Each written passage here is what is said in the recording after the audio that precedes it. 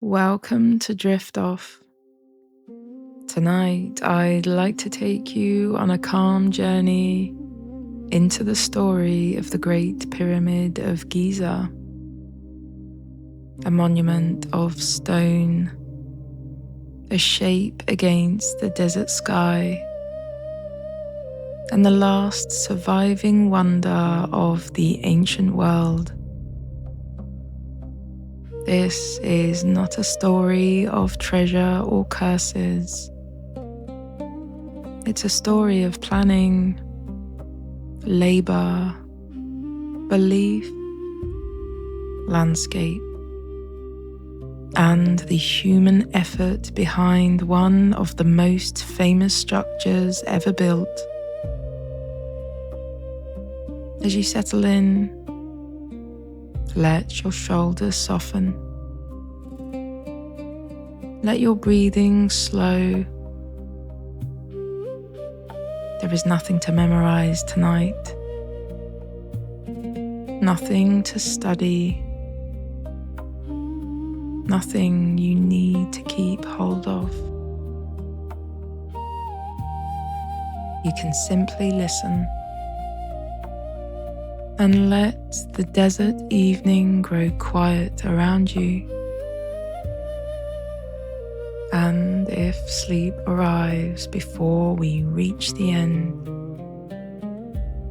that's perfectly fine. You don't need to hear the ending. For now, imagine Egypt more than 4,000 years ago. The Nile moving slowly through the valley, the desert plateau rising beyond the green fields, and on that high ground, a royal project beginning to take shape. The Great Pyramid was built for Pharaoh Khufu, also known by the Greek name Cheops. He ruled during Egypt's Old Kingdom in the 4th dynasty. By then, pyramid building had already developed across generations. Earlier kings had built tombs of stone. Architects and workers had learned from each attempt. By Khufu's time, Egyptian builders were ready to create something on a scale never seen before. The pyramid was not alone. It belonged to a larger complex. There were temples, causeways, smaller pyramids, burial places, and other monuments on the Giza plateau. Nearby would later stand the pyramids of Khafre and Menkaure, forming the famous group we still recognize today. But Khufu's pyramid was the largest, a mountain made by human hands, a point of stone between earth and sky.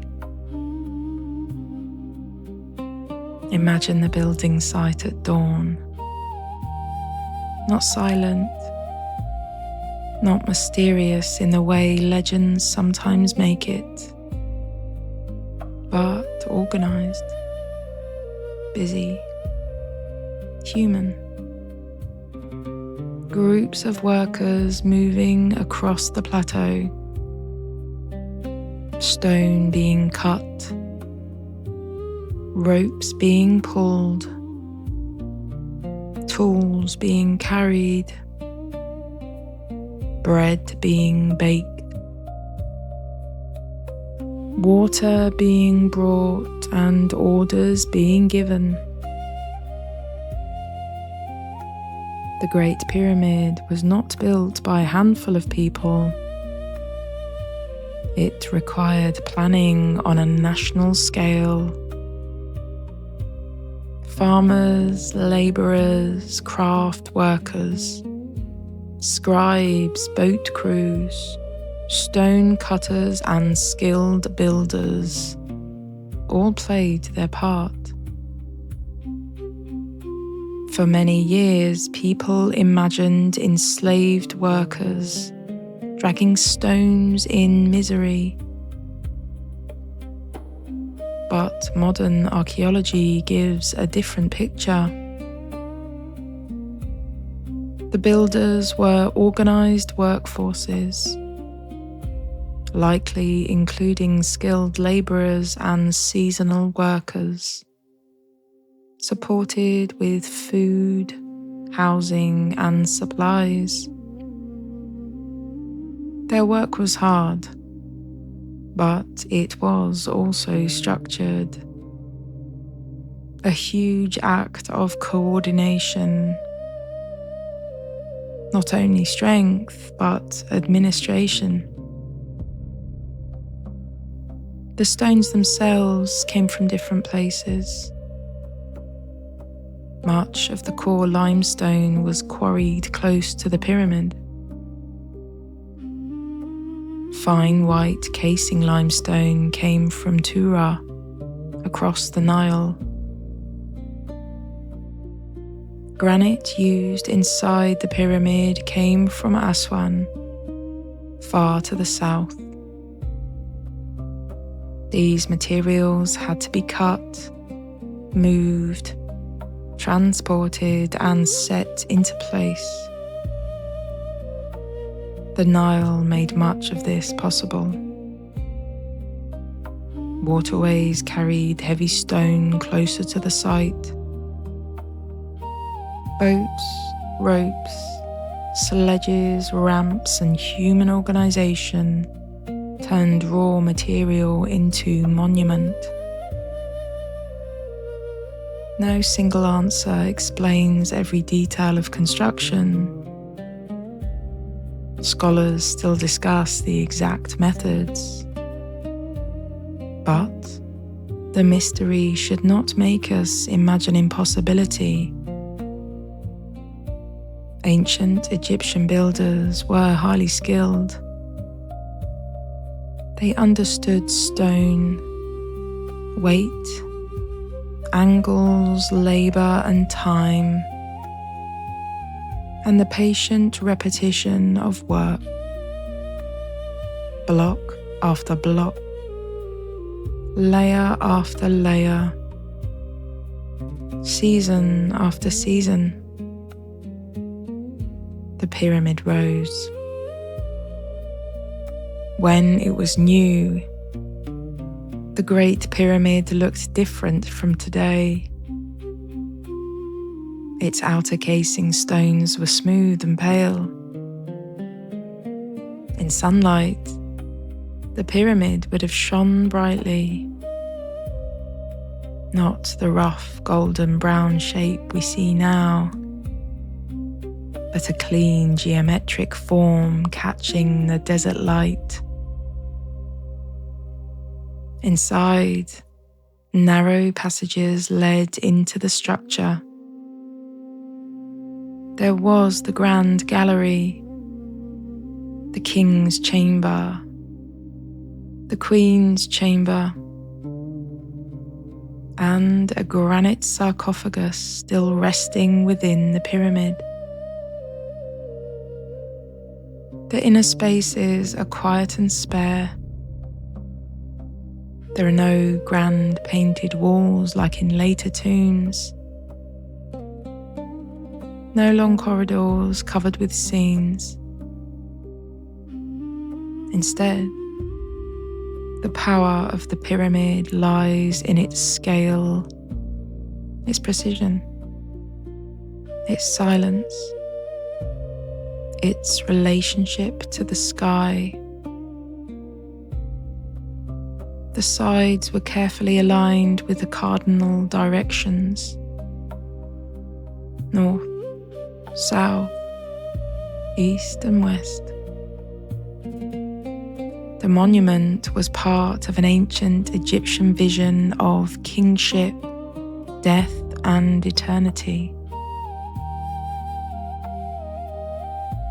To the ancient Egyptians, a pharaoh was not only a ruler, he was connected to the gods, to order, to the balance of the world. The pyramid helped express the belief in stone. It was a tomb, but also more than a tomb, a place of transformation, a monument linked to the afterlife, a royal horizon, a way for the king's memory and spiritual journey to continue. The name of Khufu's pyramid was Akhet Khufu, meaning the horizon of Khufu. That name feels beautifully fitting. Imagine the pyramid at sunset, its pale sides glowing, its sharp point rising toward the sky, the green valley below, the desert beyond, the sun lowering over the western horizon, the direction of the dead in ancient Egyptian thought. Stone, light, sand, silence. A monument made for eternity. And now, as our journey begins to slow, imagine the Great Pyramid in the quiet of evening. The work crews have gone. The tools are still. The desert air cools. The Nile glimmers in the distance. The stars begin to appear above Giza. The pyramid stands in silence. The Great Pyramid has watched empires rise and fall. Languages change, cities grow. Travelers arrive, sands shift, centuries pass. And still it remains. A shape so simple that it feels almost timeless. And now, there is nothing more you need to follow. Nothing more you need to understand. Nothing more you need to carry. The pyramid can rest beneath the stars. The desert can grow soft in moonlight. The Nile can move quietly through the dark. Your shoulders can soften. Your jaw can loosen. Your eyes can grow heavy. You are safe, comfortable, supported, with nothing expected of you. Let the ancient stones fade gently into night. Let the horizon grow quiet. Let the old wonder stand in silence, and let yourself drift. You don't need to hear the ending. And if you'd like another sleepy history journey, there will always be one waiting for you here. Good night, my friends.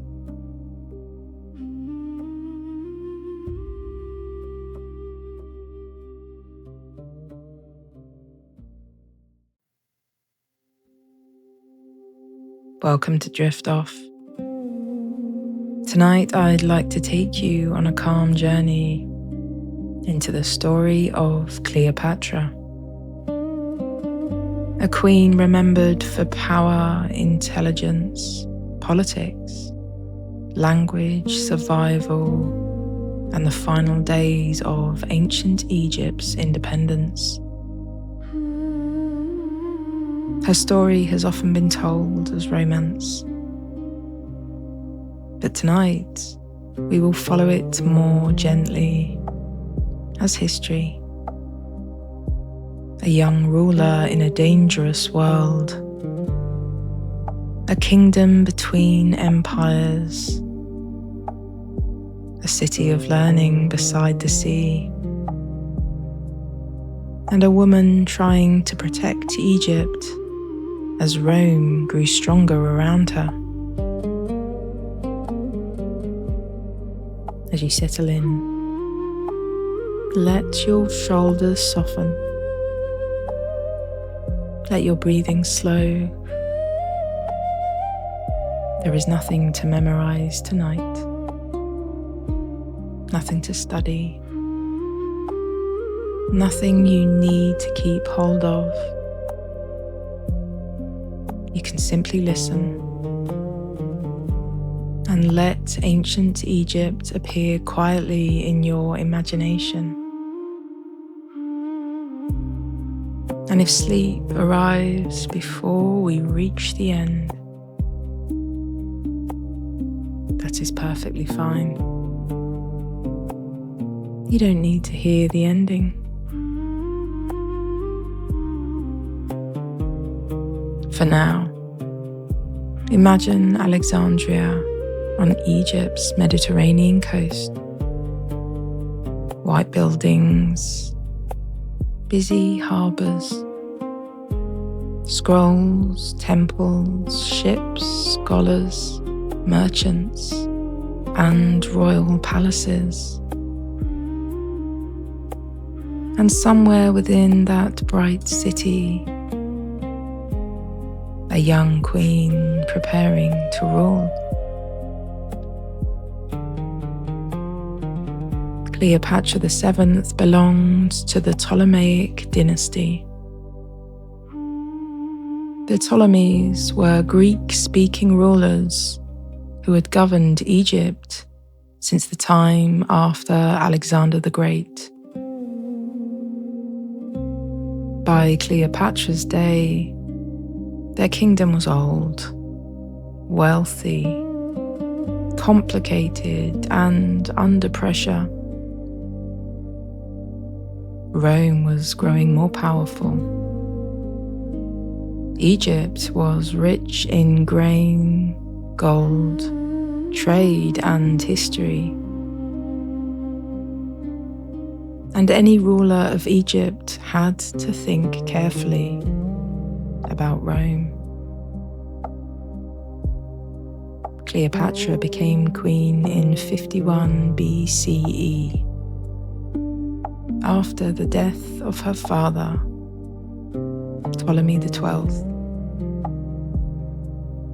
She was still young. At first, she ruled alongside her younger brother, Ptolemy XIII, as was the custom of the dynasty. but royal families could be dangerous. Rival advisors, court factions, and questions of power soon led to conflict. Cleopatra was pushed from Alexandria. For a time, she was outside the center of power, but she did not disappear. She waited, watched, and looked for a way back. That chance came with Julius Caesar. Caesar arrived in Egypt during a Roman civil war. Rome's own struggles had reached the Nile, and Cleopatra understood the opportunity. She needed Roman support, and Caesar needed stability in Egypt. Their alliance changed her future. With Caesar's help, Cleopatra returned to power. Ptolemy XIII was defeated, and Cleopatra continued as queen, later ruling with another younger brother, and then with her son, Caesarion.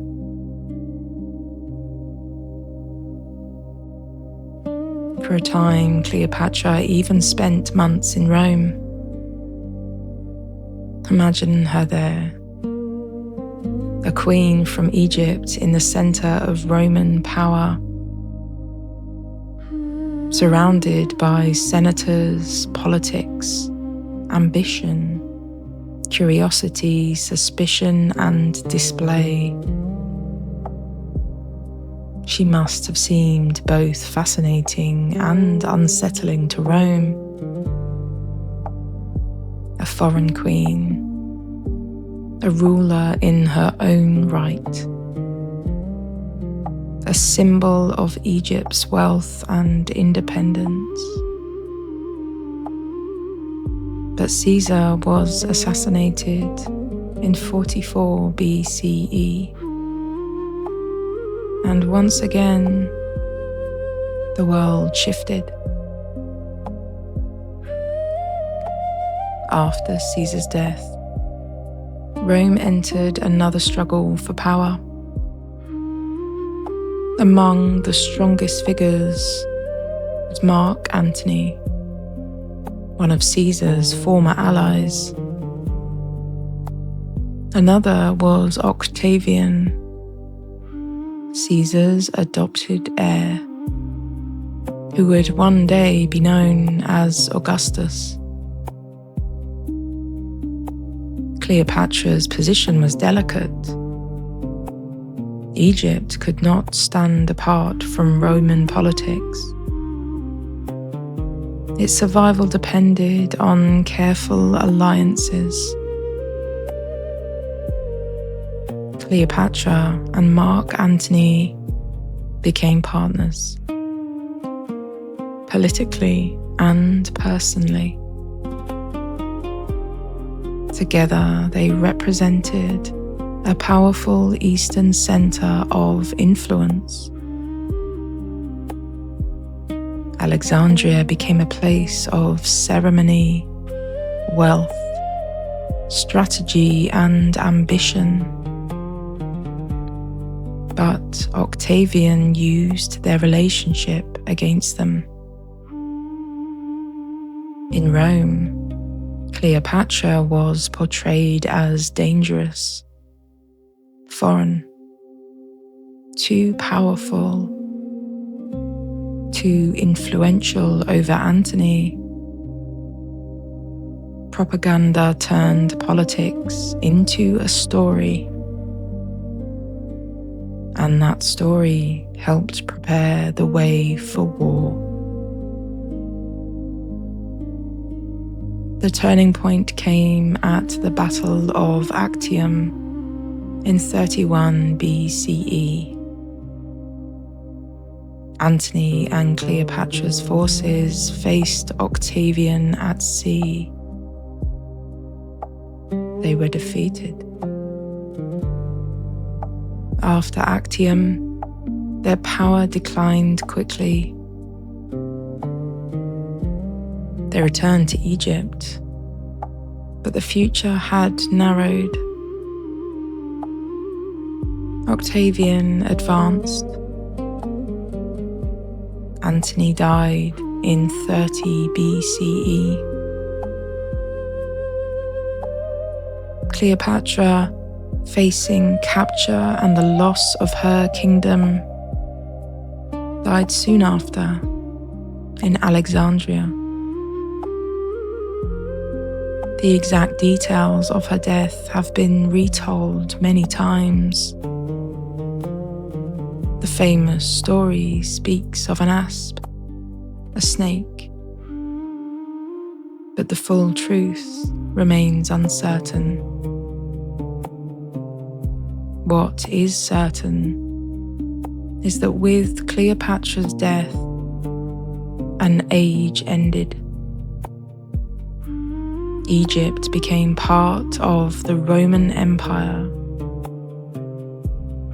Octavian became the dominant power in Rome, and the long world of the pharaohs finally passed into a new chapter.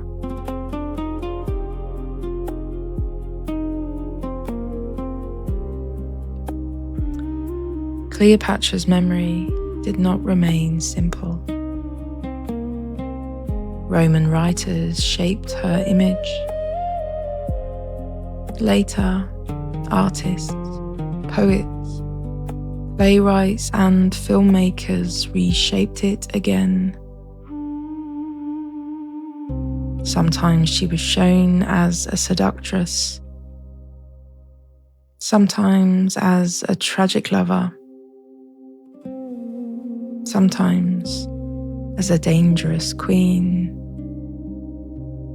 But behind all those images was a real ruler, educated, politically skilled, resourceful, living at a moment when Egypt's independence was almost impossible to preserve. She ruled in a world made by men, empires, armies, and dynasties. She used ceremony, language, wealth, alliance, presence, and intelligence, not simply to charm Rome, but to keep Egypt alive for as long as she could. That is the quieter story beneath the legend.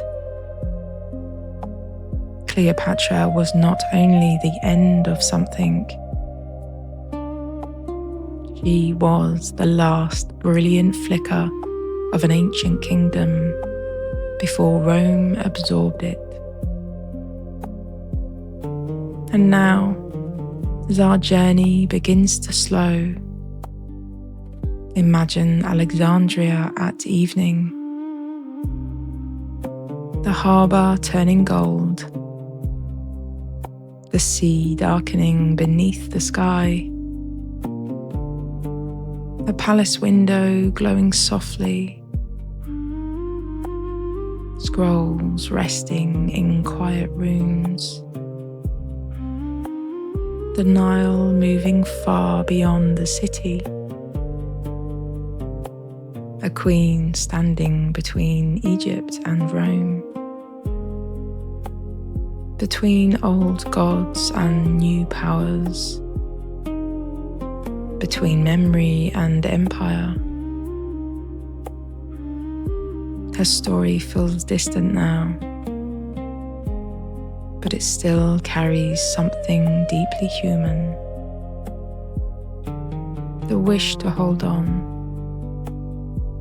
Protect what is loved, to be remembered truthfully, to stand with courage in a changing world. And now, there is nothing more you need to follow, nothing more you need to understand, nothing more you need to carry. The harbour can grow quiet. The palace can fade into moonlight. The old city can rest beside the sea.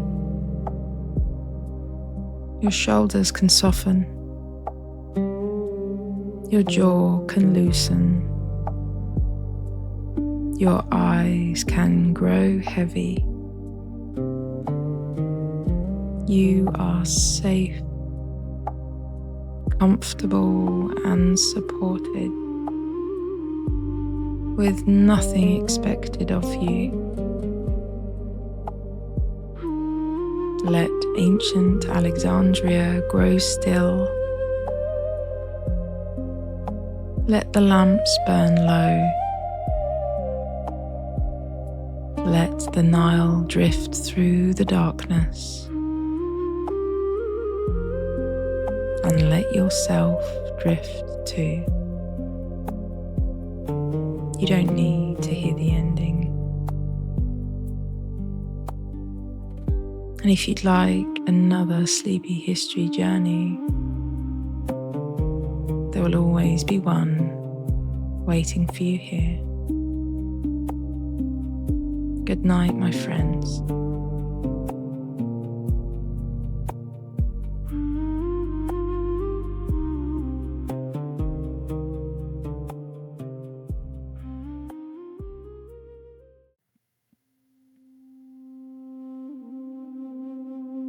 Welcome to Drift Off. Tonight, I'd like to take you on a quiet journey into one of the greatest archaeological discoveries of the 20th century, the discovery of the Dead Sea Scrolls. Not a city beneath ash or a tomb filled with gold, but something quieter, more fragile, more mysterious. Ancient writing hidden in caves near the Dead Sea, resting in the dry desert air for nearly 2,000 years. As you settle in, let your shoulders soften. Let your breathing slow. There is nothing to memorize tonight, nothing to study, nothing you need to hold tightly in your mind. You can simply listen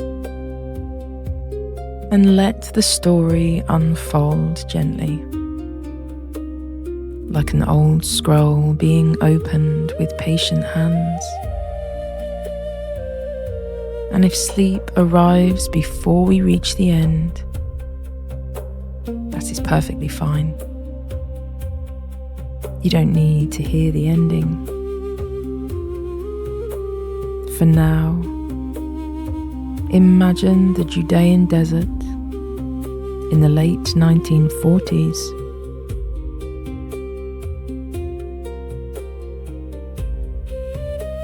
A dry, quiet landscape of pale cliffs, rocky paths, and wide, empty sky. Far below, the Dead Sea lies still and silver in the heat. And in the limestone cliffs near Qumran, caves wait in silence. The story begins simply. a young Bedouin shepherd was searching for a stray animal.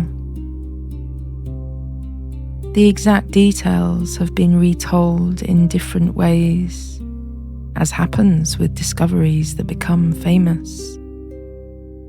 But the heart of this story is this. Near the cliffs, the shepherd noticed a cave. Curious, he threw a stone inside. Instead of hearing only rock against rock, he heard the sound of breaking pottery. A small sound, a sharp echo in the darkness. But that sound would travel across the world. Inside the cave were tall jars, and inside some of those jars were ancient scrolls, wrapped, hidden, protected by the dry desert climate. The shepherds did not know yet what they had found. For them, at first, these were just old pieces of leather and parchment. Strange, interesting, possibly valuable, but not yet understood. The scrolls passed from the shepherds to local dealers, and slowly, cautiously, scholars began to realize that these were not ordinary old documents. They were ancient, very ancient, and they came from a world close to the time of the Second Temple in Jerusalem, a world of Jewish scribes, communities, religious thought and sacred texts. The first cave yielded 7 major scrolls. Among them were biblical writings and other religious works. Some were surprisingly well preserved. Others were damaged. But even damaged, they were extraordinary. Words written by hand almost 2,000 years earlier survived in the desert darkness. Letters in Hebrew and Aramaic, columns of careful script, ink on skin and parchment. The past had not returned as a statue or a building. It had returned as writing, human thought, human memory, a library of voices from long ago. And once news of the discovery spread, the search widened. Archaeologists, scholars, and Bedouin searchers turned their attention to the cliffs around Qumran.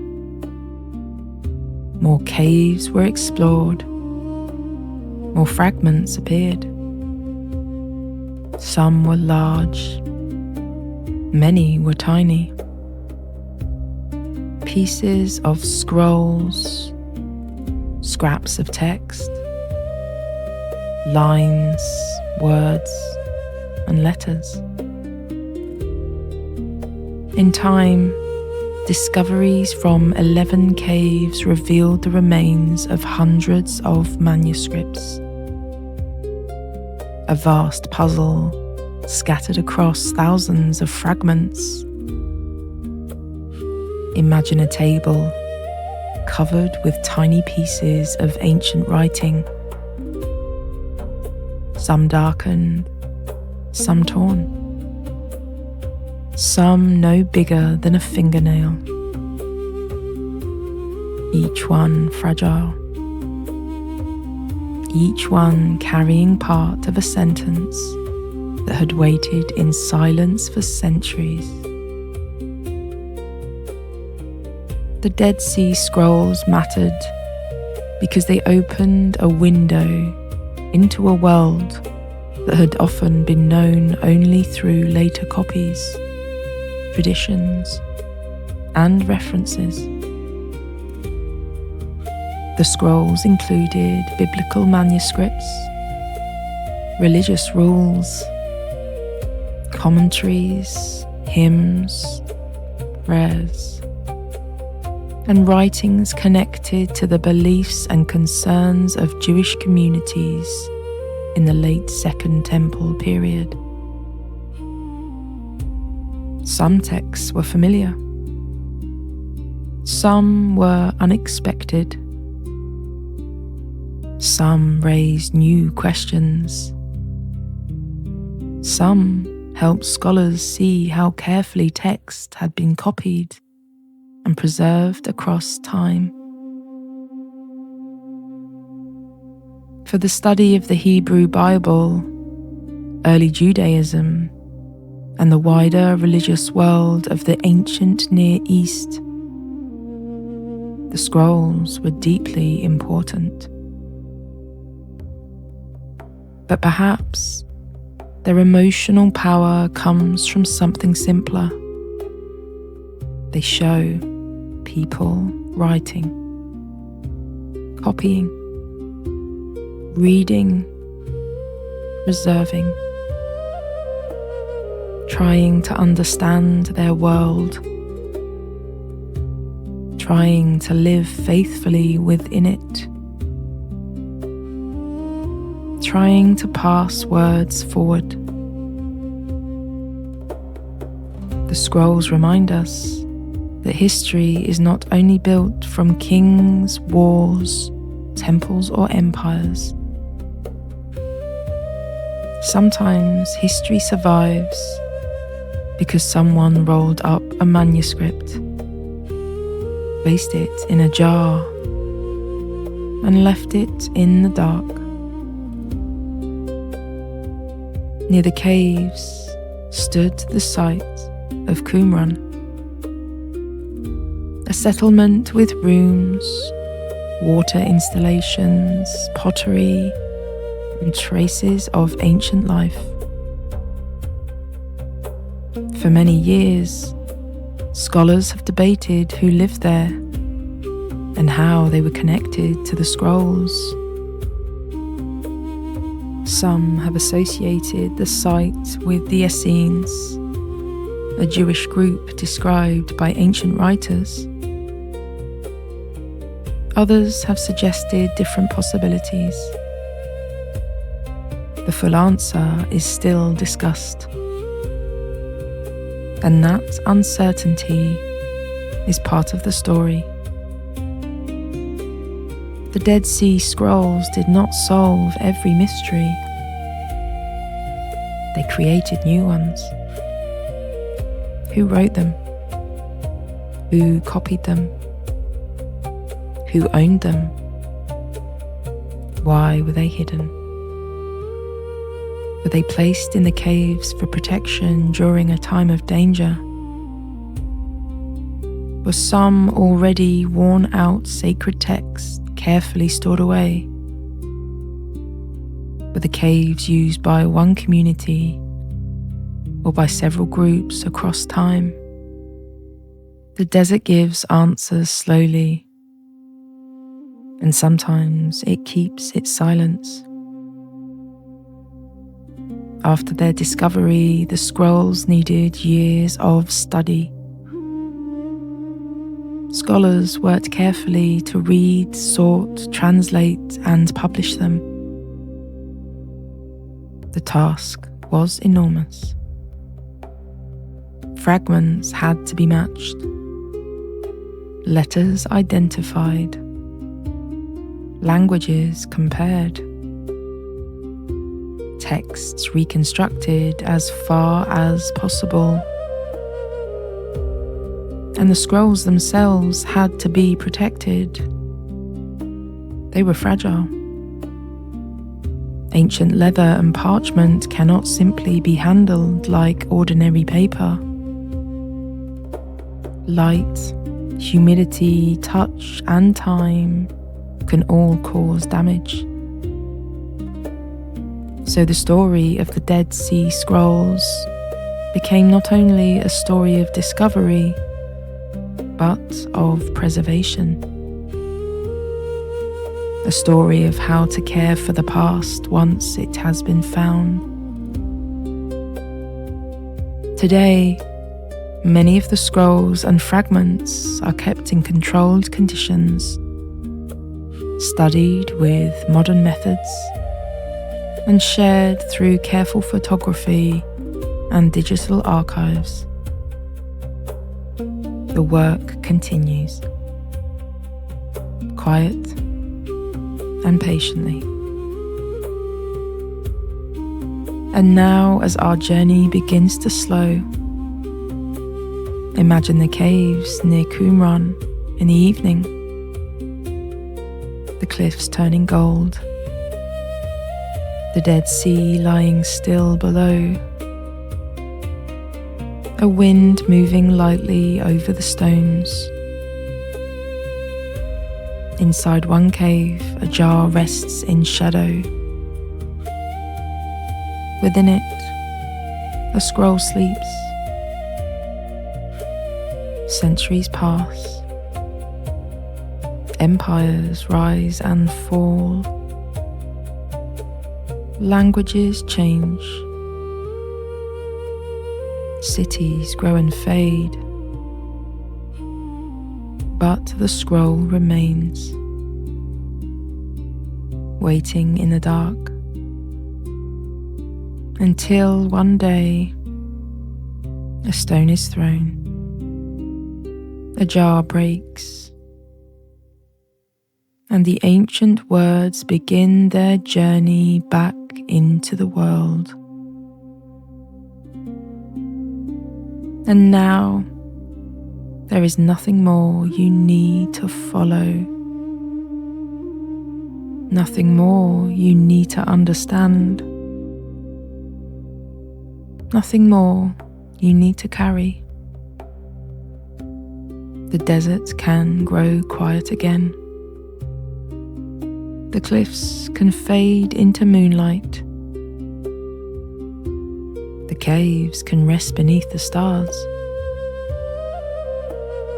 Your shoulders can soften.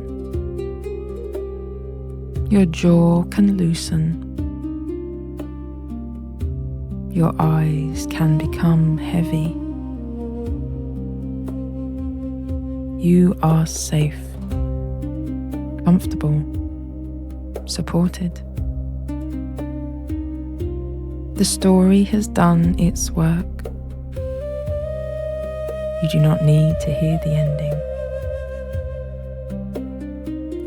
You can just allow yourself to drift off gently to sleep. And if you'd like another sleepy history journey, there'll always be one waiting for you here. Good night, my friends.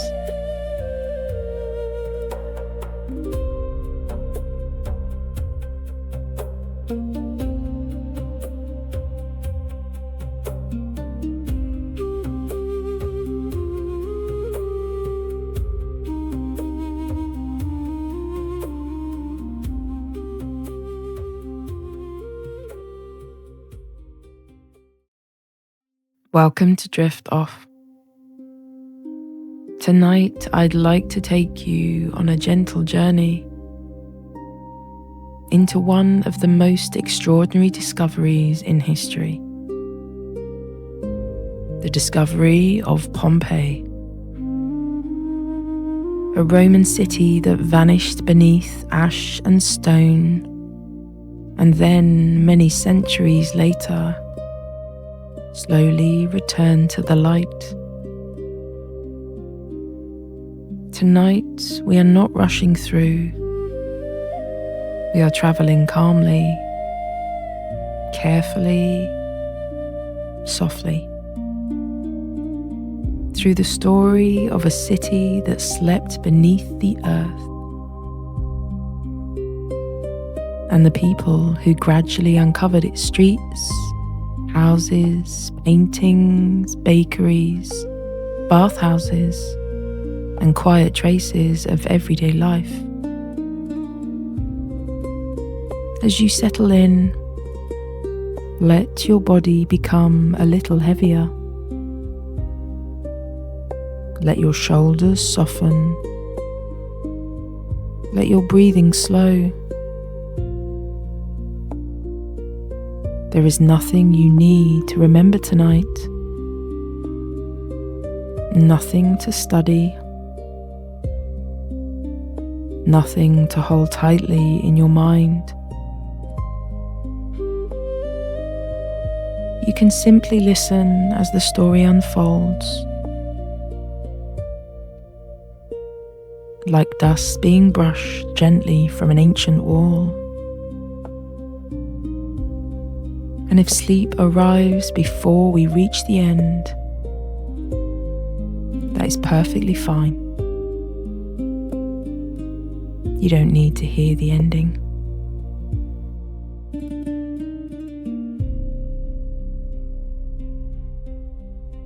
For now, imagine southern Italy, almost 2,000 years ago. The Bay of Naples shining in the distance.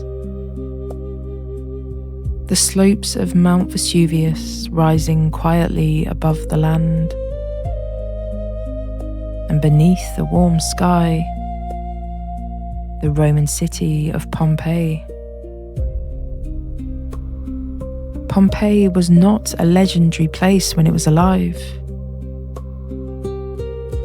It was real, busy, human.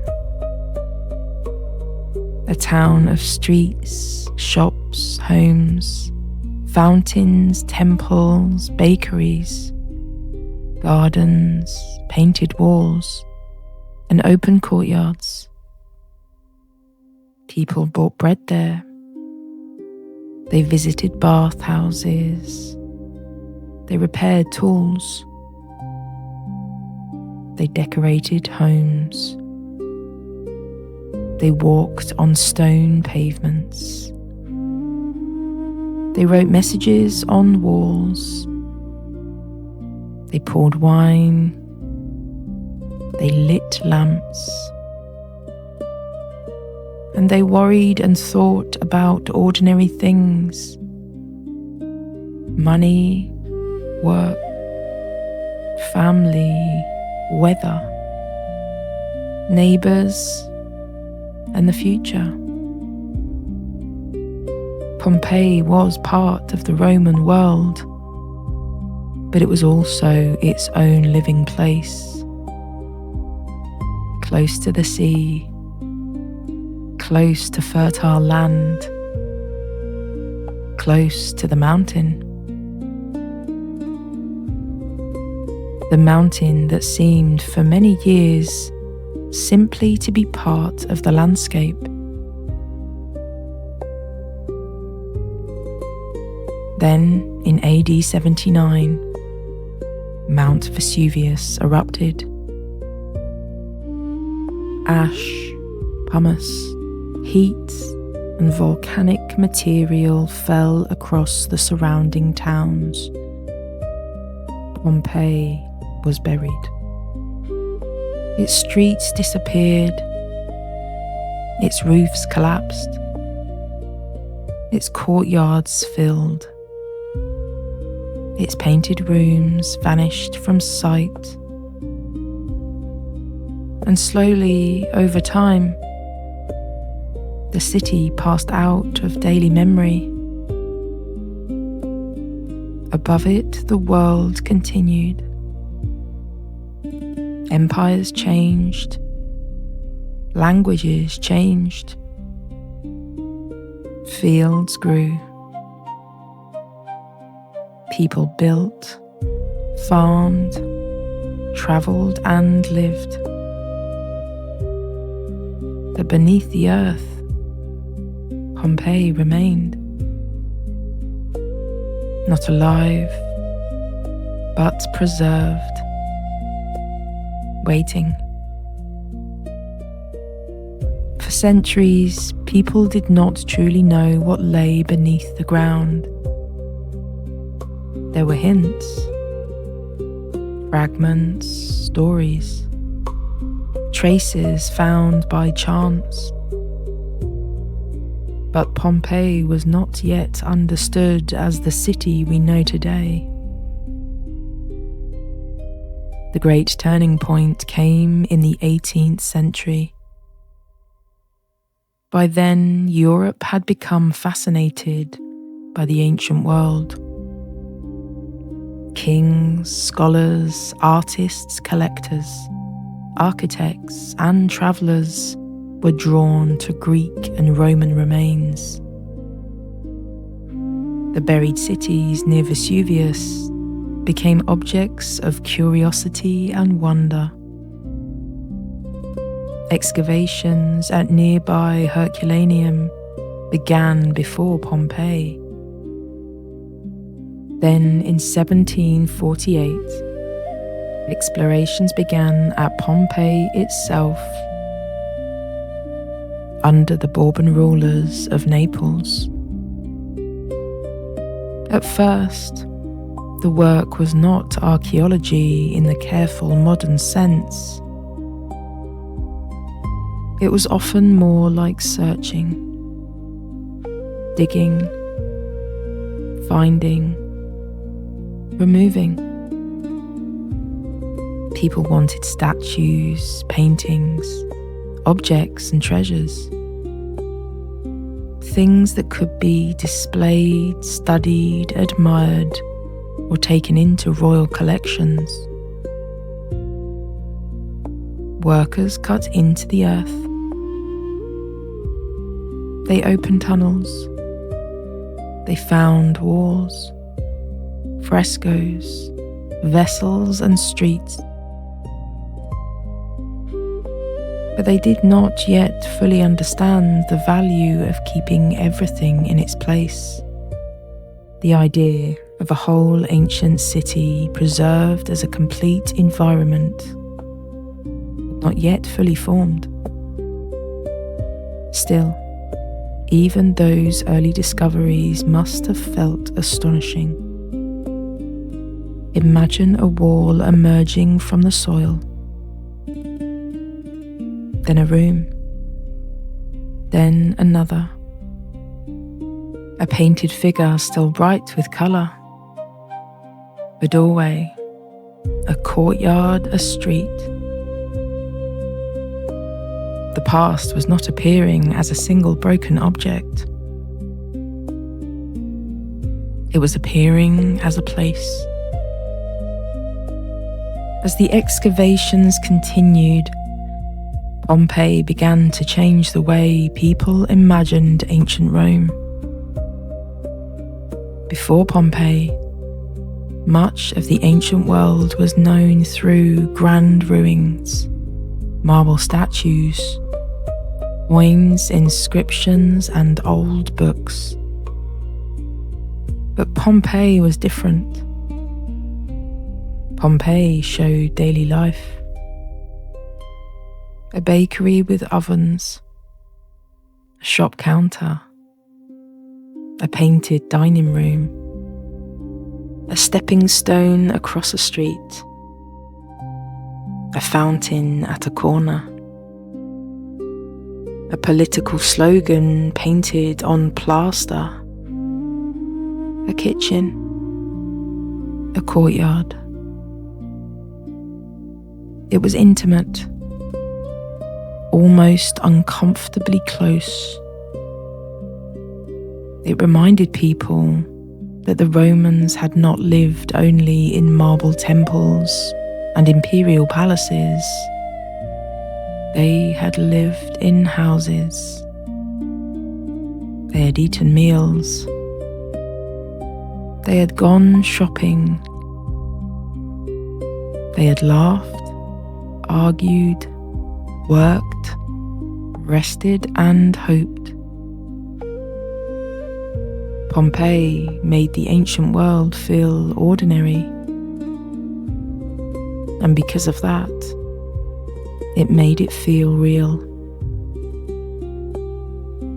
In the 19th century, the work at Pompeii became more careful.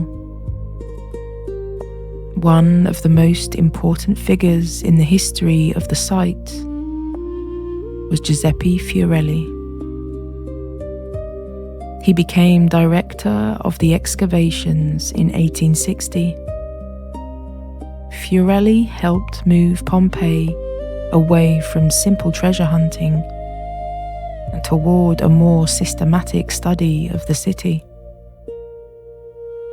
He divided the site into regions and blocks.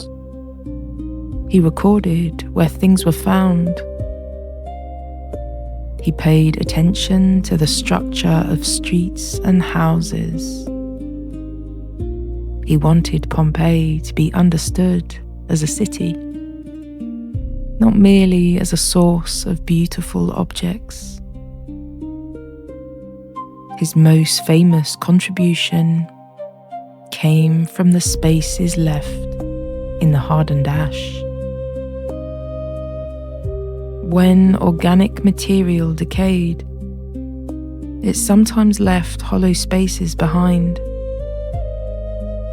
Spaces where wood had been. Spaces where bodies had been. Fiorelli realized that plaster could be poured into some of these cavities. When the plaster hardened and the ash was removed, the form remained. This created the famous casts of Pompeii. They are among the most moving archaeological images in the world. We don't need to dwell on them tonight, but gently, respectfully, we can acknowledge what they mean.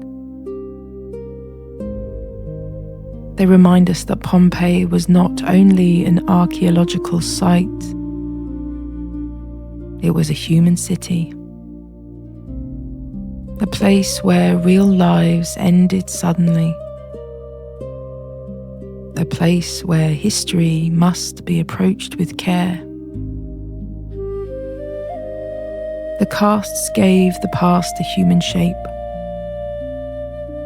not as a spectacle, but as a reminder that beneath every ancient city there were people.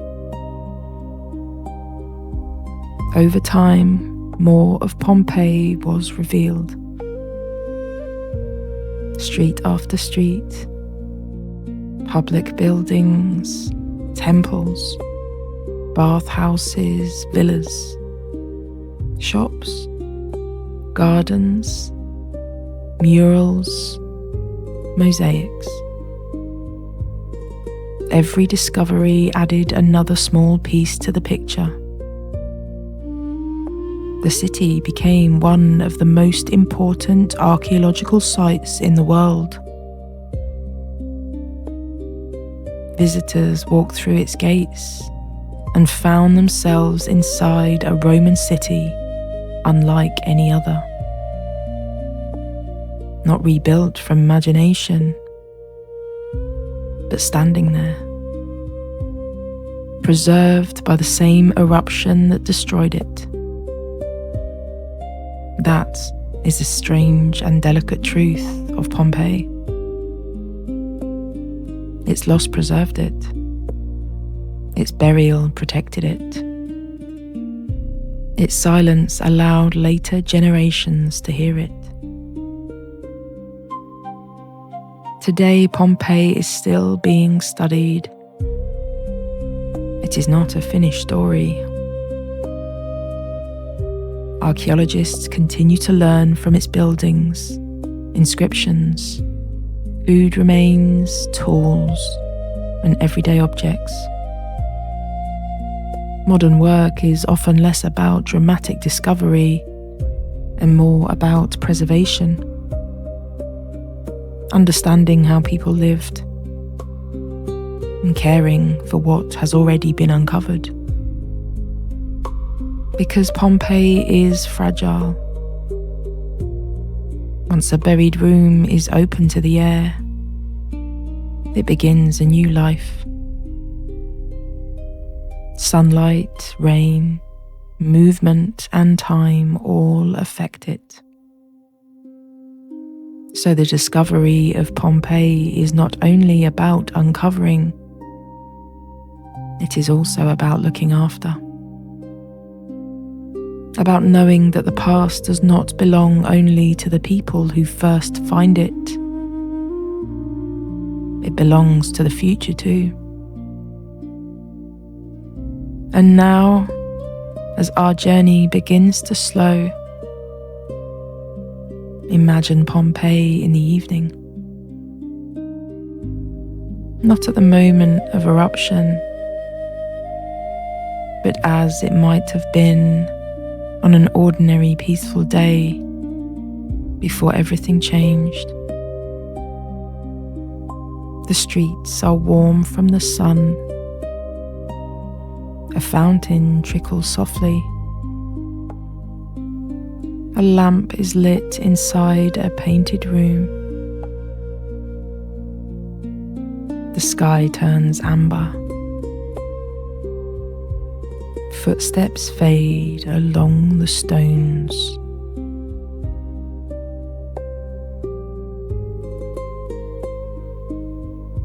And now, there is nothing more you need to follow. Nothing more you need to understand. Your shoulders can loosen. Your jaw can soften. Your eyes can become heavy. You are safe,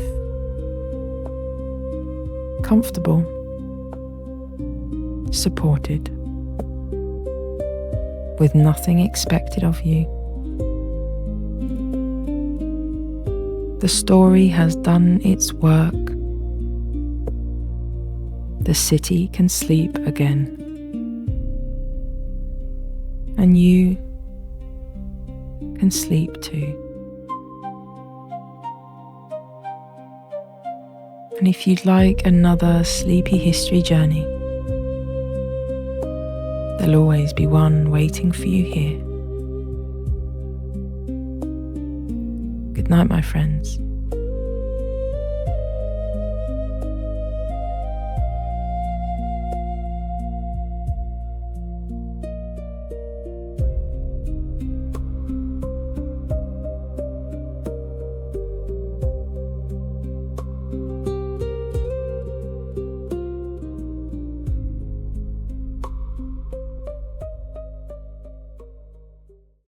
Welcome to Drift Off.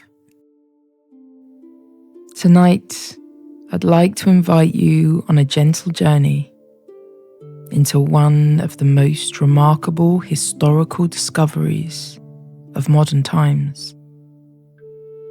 A story not of a lost tomb in a desert, not of a buried ship beneath an ancient mound, not of a stone that unlocked a forgotten language, but of a king. A king whose final resting place was lost for more than 500 years.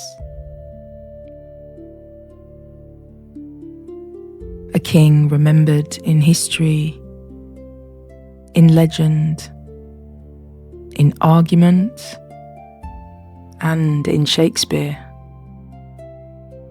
And then, astonishingly found beneath a modern car park in the city of Leicester. Tonight, we are travelling into the story of Richard III, the last Plantagenet King of England, the last English king to die in battle, and the king who was found after centuries of uncertainty beneath the ordinary surface of a city. As you settle comfortably, allow your shoulders to soften. Allow the day to begin drifting gently away. There's nothing to memorize tonight, nothing to study, nothing you need to keep hold of. The story can simply move quietly past, like lamplight passing over an old stone wall. And if sleep arrives before we reach the end, you're welcome to follow it. You don't need to hear the ending. For now, imagine Leicester at night. A quiet city. Street lights glowing softly. Old buildings resting beside modern roads. People passing by without knowing how much history lies beneath their feet. Because sometimes the past is not hidden in some distant landscape. Sometimes it's resting quietly beneath the places we walk every day. Richard III ruled England for only a short time. From 1483 until 1485. Just 2 years. A brief reign at the end of a long and unsettled period of English history. He belonged to the House of York, one of the rival branches in the Wars of the Roses. A series of conflicts over the English throne between the houses of York and Lancaster. By the time Richard became king, England had already lived through decades of dynastic uncertainty. Families had risen, families had fallen, crowns had changed hands, allegiances had shifted, and the future of the kingdom was still not secure. Richard's reign would end on the 22nd of August, 1485, at the Battle of Bosworth Field in Leicestershire. There, Richard was killed in battle. His opponent, Henry Tudor, became King Henry VII. The Tudor dynasty began, and the Plantagenet dynasty came to an end. History often remembers moments like that as turning points. A crown passing from one age to another. A battlefield becoming a boundary between two eras. Medieval England beginning to give way to Tudor England. But tonight, we don't need to dwell on the battle itself. that will be for another story. Instead, we follow what happened afterwards. Because after Richard died, his body was taken to Leicester. There he was buried in the church of the Franciscan friars, the Grey Friars, a religious house in the heart of the town. His burial was not grand, not like the burial of a victorious king, not like the royal ceremonies that might have been expected in quieter times, but it was a burial, a real place, a real grave, and for a time, people knew where Richard lay. Then the centuries began to move. The world changed. The Tudor age unfolded. The monasteries and friaries of England were dissolved under Henry VIII. Grey Friars in Leicester was closed.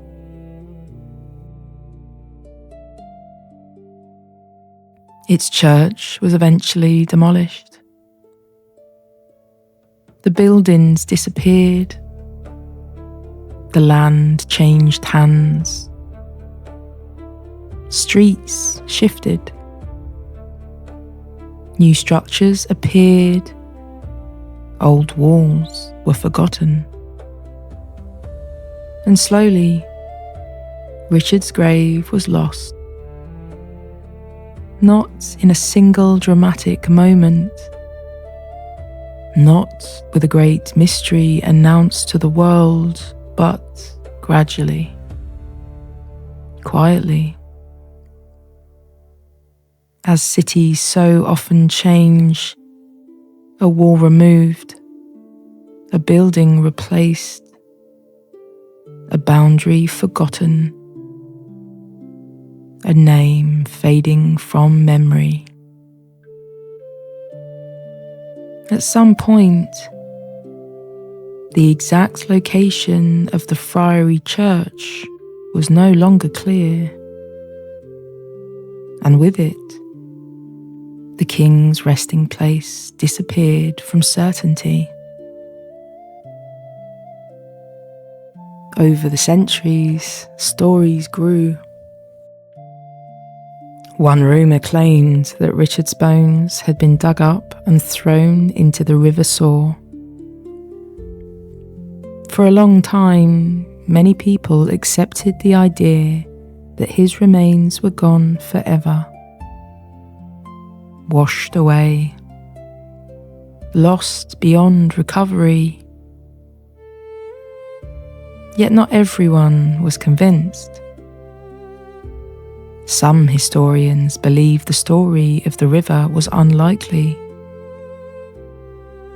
If the grave had been inside the Grey Friars Church, perhaps the remains had not been moved at all. Perhaps the king was still there, somewhere beneath the layers of a living city. By the early 21st century, the site of Grey Friars was covered by modern buildings, a former school playground, and car parks. Nothing above ground clearly announced that a medieval king might be nearby. There were no towers of the friary still standing, no visible church walls, no royal tomb, only an ordinary city. Tarmac, parking bays, everyday life. Yet interest in Richard III had never entirely disappeared. He remained one of England's most debated kings. Some saw him through the dark image shaped by Tudor history and Shakespeare's famous play. Others believed that he'd been unfairly remembered. For centuries, people argued about his character, his reign, and his legacy. But beneath all those arguments was a far simpler question. Where was he? In 2011, Philippa Langley, a member of the Richard III Society, approached University of Leicester Archaeological Services with the idea of searching for Richard's burial place. It was an ambitious idea. Some might have called it improbable. The area was modern. The friary was lost. The exact position of the church was uncertain.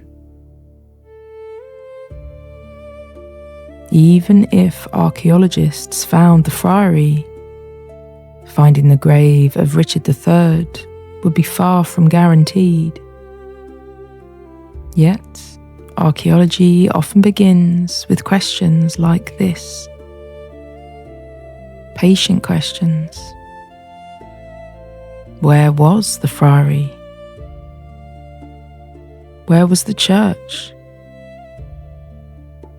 Where might a king have been buried? Researchers studied maps. They examined historic records. They considered the layout of the old friary. They identified possible places to dig. And in August 2012, the excavation began. Imagine the scene. Not a remote valley, not an ancient desert, not a windswept hill, but a car park in Leicester. Painted lines on tarmac, modern buildings nearby. Archaeologists preparing to cut through the surface of the present. The dig began on the 25th of August 2012. Almost immediately, the excavation produced signs of the medieval friary. Walls, floors, fragments of a lost religious house beginning to appear beneath the modern city. Then, in the first trench, archaeologists uncovered something even more extraordinary. A human burial. The remains were found within what would later be understood as the choir area of the Grey Friars Church, the exact place where Richard was believed to have been buried. At first, no one could simply declare that a king had been found. The discovery needed patience, evidence, testing, care. The remains were excavated, recorded, protected, and studied. Slowly, the clues began to gather. The skeleton was that of an adult male. The age fit Richard. The location fit Richard. The body showed signs consistent with a violent death in battle,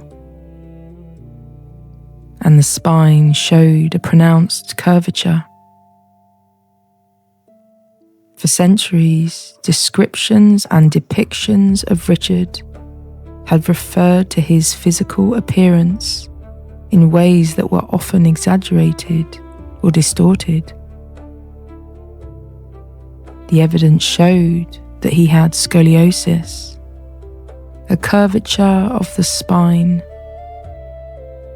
not the monstrous figure of legend, not the caricature created by hostile history, but a human being, a man, a king. And possibly after all those centuries, Richard himself.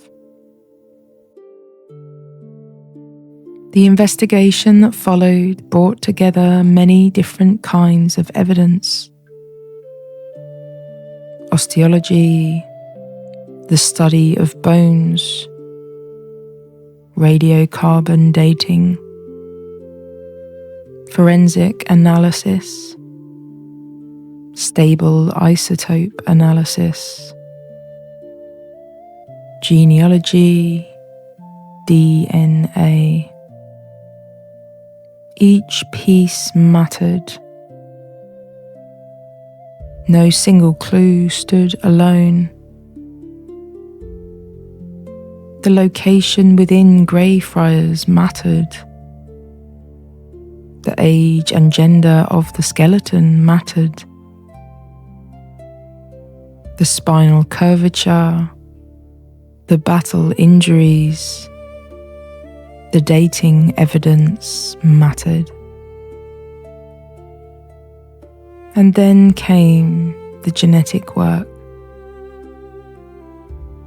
Scientists compared mitochondrial DNA from the remains with living female line relatives descended from Richard's family. One of those relatives was Michael Ibsen. Another was Wendy Duldig. The mitochondrial DNA evidence supported the identification. Other evidence supported it too. A historical puzzle, lost for more than 500 years, had become a modern investigation. The past and the present, meeting in a laboratory, in archive records, in the soil, beneath a car park. In February 2013, the University of Leicester announced to the world that the remains found at Greyfriars were those of King Richard III. The news travelled everywhere. A missing king had been found, not in a royal tomb, not beneath a cathedral monument, but beneath a car park in the middle of Leicester. A city had been walking above him for generations. And all the while, history had been waiting quietly underneath. The discovery mattered for many reasons. It solved one of England's most famous historical mysteries. It confirmed where Richard had been buried. It showed that the story of his remains being thrown into the River Soar was not true. It gave historians new evidence about his body, his death, and his final resting place. But it also did something more human. It changed the way that people saw him. For centuries, Richard III had existed partly as a historical figure and partly as a legend. A king shaped by enemies, by Tudor memory, by dramatic storytelling, or by Shakespeare's unforgettable villain. Yet the discovery beneath the car park made him real again. Not simply a character, not simply a reputation, but a person. A man who had lived, ruled, fought, died. A human being whose bones had rested beneath the city for more than 500 years.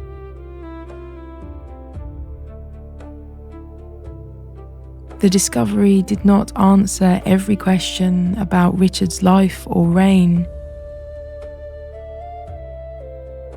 but it gave us something remarkable. A lost king,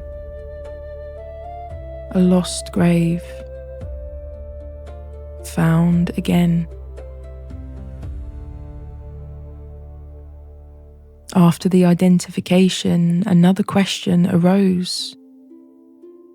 Where should Richard be buried? Eventually, it was decided that he would be reinterred at Leicester Cathedral. This time with ceremony, with care, with public attention, with the eyes of the world once more briefly turned toward Leicester. In March 2015. His new tomb now stands in Leicester Cathedral, a simple, solemn place, a place where visitors can pause, a place where the king who had been lost beneath the city can be remembered.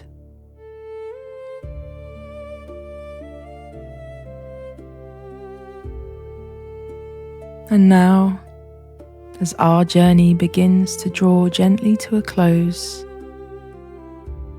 imagine Leicester at night once more. The city quiet, the streets calm, the cathedral resting beneath the dark sky. Somewhere nearby, the place where Greyfriars once stood lies still beneath the modern city. The centuries have moved on, yet the story remains. Perhaps your own thoughts are beginning to quiet now. Perhaps your breathing has become a little slower, a little deeper, a little easier. The story has already done its work.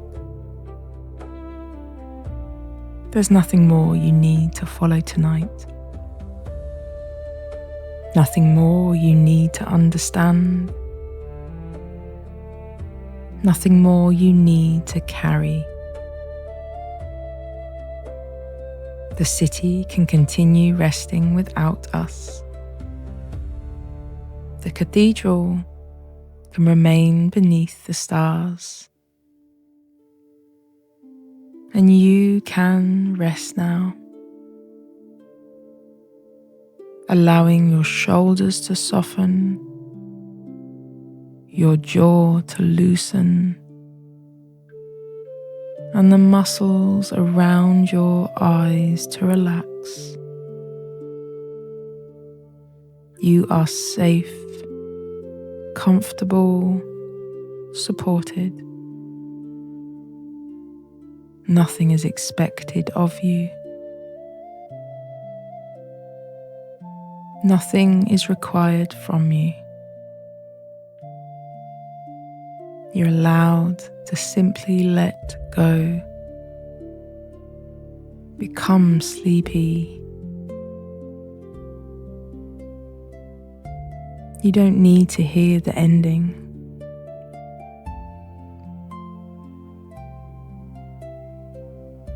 If you'd like another sleepy history journey, there'll always be one waiting for you here. Good night, my friends.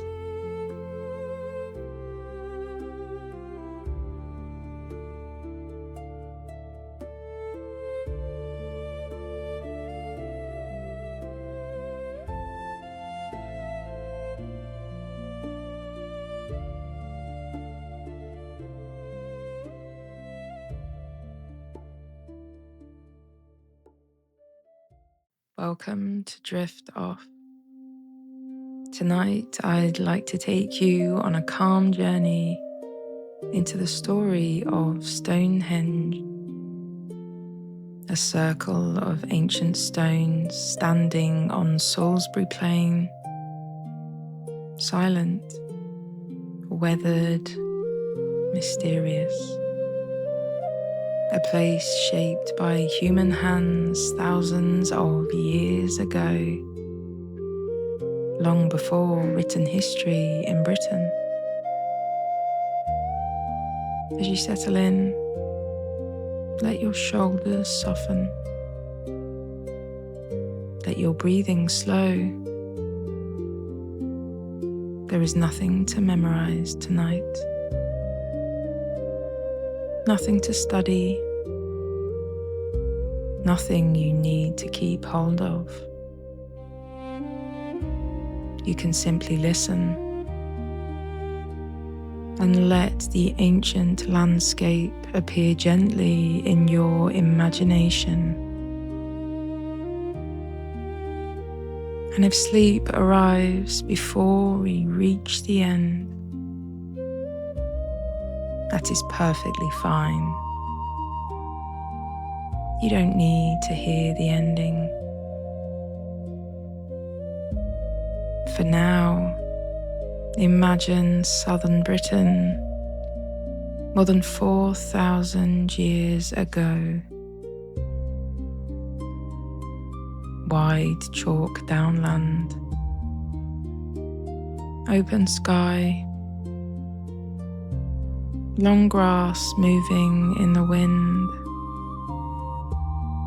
and in the distance, a place where people have begun to gather.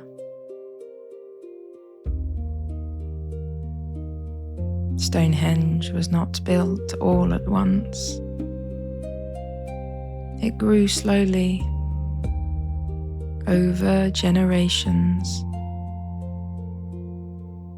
The earliest major stage was an earthwork circle made around 3000 BC. A bank, a ditch, an open space marked out in the landscape.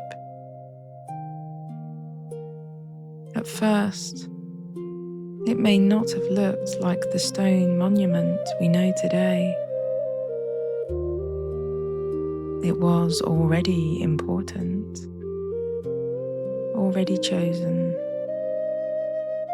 already set apart.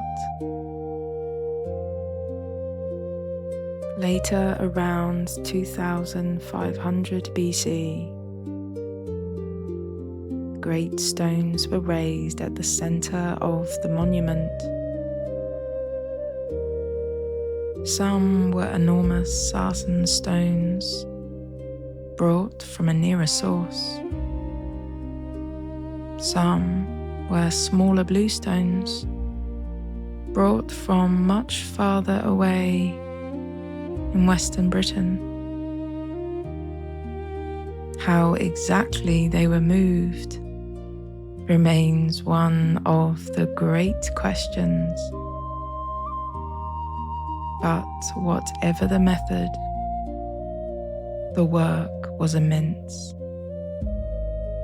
People had to plan, organize, lift, drag, shape, and set upright.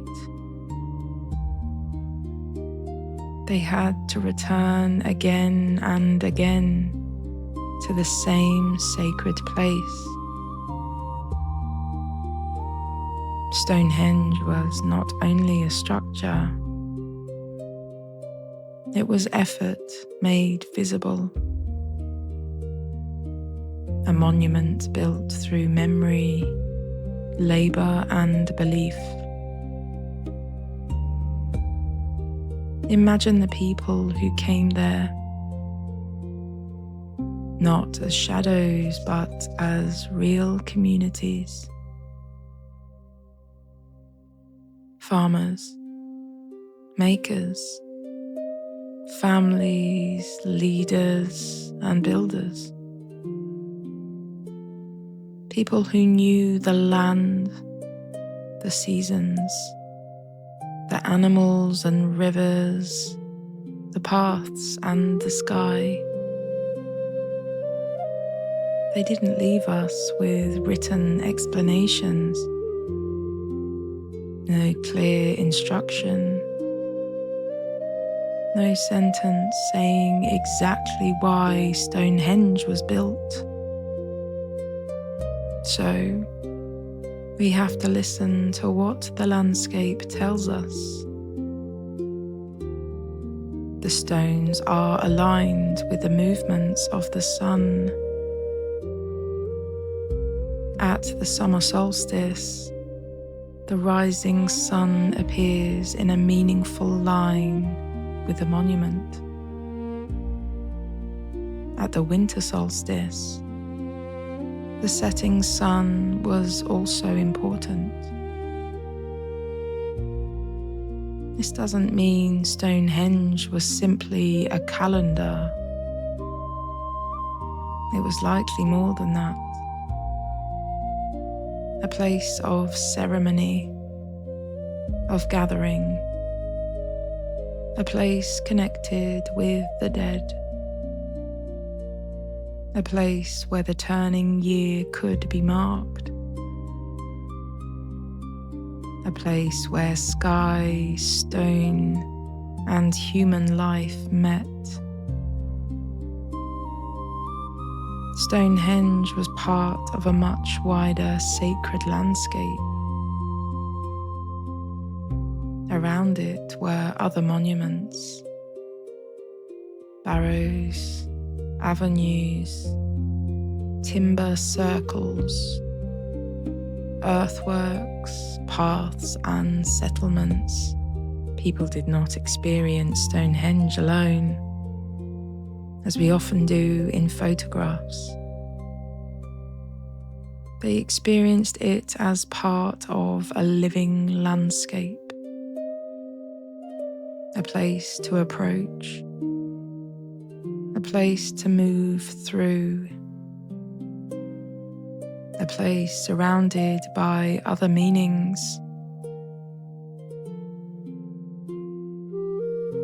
Nearby, at Durrington Walls, archaeologists have found evidence of a large settlement where people may have gathered seasonally. There were houses, feasting remains, signs of community. Perhaps people came from different places, bringing animals, food, stories, and memories. Perhaps they arrived for ceremonies linked to winter, ancestors, and renewal. We can't know every detail, but we can imagine the feeling. The fires glowing in the cold, of voices carrying across the plain, the stone standing in the distance, the sky wide above them. The stones themselves must have seemed powerful. The outer circle, the great lintels resting across upright stones, the inner horseshoe, the blue stones set within the monument. Some stones still stand tall.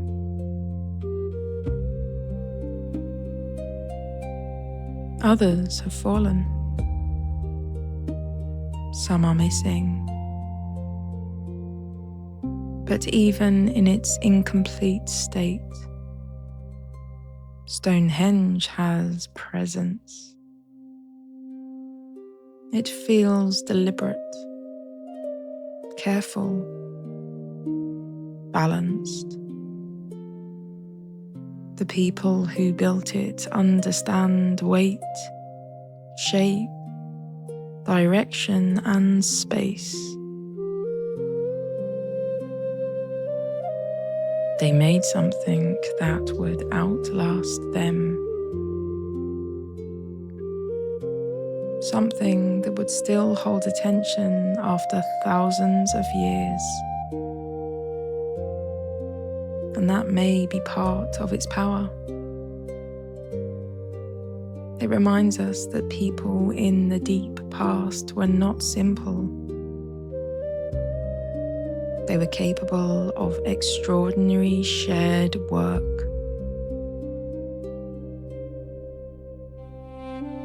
Over the centuries, people tried to understand Stonehenge in different ways. Some thought it was Roman. Some linked it to Druids. Some told legends of giants and magic. Later, scholars, archaeologists, and scientists studied the stones more carefully. They examined the burials, the tools, the bones, the stone sources, and the surrounding landscape.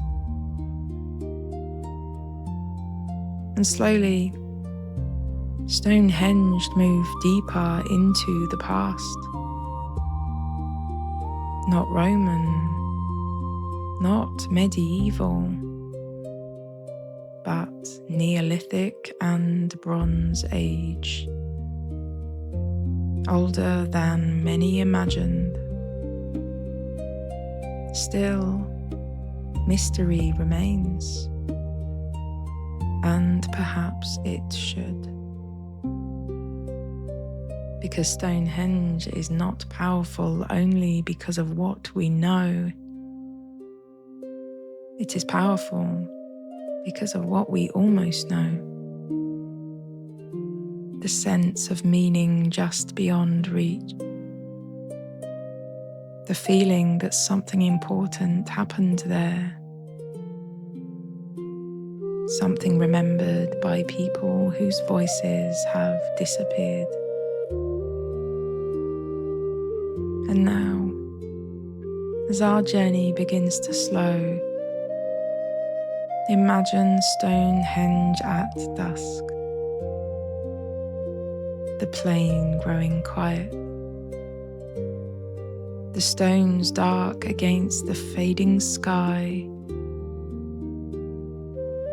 A low wind moving through the grass. Clouds turning silver.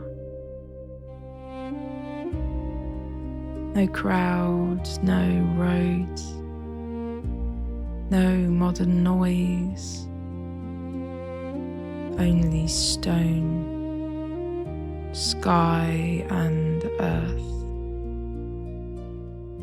and the memory of ancient hands. The people who built Stonehenge are gone, but their work remains. A circle of silence. A question in the landscape. A reminder that human beings have always looked upward to the sun, the moon, the stars, the turning year. And now there is nothing more you need to follow. Nothing more you need to understand. Nothing more you need to carry. The stones can rest beneath the night. The plain can grow soft in moonlight. The old paths can fade into darkness. Your shoulders can soften. Your jaw can loosen. Your eyes can grow heavy. You are safe, comfortable, supported, with nothing expected of you. Let the ancient circle become still. Let the wind move gently through the grass. Let the stars shine quietly above Salisbury Plain. And let yourself drift. You don't need to hear the ending. And if you'd like another sleepy history journey, there will always be one waiting for you here. Good night, my friends.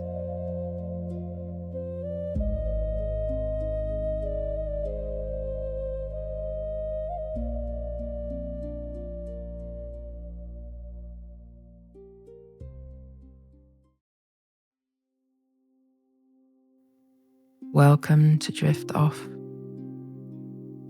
Tonight, I'd like to invite you on a gentle journey into one of the most remarkable archaeological discoveries ever made. A story of kings, a story of a buried ship, a story of treasures hidden beneath the earth for more than 1,000 years. Tonight we're travelling to the English countryside, to a quiet stretch of land in Suffolk, to a place known as Sutton Hoo. As you settle comfortably beneath your blankets, allow your shoulders to soften. Allow the day to begin drifting gently away. There's nothing to remember tonight, nothing to study, nothing to learn. The story can simply carry you wherever sleep wishes to take you. And if sleep arrives before we reach the end, you're free to follow it. You don't need to hear the ending. For now, imagine a peaceful summer evening. The sky is slowly darkening. The River Deben moves quietly through the landscape. Gentle hills roll across the countryside. The air is calm. The world feels still. And beneath one of those grassy mounds, a remarkable secret waits patiently beneath the earth.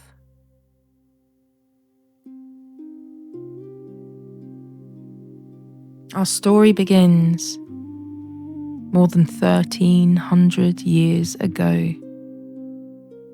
in the early 7th century, a time often known as the Anglo-Saxon period. England, as we know it today, did not yet exist. Instead, there were several kingdoms, each ruled by its own king. Roads were fewer, cities were smaller. Most people lived in villages surrounded by fields, rivers, and forests. It was a world lit by firelight, a world of timber halls, a world where stories were shared aloud beside hearths. In eastern England lay the kingdom of East Anglia, a prosperous kingdom connected to lands across the North Sea. Its rulers commanded ships,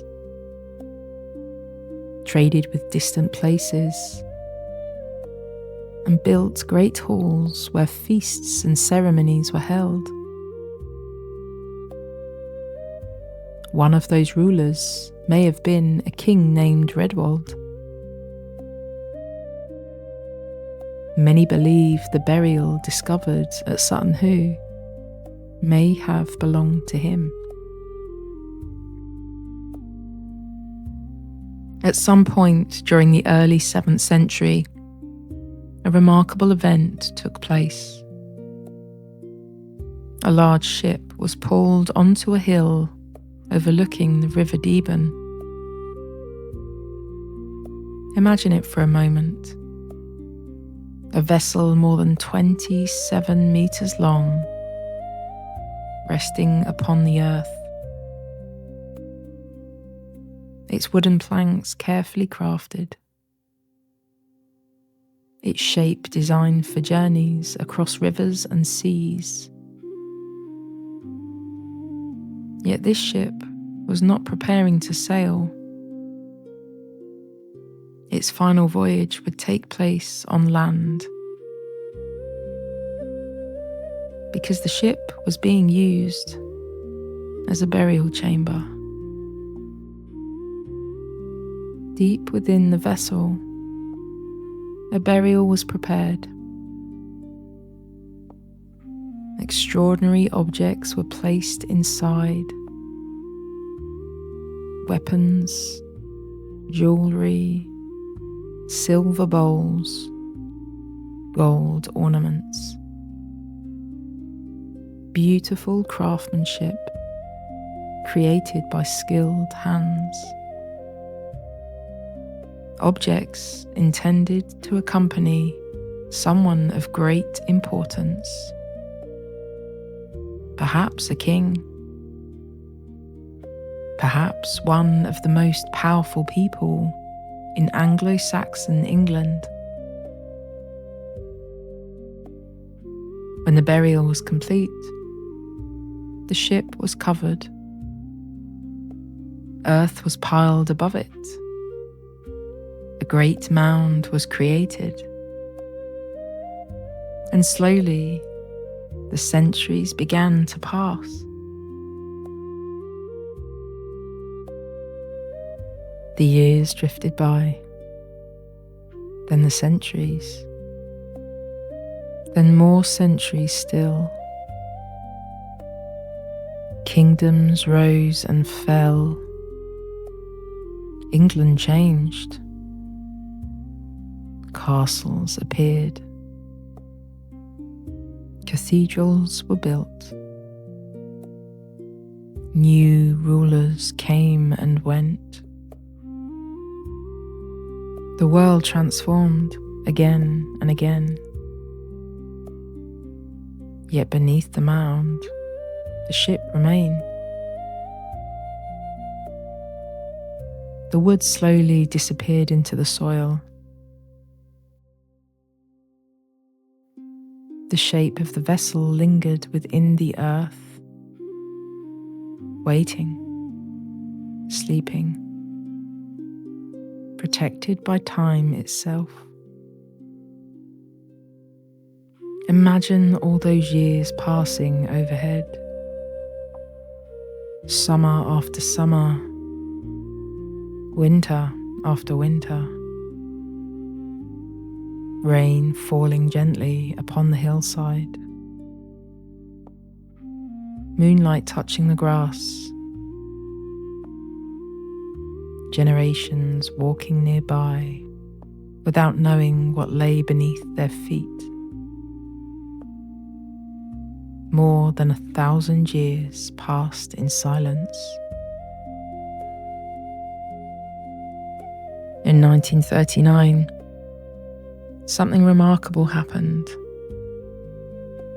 A landowner named Edith Pretty had long been curious about the ancient burial mounds on her property.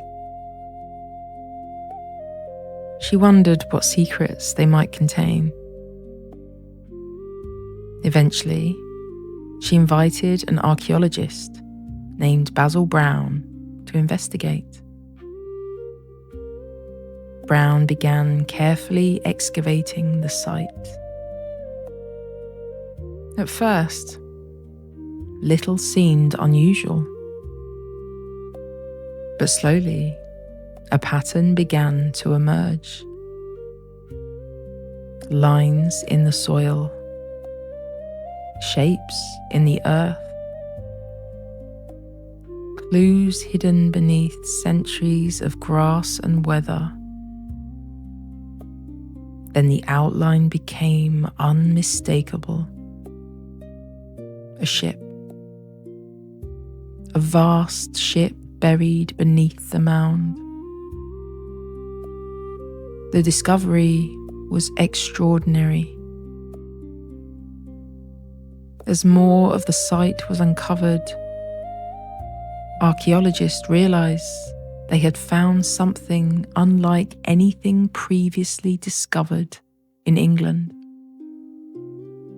An entire ship burial, hidden for more than 1,300 years, waiting quietly beneath the earth.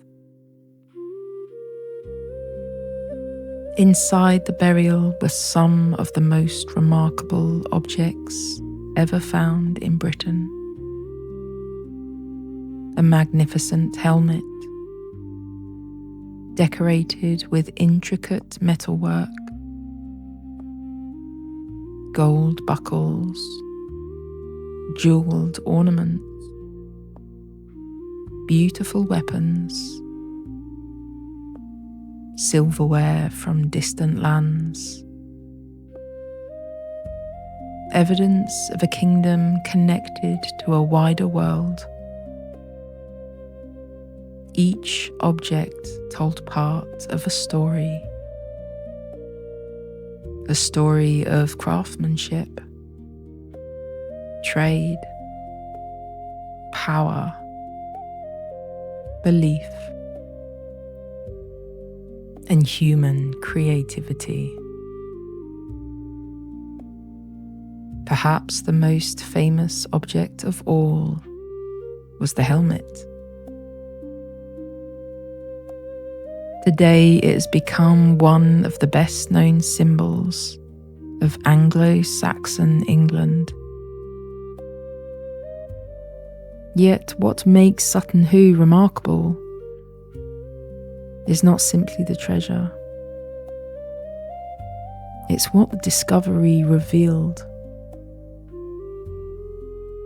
For many years, people believed this period of history was poorly understood. Sometimes it was even described as a dark age. Yet Sutton Hoo showed something very different. A sophisticated society, skilled craftspeople, international connections, rich traditions, a vibrant world that had largely disappeared from memory. The discovery changed how historians viewed early medieval England. Suddenly, the past became clearer. The people who lived during that time seemed more real, more human, more connected to the wider world. Through a buried ship and a collection of carefully preserved objects, an entire chapter of history emerged from the shadows. The burials spoke. The landscape itself spoke. Not through words, but through the traces left behind. And all of it had waited patiently beneath the earth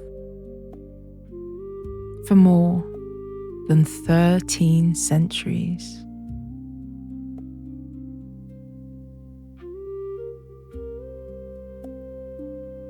And now, as our journey begins to draw gently to a close, imagine Sutton Hoo once more.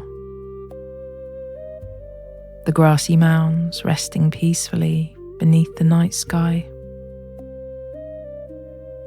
The River Deben floating quietly through the darkness. The countryside calm and still. The buried ship resting beneath the earth. Waiting, patient, silent. For centuries it remained hidden, not lost, simply waiting to be found. A reminder that history is all around us, sometimes visible, sometimes hidden, always waiting quietly beneath the surface. The seasons continue to pass. The stars continue their journey overhead. And tonight, perhaps your thoughts are becoming quieter. Perhaps your breathing is becoming a little slower, a little deeper, a little calmer. There is nowhere else to be tonight. Nothing left to remember. Nothing left to solve. The story has already done its work. Tomorrow can wait until tomorrow. For now, you can simply rest. Allow your shoulders to soften. Allow your jaw to loosen. Allow the muscles around your eyes to relax. You are safe, comfortable, supported, with nothing expected of you, nothing required of you, nothing to achieve. Sleep doesn't need to be earned. You're allowed to let go. You're allowed to become sleepy. You're allowed to drift.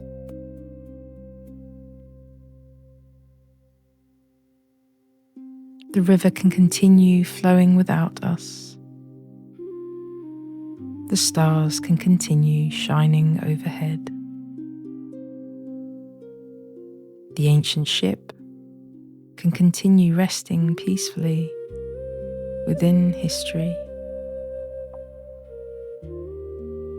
And you can rest peacefully too.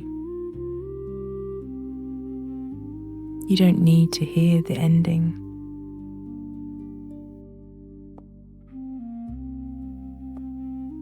If you'd like another sleepy history journey, there'll always be one waiting for you here.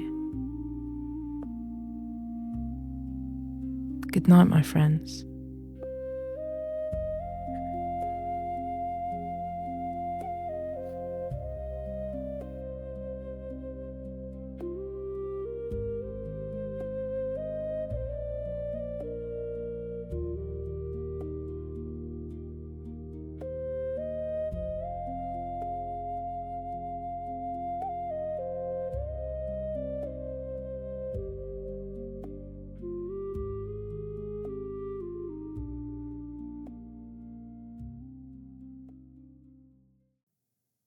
Welcome to Drift Off. Tonight I'd like to take you on a calm journey into the 17th century, to the creation of the Grand Mausoleum of Agra, the Taj Mahal, a monument built on the banks of the Yamuna River, standing as a masterpiece of design for nearly 400 years. Not a fort, not a busy palace market, not a place of modern city noise, but something quieter, and in many ways even more remarkable. A monument of perfect balance,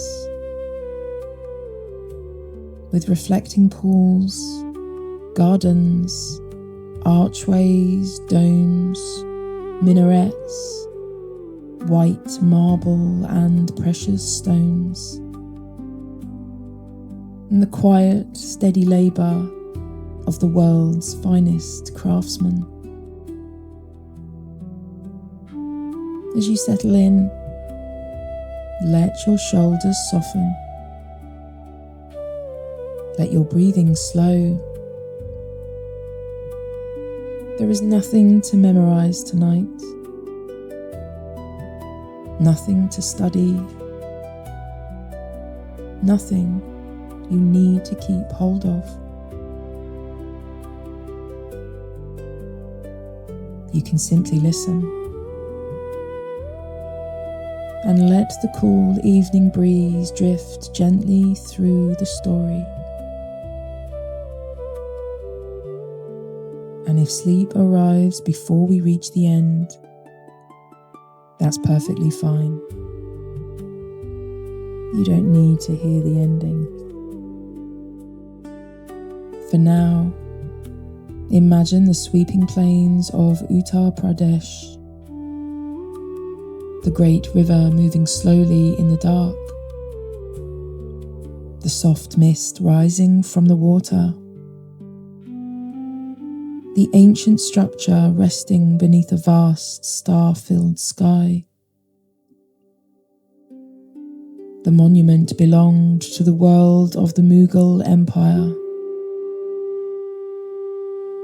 In the year 1632, construction begun under the order of Emperor Shah Jahan.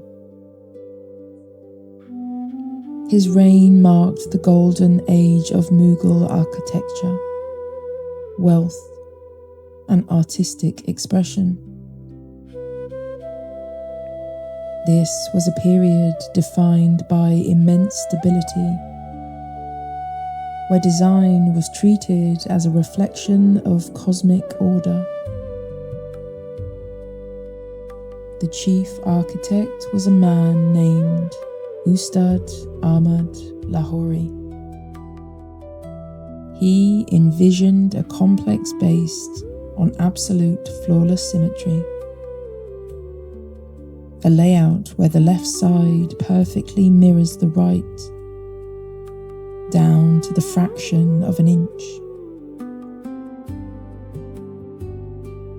The main structure was built using a core of red sandstone, but it was entirely clad in sheets of premium white marble.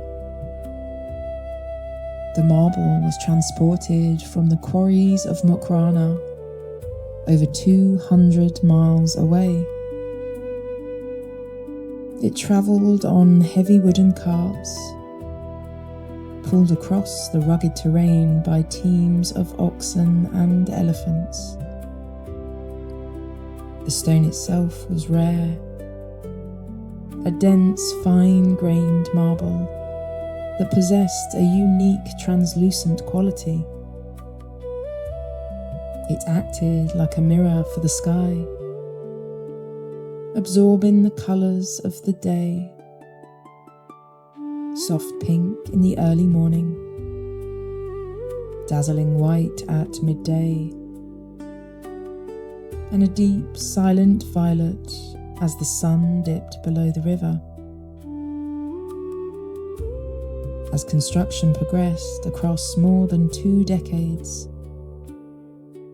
20,000 artisans gathered in Agra. There were stone cutters, engineers, calligraphers, and master builders.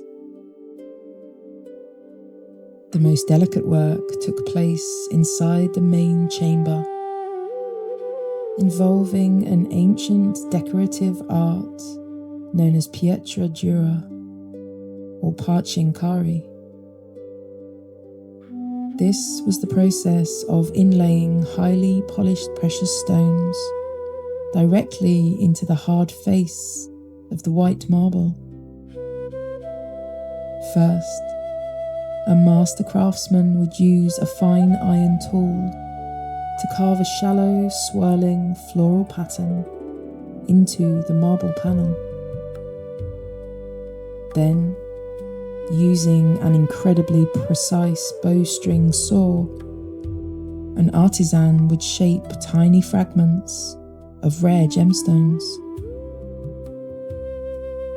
Lapis lazuli from Afghanistan, turquoise from Tibet, malachite from Russia, jasper, jade, and carnelian from distant corners of Asia. Each petal of a sculpted flower was made from a separate, precisely cut gem. The pieces were fit together so tightly that the seams between the two stones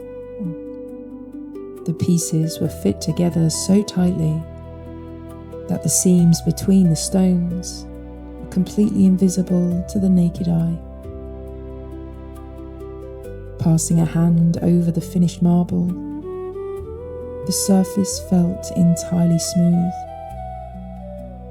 like a single unbroken sheet of glass. For an archaeologist, this craftsmanship is a record of a vast global trade network. The stones show how resources flowed into the empire. The symmetry shows the mathematical brilliance of the engineers, The inscriptions show the precise hand of the court calligraphers. This is why the architecture carries such historical weight. It is a monument built on absolute precision. The geometric lines of the Charbagh garden, 4 square quadrants divided by wide, shallow water channels. The long reflecting pools, designed to create a perfect mirror image of the central dome. A visual landscape of complete unmoving stillness. By night, the intense activity of the construction camps faded away. The thousands of stone carvers returned to their quarters, leaving the riverbank to the silence of the night watchman. The primary sounds were low and rhythmic. The soft, steady lap of the Yamuna River against the sandstone foundations. The whisper of the wind moving through the high, pointed archways. The occasional splash of a fish breaking the surface of the reflecting pool. Inside the central tomb, the air remained cool and still. The thick marble walls, over 10 feet deep, insulated the interior from the changing temperatures outside. A single oil lamp hung from the centre of the high inner dome, its faint flame casting a warm amber glow over the inlaid marble screens. The calligraphic borders on the walls, fluid lines of black marble inlaid into the white stone, seemed to lengthen in the shadows. The verses spoke of peace. Now, imagine the monument at midnight in its own time. The white marble glowing under the light of a full moon. The stone reflecting a soft pearlescent blue against the dark water. A guard walking the perimeter of the red sandstone terrace. An architect rolling up a linen blueprint by the light of a wax candle. A gardener checking the water flow through the stone sluices. A boatman anchoring his wooden skiff on the opposite side of the river. Beyond the complex, the plains of India stretched out into the dark. Beyond the fields, the horizon waits. And above the great white dome, the same constellations move in their slow, silent paths. Then imagine the structure centuries later, standing through the rise and fall of kingdoms. The marble cooling in the winter mist. The gardens maturing. The reflecting pools remaining perfectly still, holding the image of the sky, until The morning light returns once more, warming the white stone and turning the blue shadows into soft gold. And now, as our journey begins to slow, there is nothing more you need to follow, nothing more you need to understand. The grand river can move quietly through the dark. The white dome can fade into the night sky. The gardens can rest beside the still water. Your shoulders can soften. Your jaw can loosen. Your eyes can grow heavy. You are safe, comfortable, supported, with nothing expected of you. Let the monuments sleep beneath the stars. Let the water hold the reflection of the dark. Let the quiet night settle. And let yourself drift.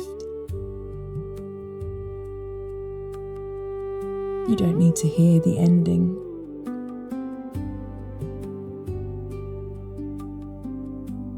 If you'd like another sleepy history journey, there will always be one waiting for you here. Good night, my friends.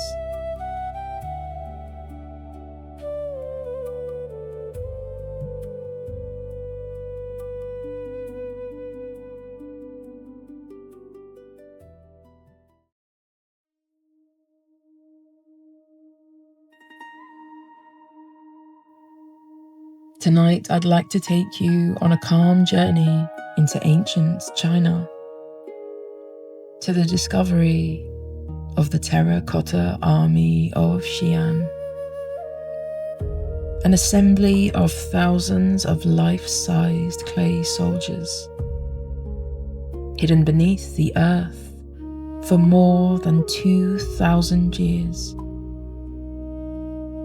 Not a myth, not a simple legend, not a single figure made from gold or silver, but something quieter, and in many ways even more remarkable. A silent regiment with infantry, archers, cavalry, horses, chariots, weapons and armour,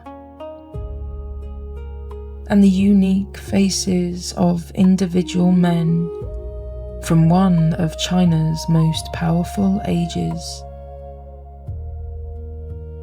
As you settle in, let your shoulders soften. Let your breathing slow. There is nothing to memorize tonight, nothing to study, nothing you need to keep hold of. You can simply listen and let the cool evening air drift gently through the story.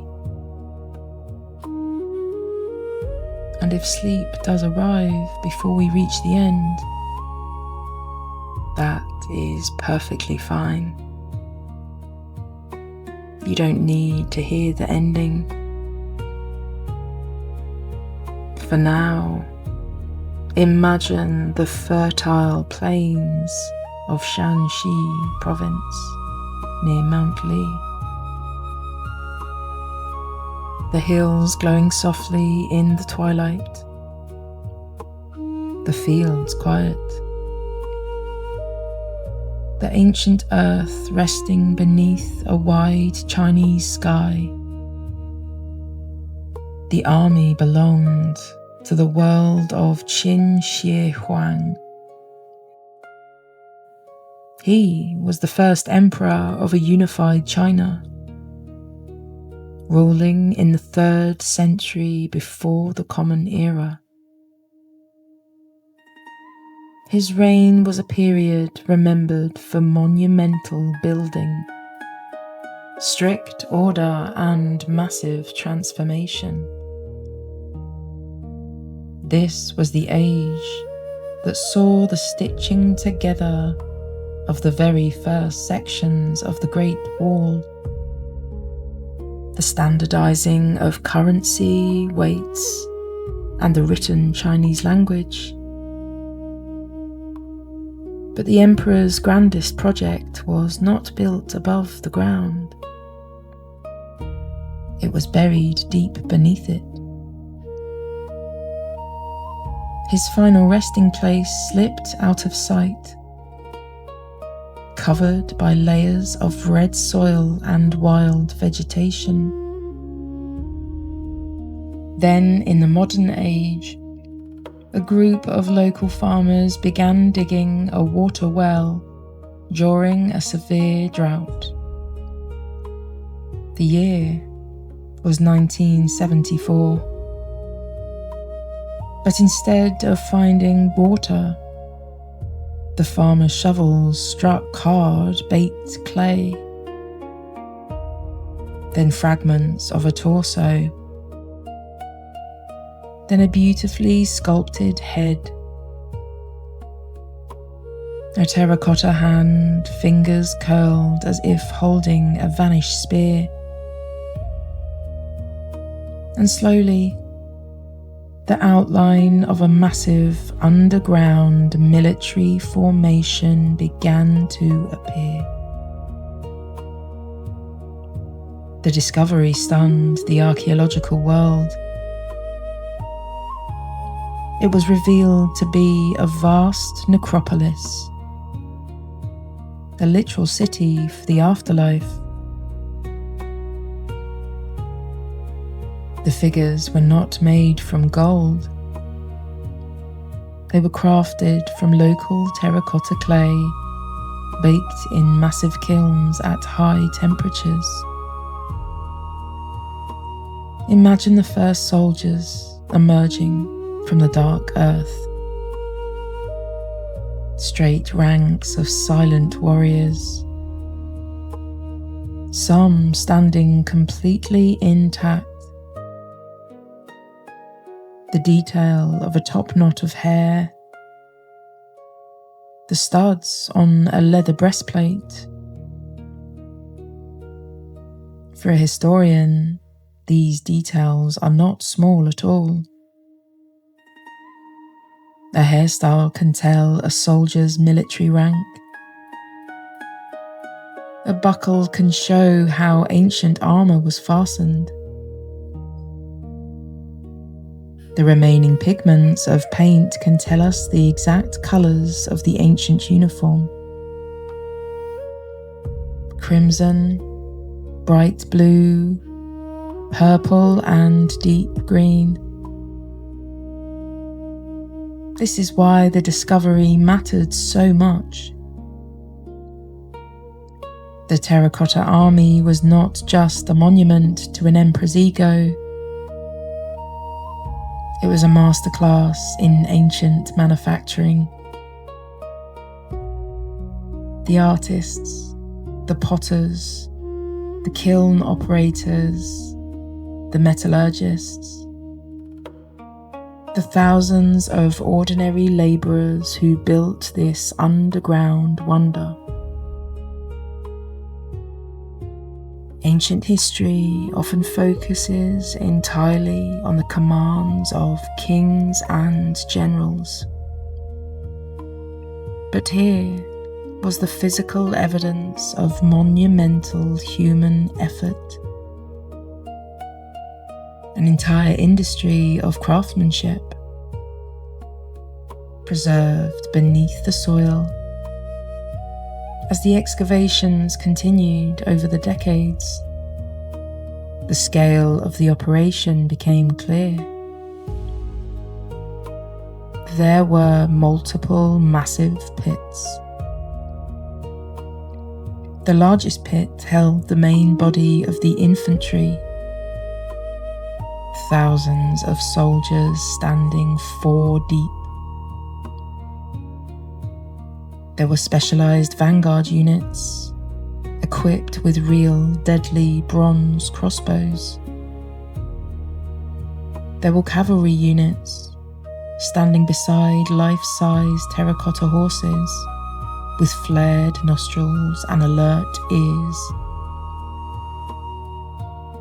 There were administrative spaces too, including a pit that functioned as the underground military headquarters.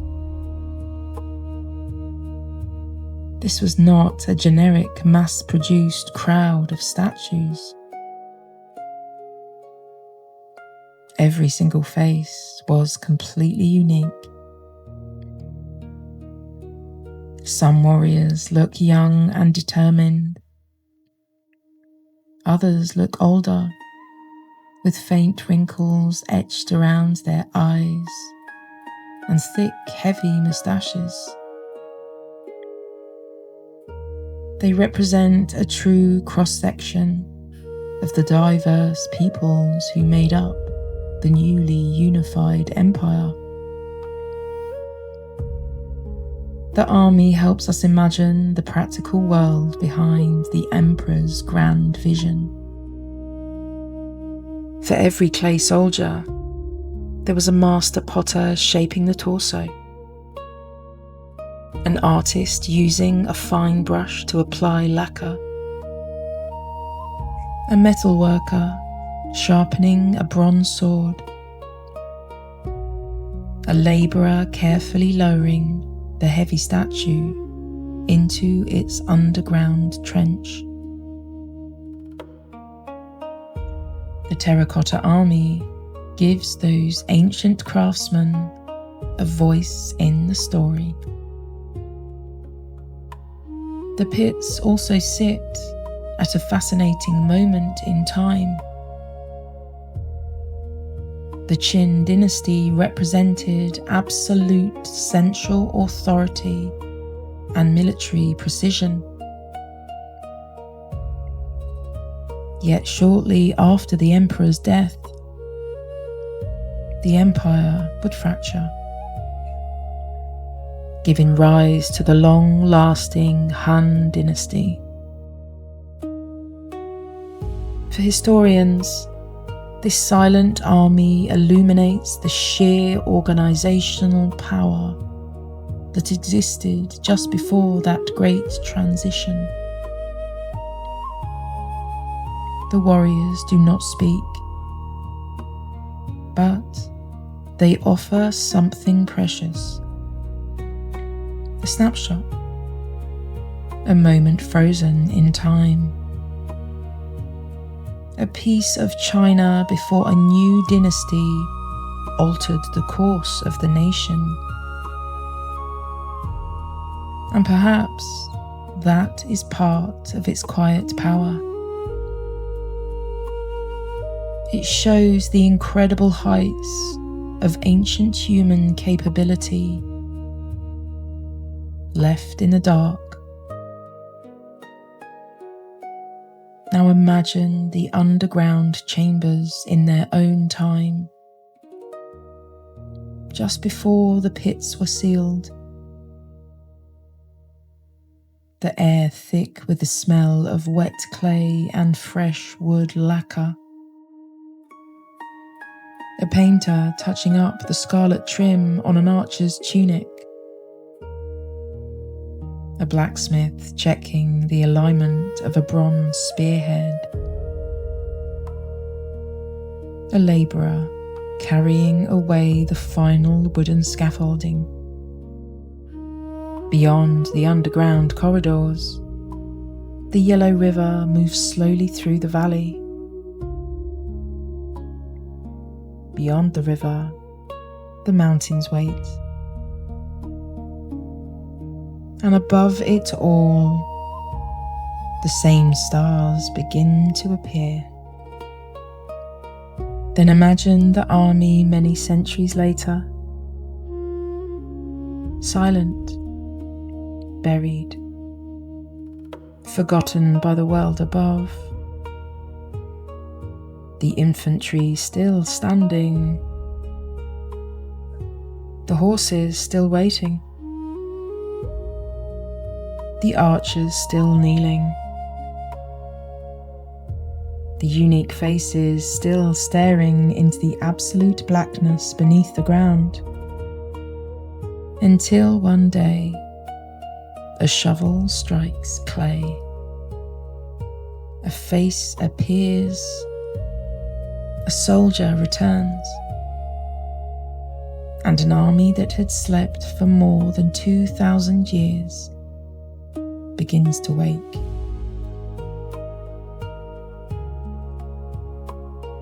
And now, as our journey begins to slow, there is nothing more you need to follow, nothing more you need to understand, nothing more you need to carry. The ancient earth can grow quiet again.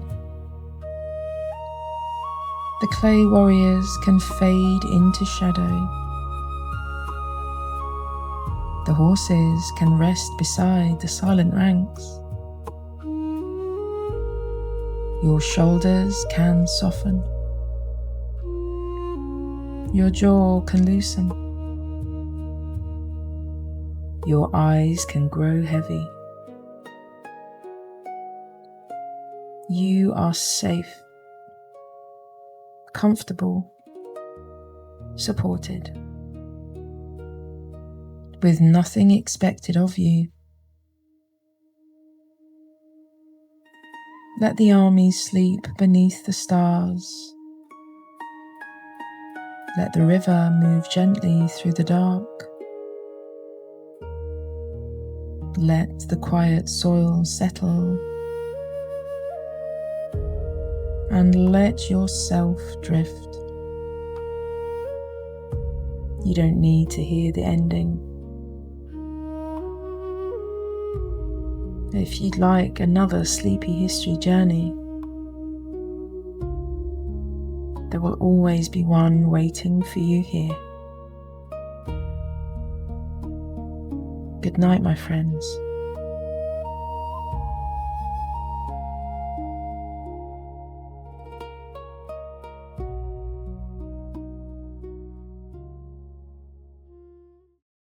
Welcome to Drift Off. Tonight, I'd like to take you on a calm journey into the story of the Tudors, a family that ruled England for just over a century, but changed the country deeply. Their story begins with a battlefield, but tonight we will not linger on violence. We will follow the quieter shape of history. A crown changing hands, a dynasty beginning, a church transformed, a kingdom becoming more confident, more restless, and more connected to the wider world. As you settle in, let your shoulders soften. Let your breathing slow. There is nothing to memorize tonight, nothing to study, nothing you need to keep hold of. You can simply listen and let Tudor England appear gently in your imagination. And if sleep arrives before we reach the end, that is perfectly fine. You don't need to hear the ending.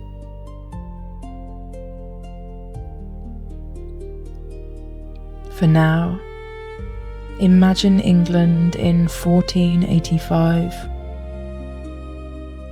The Wars of the Roses have left the kingdom tired.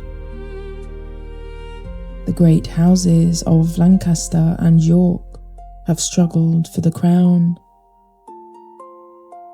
And a new king is about to begin a new age.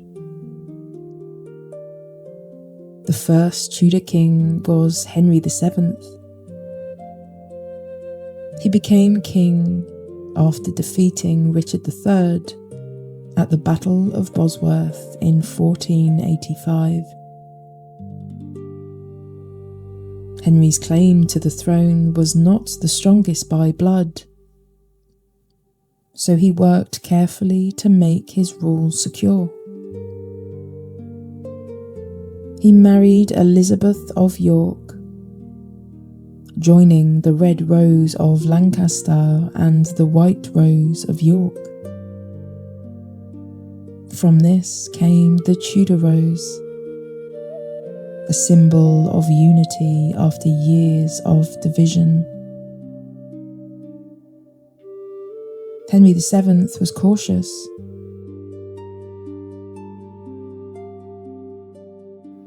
He strengthened royal authority. He avoided unnecessary wars. His reign was not the most dramatic of the Tudor age, but it gave the dynasty something very important: stability, a quiet foundation, a crown that could be passed on. When Henry VII died in 1509, the crown passed to his surviving son, Henry VIII. But Henry had not originally been expected to become king. He was the spare son. His older brother Arthur, Prince of Wales, had been the heir. Arthur had married Catherine of Aragon, daughter of the powerful Spanish monarchs Ferdinand and Isabella. But Arthur died young in 1502. Catherine was left a widow in England. Years later, with special permission from the Pope, she married Arthur's younger brother, Henry. So when Henry VIII became king, Catherine of Aragon became his queen. That detail would matter deeply later, because the question of Henry's marriage to his brother's widow would become one of the central arguments behind England's break with Rome. Henry VIII is one of the most famous monarchs in English history.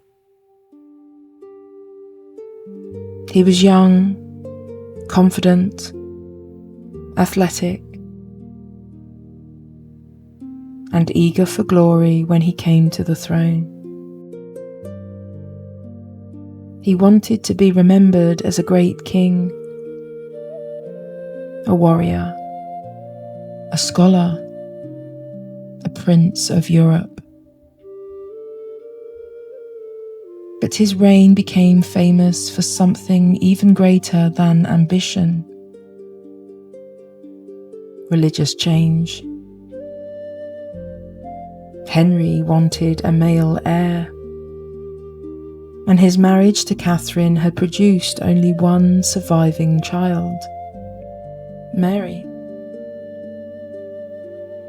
When Henry sought to end the marriage, the Pope would not grant the annulment he wanted.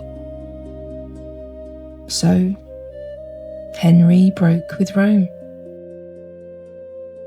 In the 1530s, England separated from papal authority, and Henry became supreme head of the Church of England. This was a turning point. Monasteries were dissolved. Their lands and wealth were taken. Religious life changed. Old certainties began to loosen. For ordinary people, these changes could feel confusing and unsettling. Churches changed. Prayers changed. Images disappeared. Yet life continued. Fields were worked. Bread was baked. Markets opened and children were born. The kingdom adjusted, slowly and uneasily, to a new religious world. Henry VIII has 6 wives: Catherine of Aragon, Anne Boleyn, Jane Seymour, Anne of Cleves, Catherine Howard, and Catherine Parr. Through them came 3 children who would each rule England: Mary, Elizabeth, and Edward. When Henry died in 1547, his young son Edward VI became king. Edward was still a child. During his short reign, England moved further toward Protestant reform. Services changed. Church decoration was reduced. English prayer books became more important. But Edward's health was fragile. He died in 1553, still only a teenager. After a brief attempt to place Lady Jane Grey on the throne, Henry VIII's eldest daughter, Mary, became queen. Mary I wanted to return England to Roman Catholicism. She restored papal authority and married Philip of Spain. Her reign was marked by religious tension, persecution, and deep anxiety about England's future. Mary ruled for only 5 years. When she died in 1558, the crown passed to her half-sister, Elizabeth. Elizabeth I ruled for 44 years. Her reign became one of the defining periods of English history. She restored the Protestant settlement, but tried to find a careful path that would hold the kingdom together. Elizabeth never married, and this created uncertainty about the succession. But it also allowed her to present herself as devoted to the kingdom itself. Under Elizabeth, England became more active at sea. Explorers sailed further. Trade expanded. London grew. Theatre flourished. William Shakespeare wrote during the later years of her reign, In 1588, the Spanish Armada sailed against England. Its failure became one of the great symbolic moments of Elizabeth's rule. It strengthened the image of England as a Protestant island kingdom, protected by courage, weather, and fortune. But Elizabethan England was not golden for everyone. There was poverty, religious fear, strict social order, punishment, uncertainty. Still, the age left a powerful memory of music, theatre, voyages, language, portraits, and a queen who became almost a symbol of the nation. The Tudor dynasty ended in 1603, when Elizabeth died without children. The crown passed peacefully to James VI of Scotland, who became James I of England. A new Stuart age began. The Tudors had ruled from 1485 to 1603. Not a long time compared with some dynasties, but long enough to reshape England. They brought the Wars of the Roses to a close. They strengthened royal government.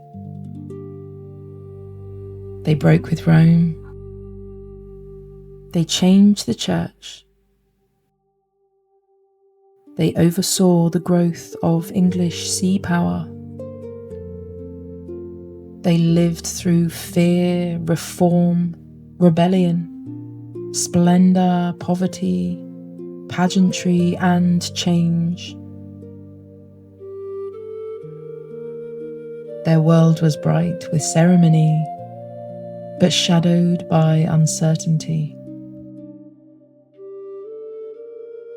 A world of crowns and candles, great halls and narrow streets, royal portraits and village churches, sailing ships and quiet farms. And now, as our journey begins to slow, imagine Tudor England at dusk. A palace window glowing faintly, a church bell sounding across a town, a river carrying ships toward London, a candle burning beside a book, a servant closing a wooden door, a queen's portrait watching from a shadowed wall. The Tudor story feels grand from a distance, but close up, it was made of human choices. Fear, hope, ambition, faith, family, and power. And the longing for a settled future. And now there is nothing more you need to follow. Nothing more you need to carry.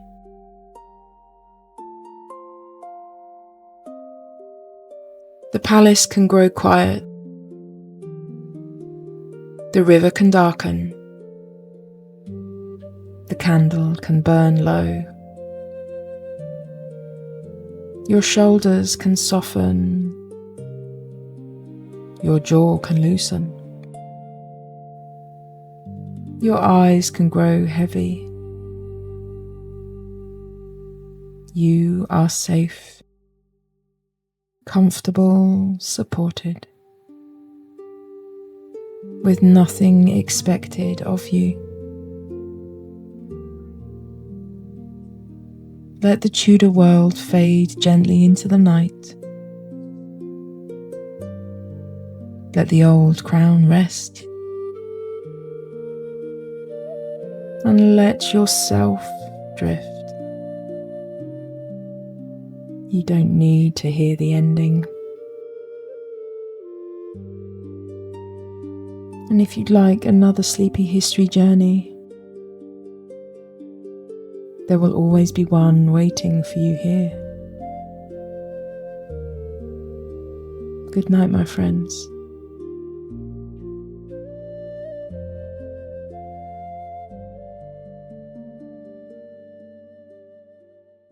Welcome to Drift Off. Tonight, I'd like to take you on a calm journey into the world of the Vikings. Not only the Vikings of raids and longships, but the Vikings of farms, markets, families, winter halls, wooden houses, distant trade routes, and stories told beside the fire. As you settle in, let your shoulders soften. Let your breathing slow. There is nothing to memorize tonight, nothing to study, nothing you need to keep hold of. You can simply listen and let the northern seas grow quiet in your imagination. For now, imagine the far north of Europe more than 1,000 years ago. Cold water, rocky coasts, deep fjords, dark forests, small farms tucked between mountains and sea. And beside the shore, the shape of a longship resting on the tide. The people we call Vikings came from Scandinavia, from lands we now know as Norway, Denmark, and Sweden. They did not all live the same way. They did not all sail for the same reason.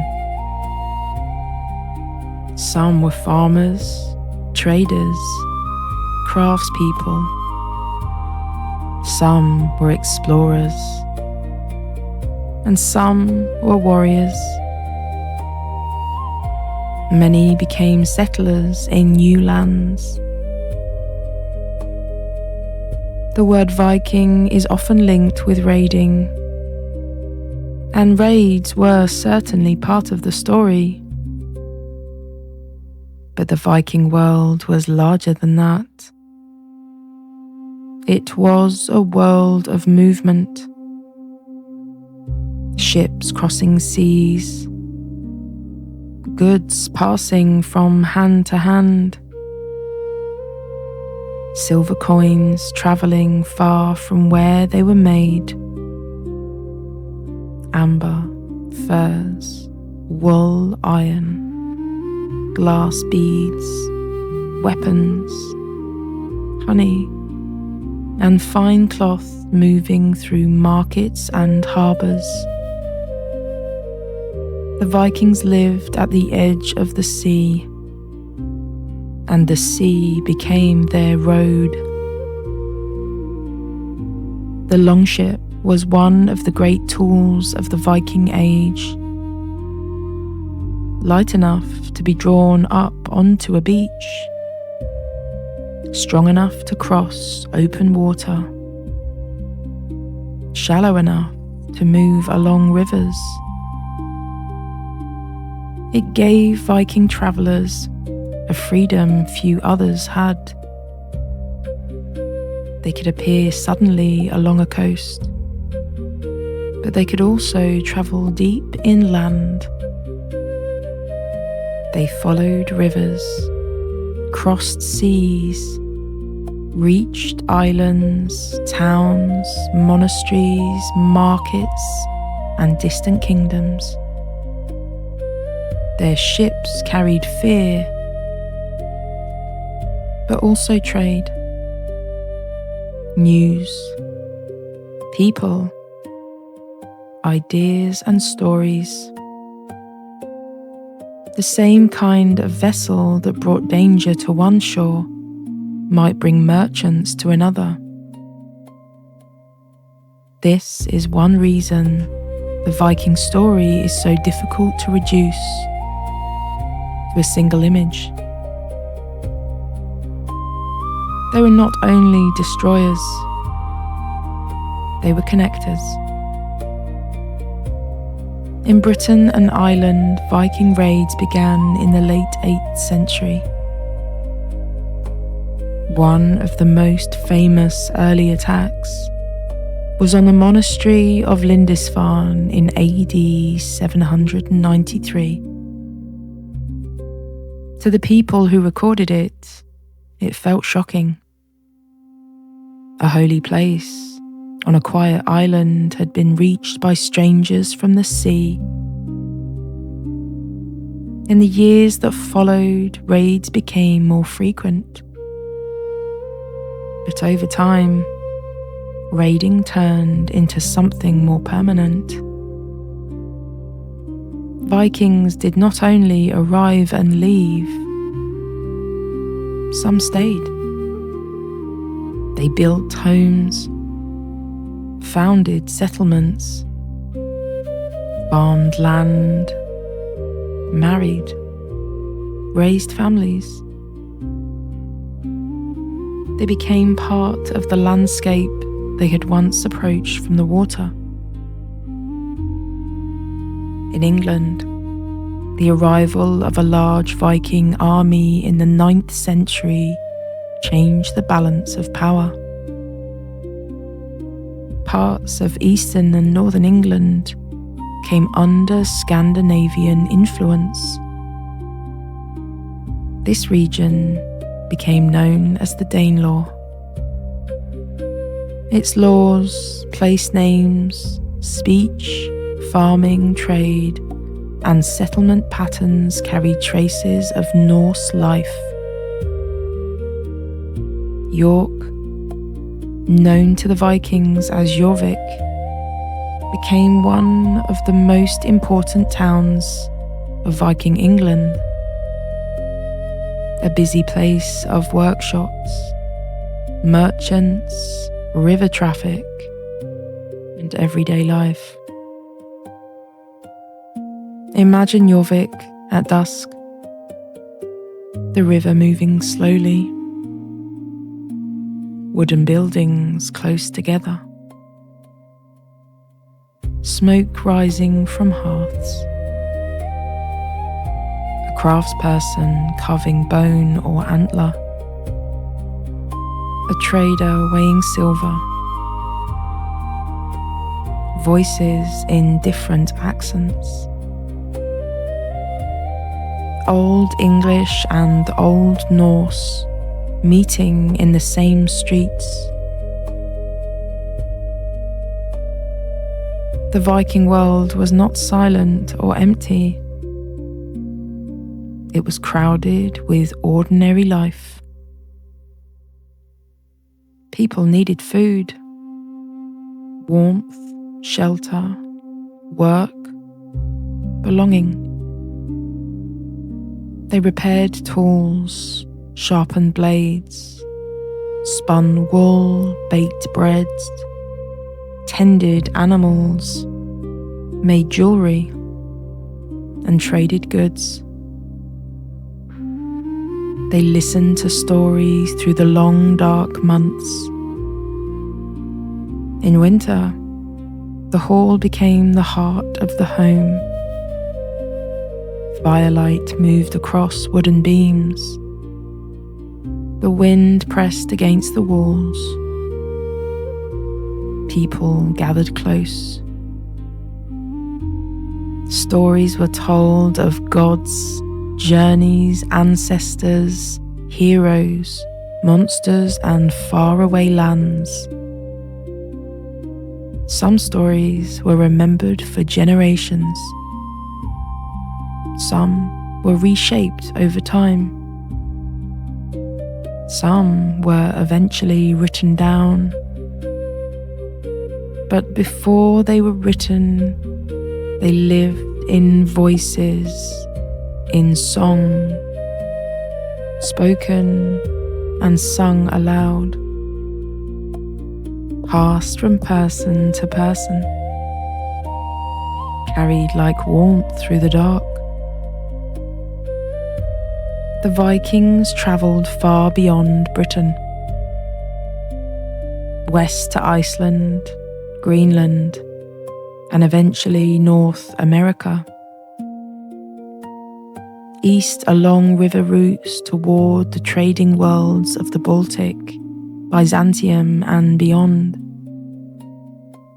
South into Frankish lands, across the Irish Sea, around the North Atlantic. Their world was connected by water, by rivers, by roots, by courage, need, ambition, and curiosity. And wherever they went, they left traces.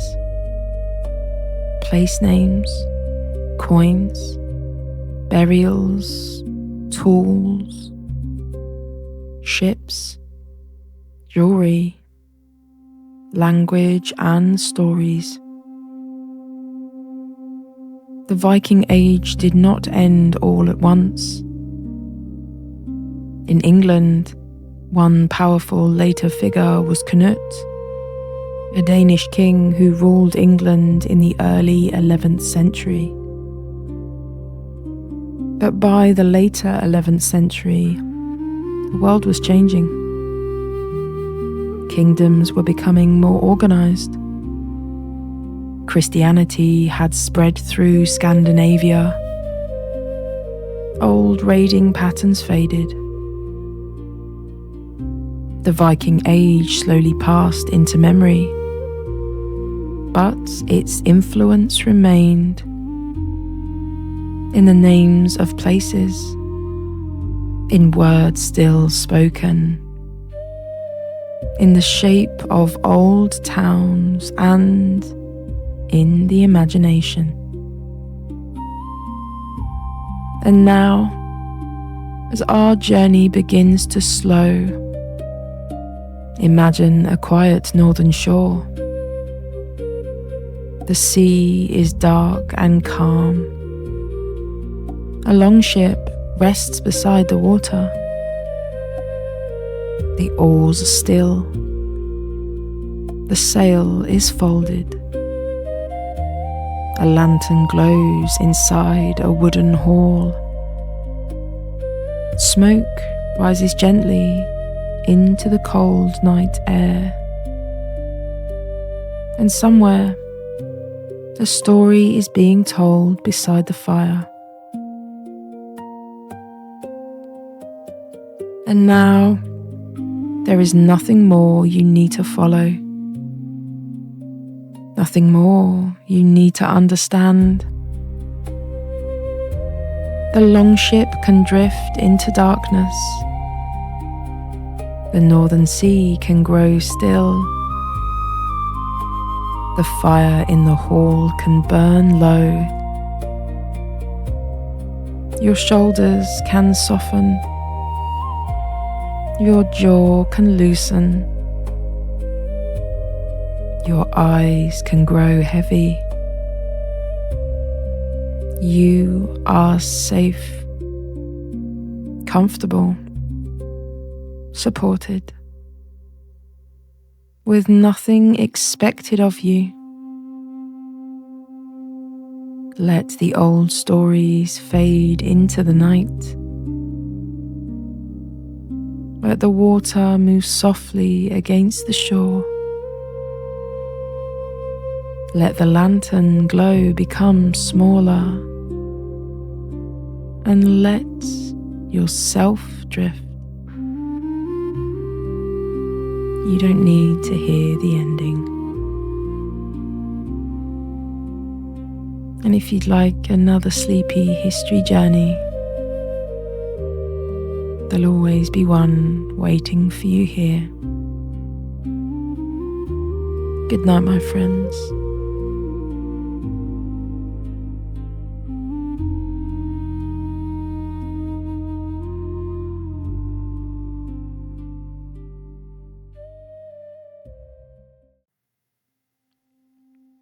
Welcome to Drift Off. Tonight, I'd like to invite you on a gentle journey into one of the most famous struggles in English history. A story of two rival branches of the same royal family.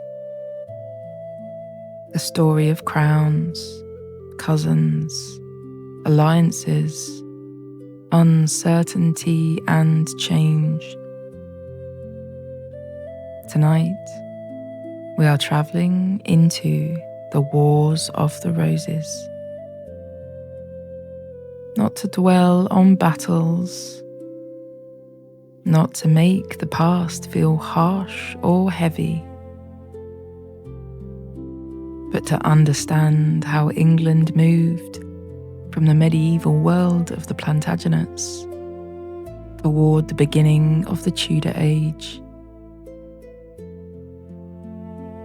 As you settle comfortably, allow your shoulders to soften.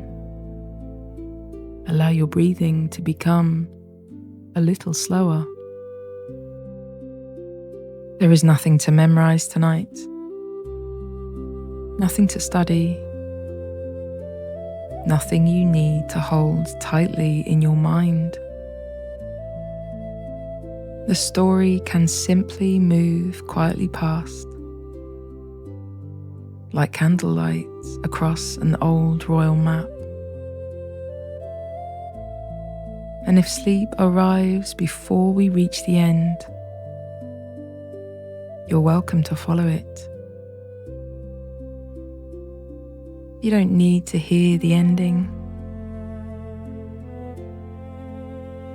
For now, imagine England in the 15th century. Castles standing against grey skies.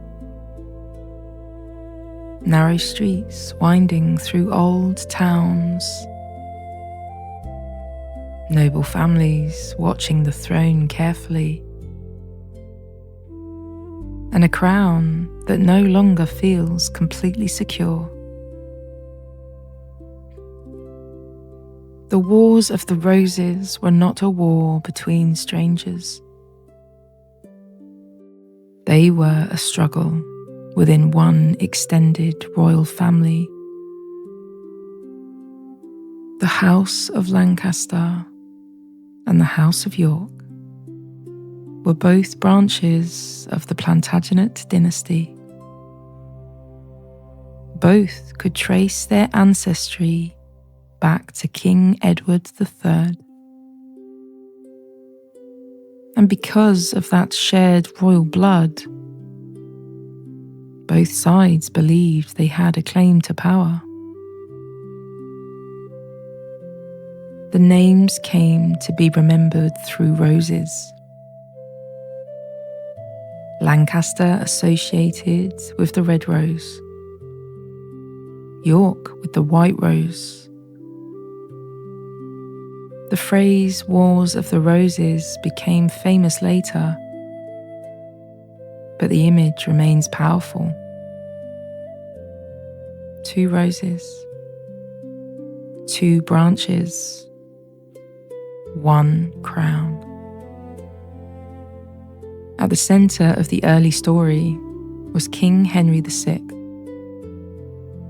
Henry was from the Lancastrian line. He had become king as an infant after the death of his father, Henry V. But as an adult, Henry struggled to provide strong leadership. England faced political unrest. Noble families competed for influence,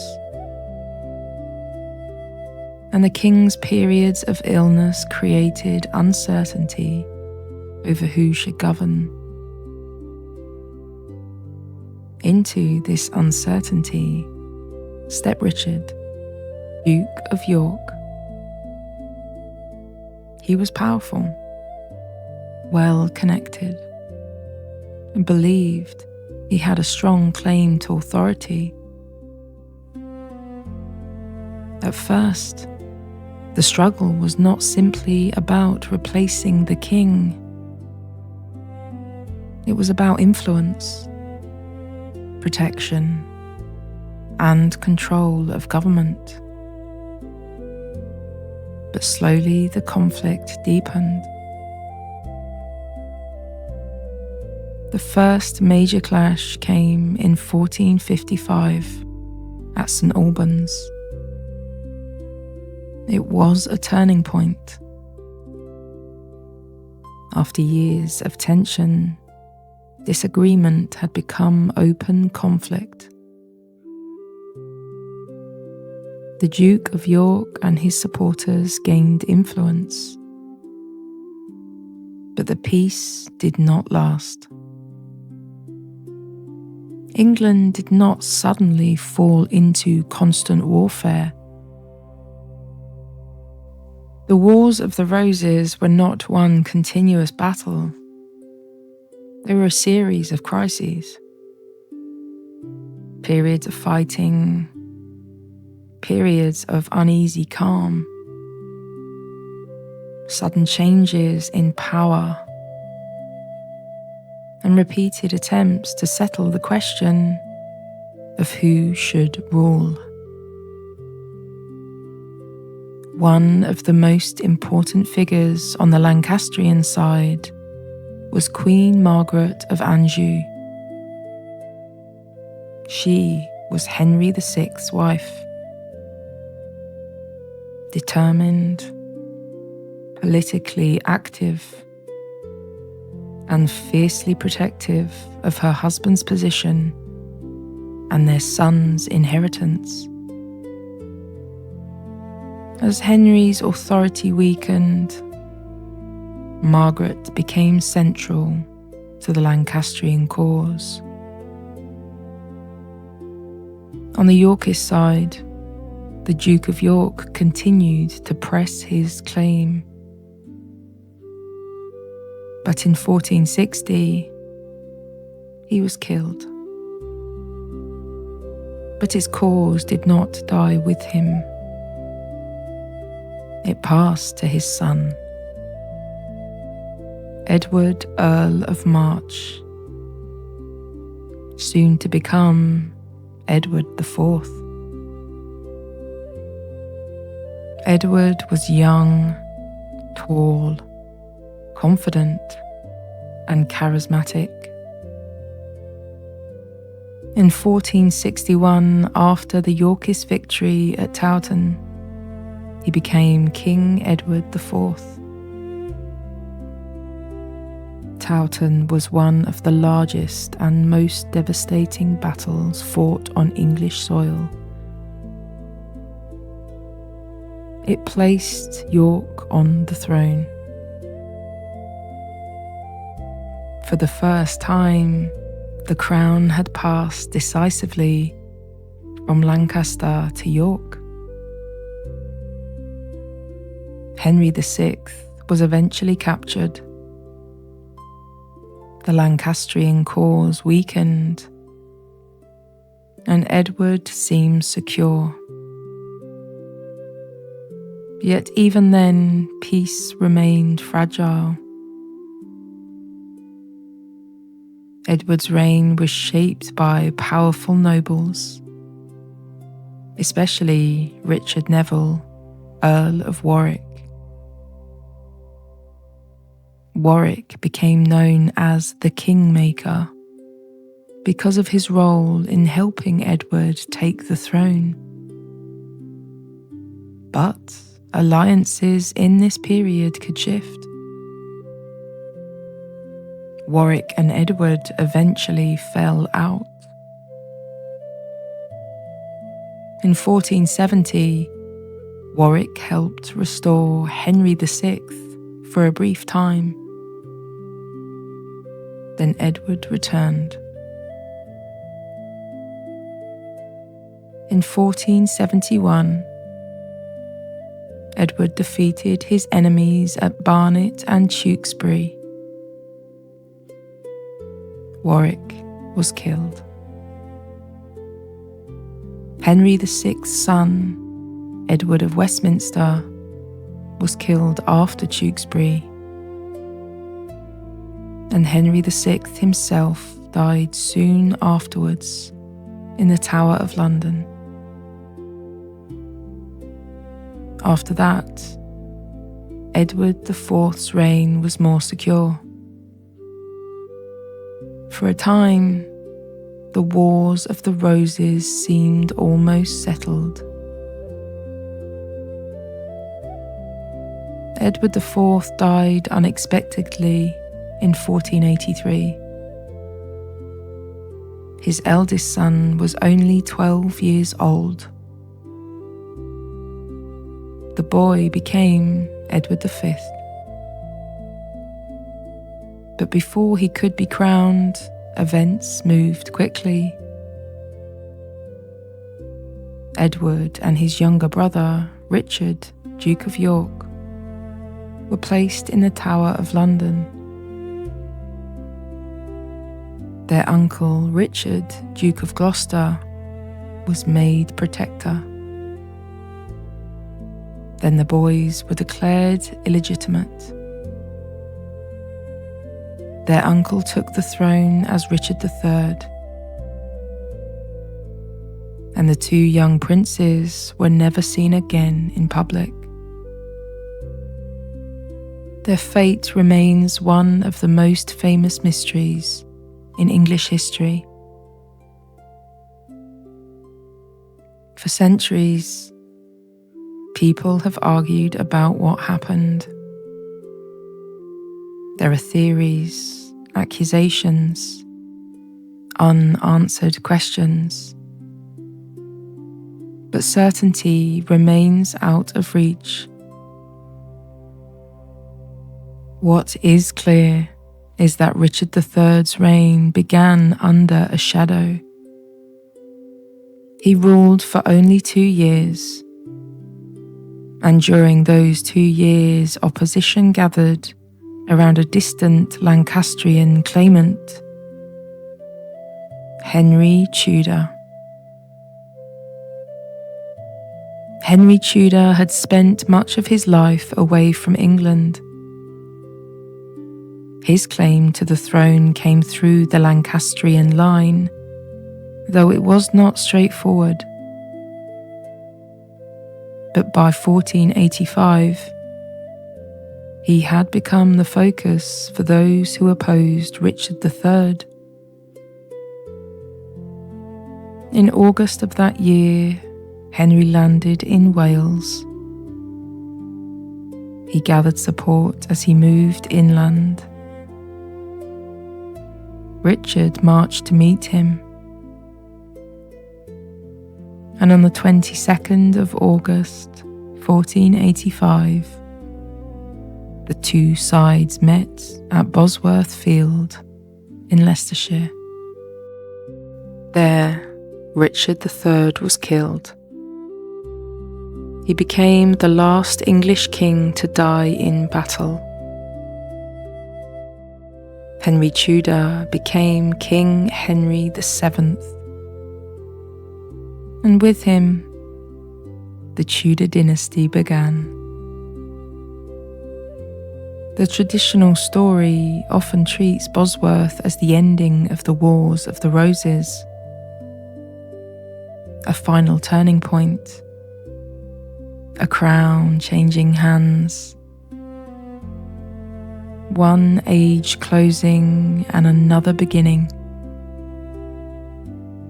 Yet, there was one more serious Yorkish challenge in 1487 at Stoke Field. Some historians see that as the final battle of the Wars of the Roses.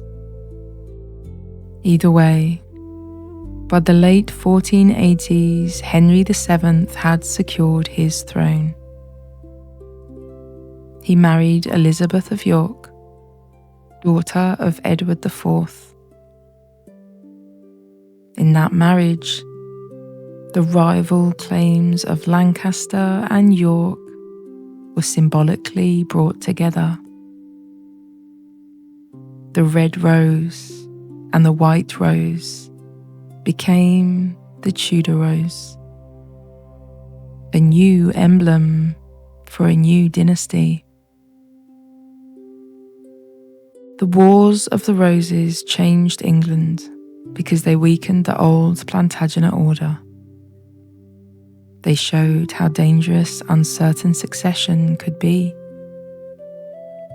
They reduced the power of some great noble families. They created space for the Tudors to build a stronger royal authority. And they left behind some of the most memorable figures in English history. Henry VI, Margaret of Anjou, Richard, Duke of York, Edward IV, Warwick the Kingmaker, the princes in the Tower, Richard III, Henry VII. It is a story full of ambition and uncertainty, but also one of transition.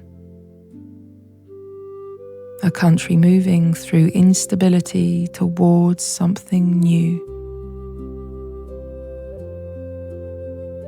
And now, as our journey begins to slow, imagine the roses themselves. The red rose of Lancaster, the white rose of York. Two symbols remembered long after the people who carried them were gone. The castles remain, the old towns remain, but the noise of the struggle has faded into history. What remains is the shape of change, a kingdom unsettled, a dynasty ending, a new one beginning. The Wars of the Roses remind us that history is often made not in one moment, but through a chain of moments. A decision, a death, a marriage, a crown, a battle, a child too young to rule, a claimant waiting across the sea. Thread by thread, the past is woven together until, looking back, we can see the pattern. And now, perhaps your own thoughts are beginning to quiet. Perhaps your breathing has become a little slower, a little deeper, a little easier. The story has already done its work. There is nothing more you need to follow tonight. Nothing more you need to understand. Nothing more you need to carry. The castles can rest beneath the moonlight. The old royal banners can fade into the dark. The red rose and the white rose can settle quietly into history, and you can rest now, allowing your shoulders to soften, your jaw to loosen, and the muscles around your eyes to relax. You are safe, comfortable, supported. You are allowed to let go. You are allowed to become sleepy. You are allowed to drift. Somewhere in the quiet dark, history rests beneath the stars. The crown has passed. The roses are still. The night is calm. And you can drift with it.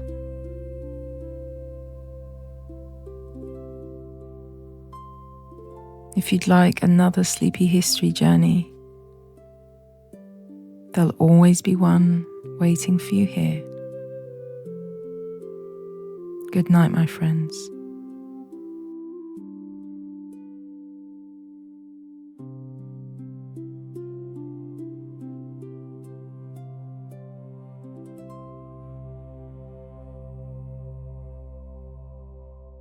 Welcome to Drift Off. Tonight, I'd like to take you on a calm journey into the story of Easter Island, or by its Polynesian name, Rapa Nui, a remote island in the Pacific Ocean, a place of stone figures, sea winds, volcanic slopes, and stories carried across generations. This is not simply a story of mystery. It's a story of people, voyagers, builders, farmers, and families, and a small island community that created one of the most recognizable landscapes in the world. As you settle in tonight, let your shoulders soften. Let your breathing slow. There is nothing to memorize, nothing to study, nothing you need to keep hold of. You can simply listen and let the ocean grow quiet around you. And if sleep arrives before we reach the end, that's perfectly fine. You don't need to hear the ending. For now, imagine a small island far out in the southeastern Pacific. Open sea in every direction. Dark volcanic rock. Rolling grass. Quiet coastlines. And stone faces looking inland beneath a wide sky. Rapa Nui was settled by Polynesian voyagers. They crossed enormous distances of ocean in canoes, guided by the stars, by winds, waves, birds, clouds, and memory. To reach such an island required skill, courage, knowledge, and a deep understanding of the sea. The people who settled there built a society unlike any other. They grew crops, raised families, created traditions, marked sacred places, and carved the famous moai. The moai are often called statues, but they were more than decoration. They are usually understood as ancestral figures, images connected with authority, memory, protection, and community identity. Many stood on stone platforms called ahu, and most looked inland toward the living communities rather than out to sea. That detail matters. The moai were not simply watching the horizon. They were part of the island's relationship with its own people. The main quarry for many moai was Rano Raraku, a volcanic crater. There, hundreds of figures were carved from soft volcanic tuff. Some were completed. Some were partly carved. Some still remain in the slopes of the quarry, as if paused in the middle of creation. Imagine that place quietly. A hillside of stone figures, some upright, some lying unfinished, some emerging from the rock, tools striking stone, workers shaping faces, brows, noses, torsos, and long ears. The work required planning and skill. Each figure had to be carved, separated from the rock, moved, raised, and placed. How the moai were transported has been studied and debated for many years. Some researchers suggest they may have been moved upright, rocked carefully forward with ropes, almost as if they were walking. However it was done, the achievement was extraordinary. The islanders turned stone, labour, and belief into a landscape of ancestors. Rapa Nui was not an easy place to live. It was remote. Resources were limited. The environment changed over time. Trees disappeared from much of the island. Soil, food production, and social life were affected. Older explanations once imagined a simple collapse caused only by environmental destruction. Today, the story is often seen as more complicated. Climate, resources, social change, European contact, disease, violence, and outside pressure all played a part in the island's later suffering. It's important not to reduce Rapa Nui to a simple warning story. Its people were not merely the makers of a mystery. They were a living culture. They adapted. They survived. They carried memory forward through hardship.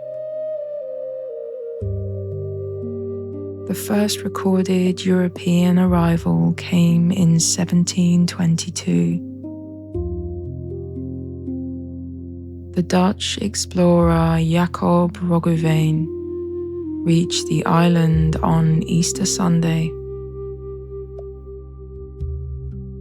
That is how the island came to be called Easter Island in many European languages. But Rapa Nui already had its own people, its own history, its own names and its own sacred places.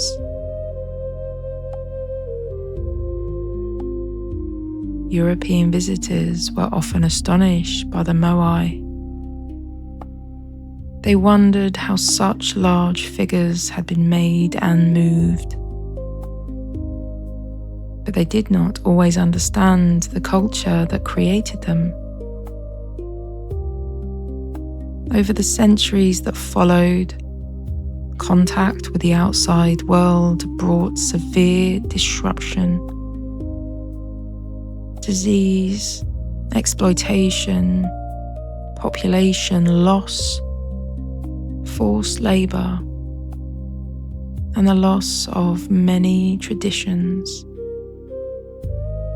Yet, Rapa Nui identity endured. Songs, stories, language, carving, community, and the memory of ancestors remained. Another important place on the island is Orongo, a ceremonial village near the crater of Rano Keo. It is associated with the later Birdman tradition, known as Tangata Manu. This tradition belonged to a different phase of Rapa Nui life. After the great era of moai carving had changed. At Orongo, stone houses overlook cliffs, sea, and small offshore islets. The landscape feels dramatic. Wind over the grass, waves far below, the crater behind, the ocean ahead. Like so much on Rapa Nui, it reminds us that the island's history did not stop with the statues. It continued, changed, reformed itself, and found new ways to give meaning to the land. Today, Rapa Nui is part of Chile, and much of its archaeological landscape is protected within Rapa Nui National Park. Visitors come from around the world to see the Moai, the Ahu, the volcanic craters and coastlines and quiet slopes. But for the Rapa Nui people, this is not simply a tourist landscape. It is home, heritage, ancestry and memory. The Moai are not just famous images. They are part of a living cultural story. And perhaps that is the most important thing to remember. The mystery of Easter Island is not only how the statues were made, it is how a small island in the vast Pacific carried such creativity, meaning, and endurance. And now, as our journey begins to slow, imagine Rapa Nui at evening, the sun lowering over the Pacific, the grass moving gently in the wind, the Moai standing quietly on their platforms, the sea darkening to silver, clouds passing over volcanic hills. No hurry, no noise, only stone, sky, ocean and memory. The island feels distant, but the human story is close. People travelled, built, remembered, adapted, suffered and survived. They left behind a landscape that still speaks. And now, there is nothing more you need to follow. Nothing more you need to understand. Nothing more you need to carry. The island can grow quiet. The stones can rest beneath the stars. The ocean can move softly against the shore. Your shoulders can soften. Your jaw can loosen. Your eyes can grow heavy. You are safe, comfortable, supported, with nothing expected of you. Let the Moai fade into moonlight. Let the wind move gently through the grass. Let the Pacific stretch out into darkness. And let yourself drift. You don't need to hear the ending. If you'd like another sleepy history journey, there'll always be one waiting for you here. Good night, my friends.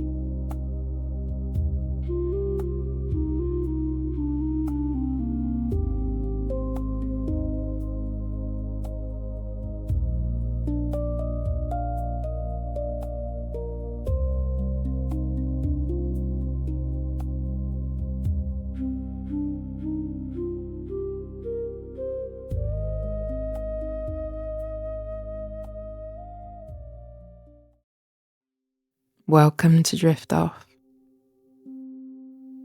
Tonight, I'd like to invite you on a gentle journey into one of the most important stories in modern history. A story not of kings or queens, not of buried treasure, not of ancient monuments, but of a quiet determination that changed millions of lives. Tonight, we're travelling to Victorian Britain, the candle-lit hospital corridors, to a woman whose nightly walks carrying a small lamp will become known around the world. Tonight we're exploring the story of Florence Nightingale. As you settle comfortably beneath your blankets, allow your shoulders to soften. Allow the events of the day to slowly drift away. There is nowhere else to be tonight. Nothing to remember, nothing to study, nothing to achieve. The story can simply carry you wherever sleep wishes to take you. And if sleep arrives before we reach the end, you're welcome to follow it. You don't need to hear the ending. For now, imagine a quiet evening. The year is 1854. The sun has long disappeared below the horizon. A gentle lamp glows in the darkness. Footsteps echo softly along a corridor. And history is about to change. To understand Florence Nightingale's story, we first need to understand the world she inherited. Today, hospitals are places where trained professionals care for patients using knowledge built over generations. But in the early 19th century, many hospitals were very different. Cleanliness was often poorly understood. Medical care varied enormously, and nursing was not yet recognized as a respected profession. Many people saw nursing as low-status work. Few formal standards existed. Few systems existed. And little attention was given to the conditions in which patients recovered. This wasn't because people lacked compassion. Rather, much of the knowledge we take for granted today simply hadn't been developed. The world was changing rapidly. Industry was transforming cities. Science was advancing. Yet healthcare still had a long journey ahead. And into that world stepped Florence Nightingale. Florence was born in 1820 into a wealthy family. Her future seemed predictable. A comfortable life, social gatherings, travel. The expectations placed upon many women of her class. Yet Florence felt drawn towards something different. She believed her life should be devoted to helping others. The idea surprised many people around her. Nursing was not viewed as an appropriate profession for someone of her background. Yet Florence remained determined. She studied. She observed. She learned everything she could. And slowly she prepared herself for a future that few people could yet imagine. A future that would eventually transform healthcare itself.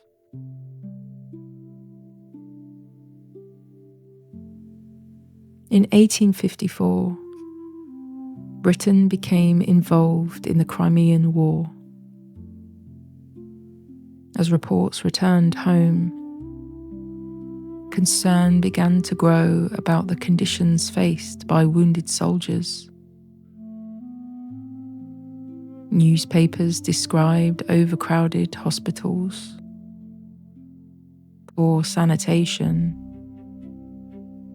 insufficient supplies. Government officials began searching for solutions. Florence Nightingale was asked to lead a team of nurses to assist. She accepted. And so she travelled across Europe toward the military hospital at Scutari, near present-day Istanbul. When Florence arrived, the challenges were immense. The buildings were overcrowded, resources were stretched, organisation was difficult. The hospital cared for thousands of patients. Florence and her team immediately began working to improve conditions. They organised supplies, improved cleanliness, created systems, introduced order where disorder had previously existed. Much of the work was practical, quiet, methodical. The sort of work that often goes unnoticed. Yet it would change lives. As evening arrived, the wards would gradually grow quiet. Many patients were far from home. Many were anxious. Many faced long recoveries. And each night, Florence walked through the hospital, carrying a small lamp. She checked on patients, spoke with them, offered reassurance, observed their condition. The image became famous.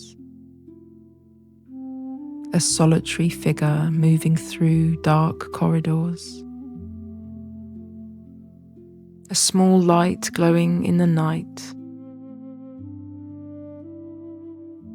Journalists began referring to her as the lady with the lamp. The title stayed with her. It captured something people immediately understood. Not simply medical care,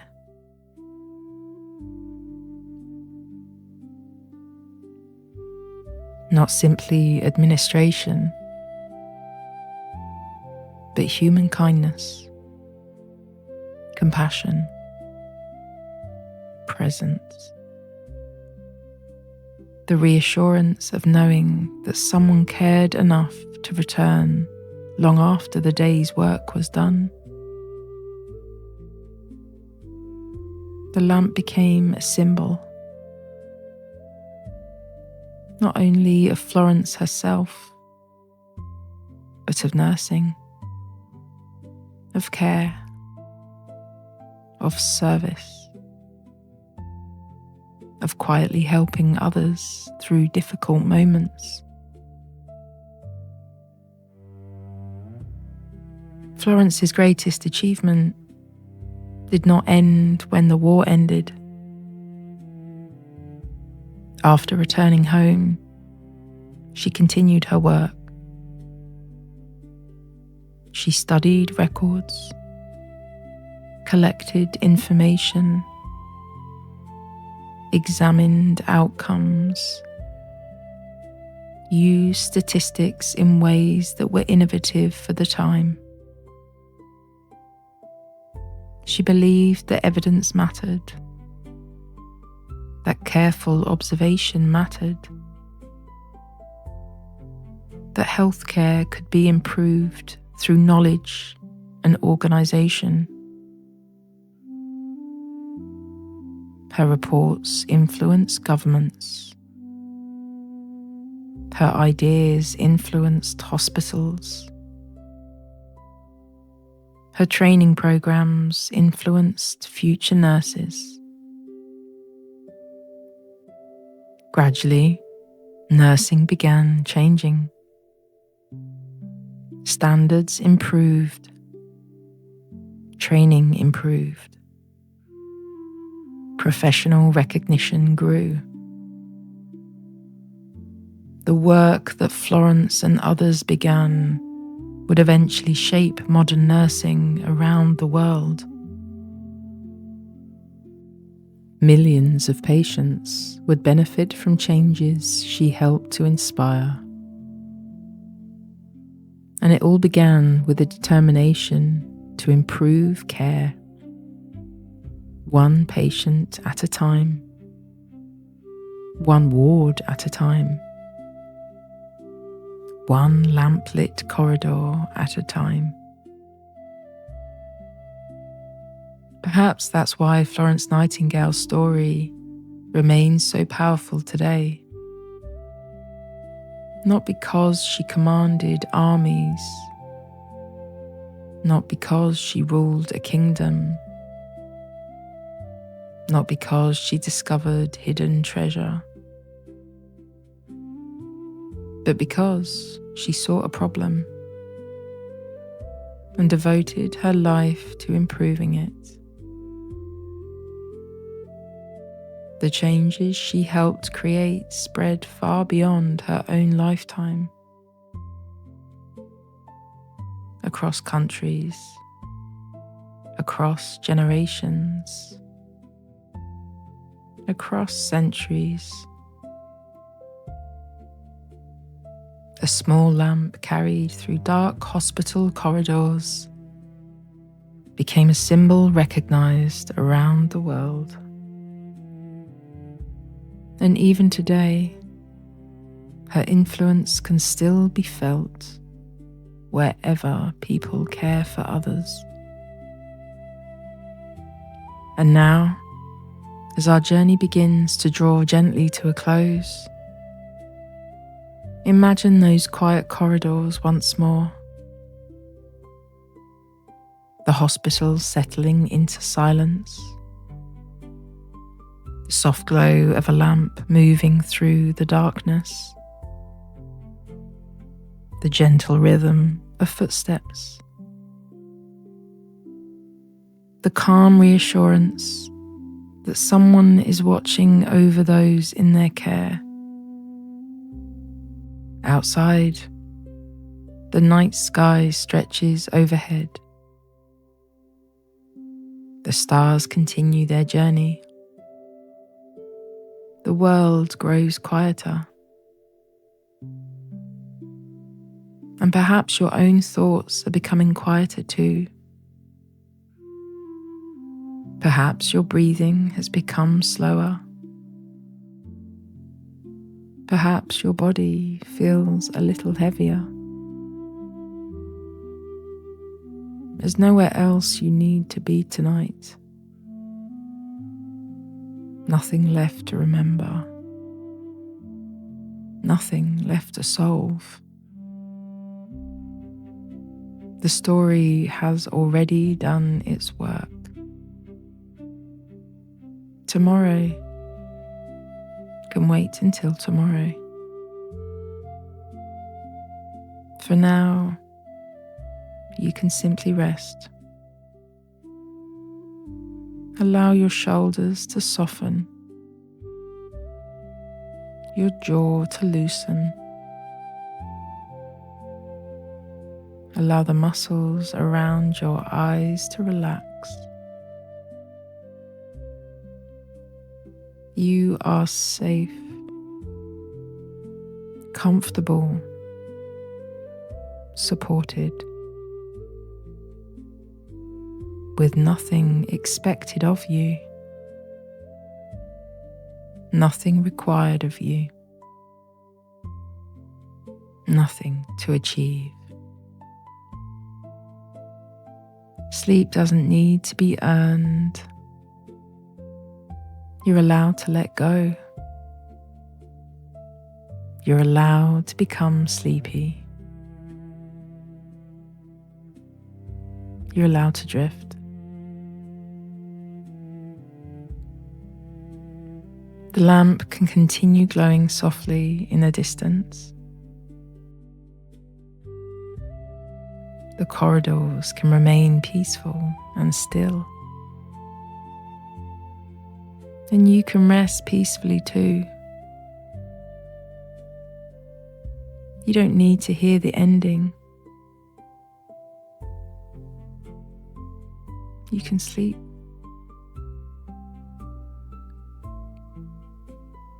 If you'd like another sleepy history journey,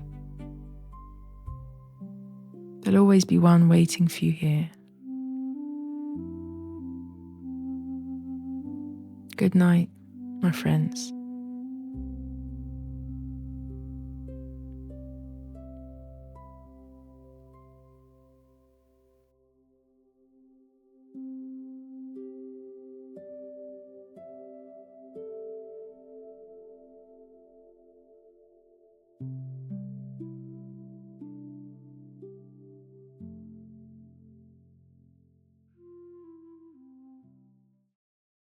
Welcome to Drift Off. Tonight, I'd like to take you on a calm journey into the story of the Great Wall of China.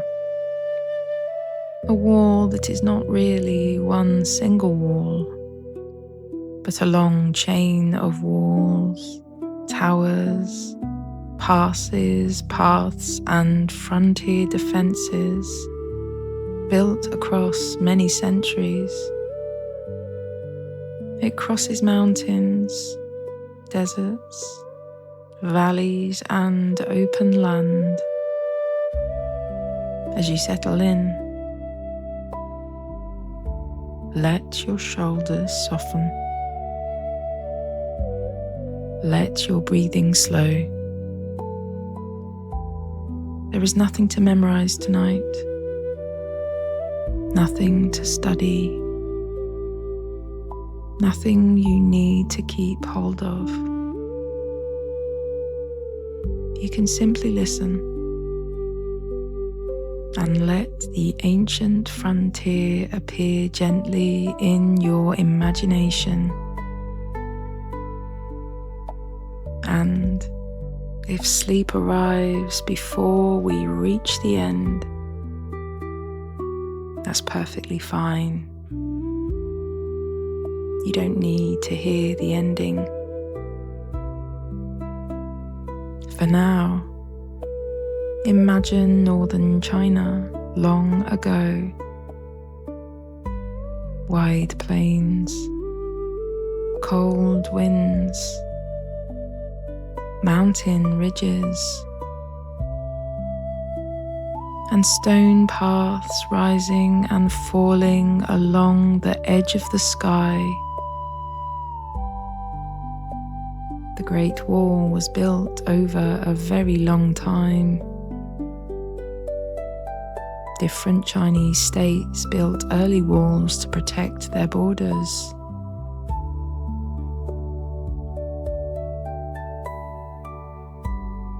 Then, in the 3rd century BCE, the first emperor Qin Shi Huang joined sections of earlier fortifications into a wider defense system. Qin rule was powerful, ambitious, and harsh. The work was difficult. People carried earth, stone, and timber across rough country. In many places, the early walls were made from rammed earth. Layers of soil pressed hard together. A wall made from the land itself. Later dynasties repaired, extended, and changed the frontier. The Han Dynasty pushed walls westward along routes connected with trade and military protection. But the wall most people picture today belongs largely to the Ming Dynasty, which ruled from 1368 to 1644. The Ming strengthened the northern frontier with brick, stone, watchtowers, and passes. These sections, winding over mountains near Beijing, became some of the most famous images of China. The Great Wall was not just a barrier, it was a system. Watchtowers rose along ridges. Beacon towers sent smoke by day and fire by night. Soldiers watched the horizon. Gates controlled movement. Passes allowed officials, traders, messengers, and armies to move through guarded points. The wall could slow attacks, warn of danger, mark authority, and help manage life along the frontier. It was never perfect.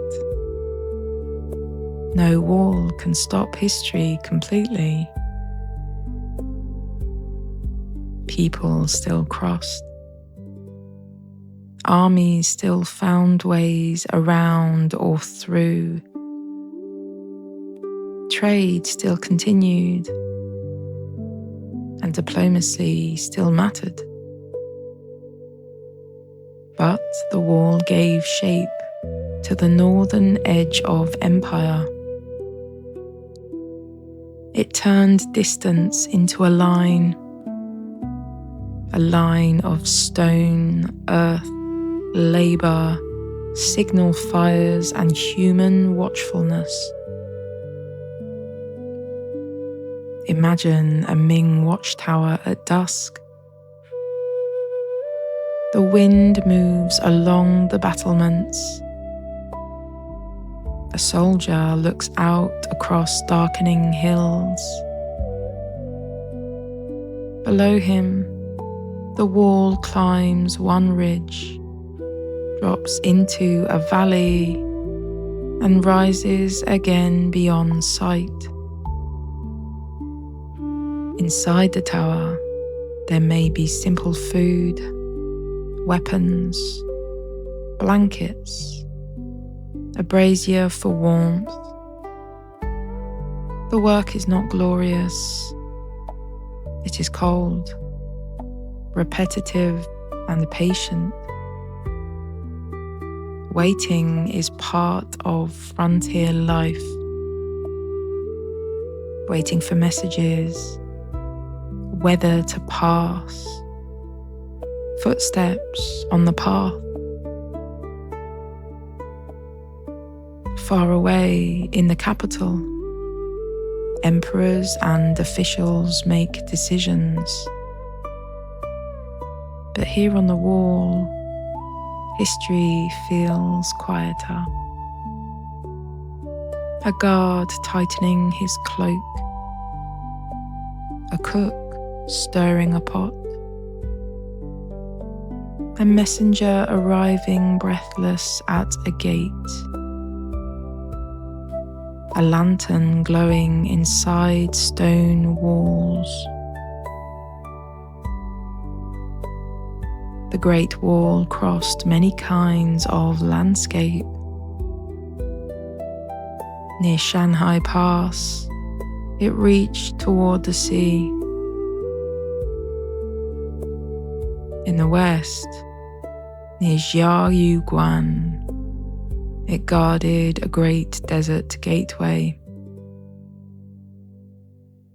Beyond lay routes towards Gansu, the Silk Road, and the wide spaces of Central Asia.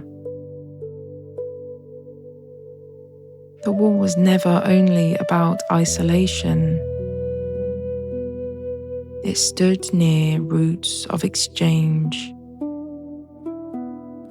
Caravans, horses, silk, grain, salt, tea, ideas, languages, and news.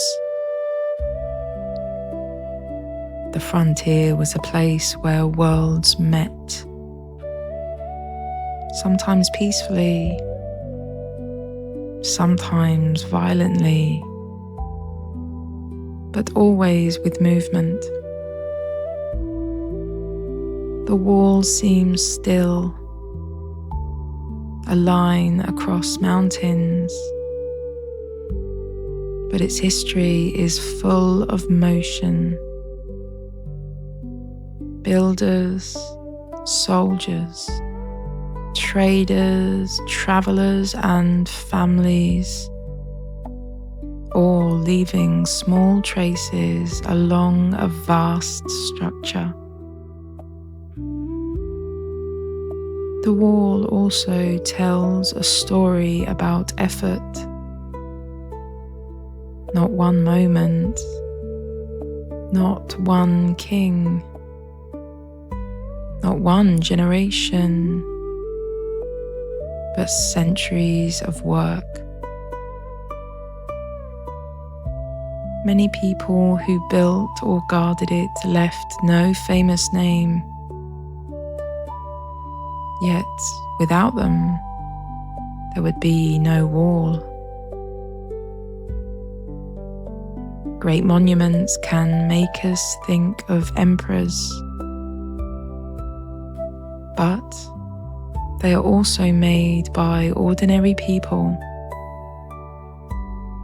by labor repeated so many times that it becomes landscape. Today, the Great Wall is one of the most recognized monuments in the world. Some sections are carefully restored and visited by millions. Other sections are quiet, ruined, weathered, and remote. Wind, rain, plants, time, and human damage have worn parts of it away. Its survival is not simple. It needs care and protection.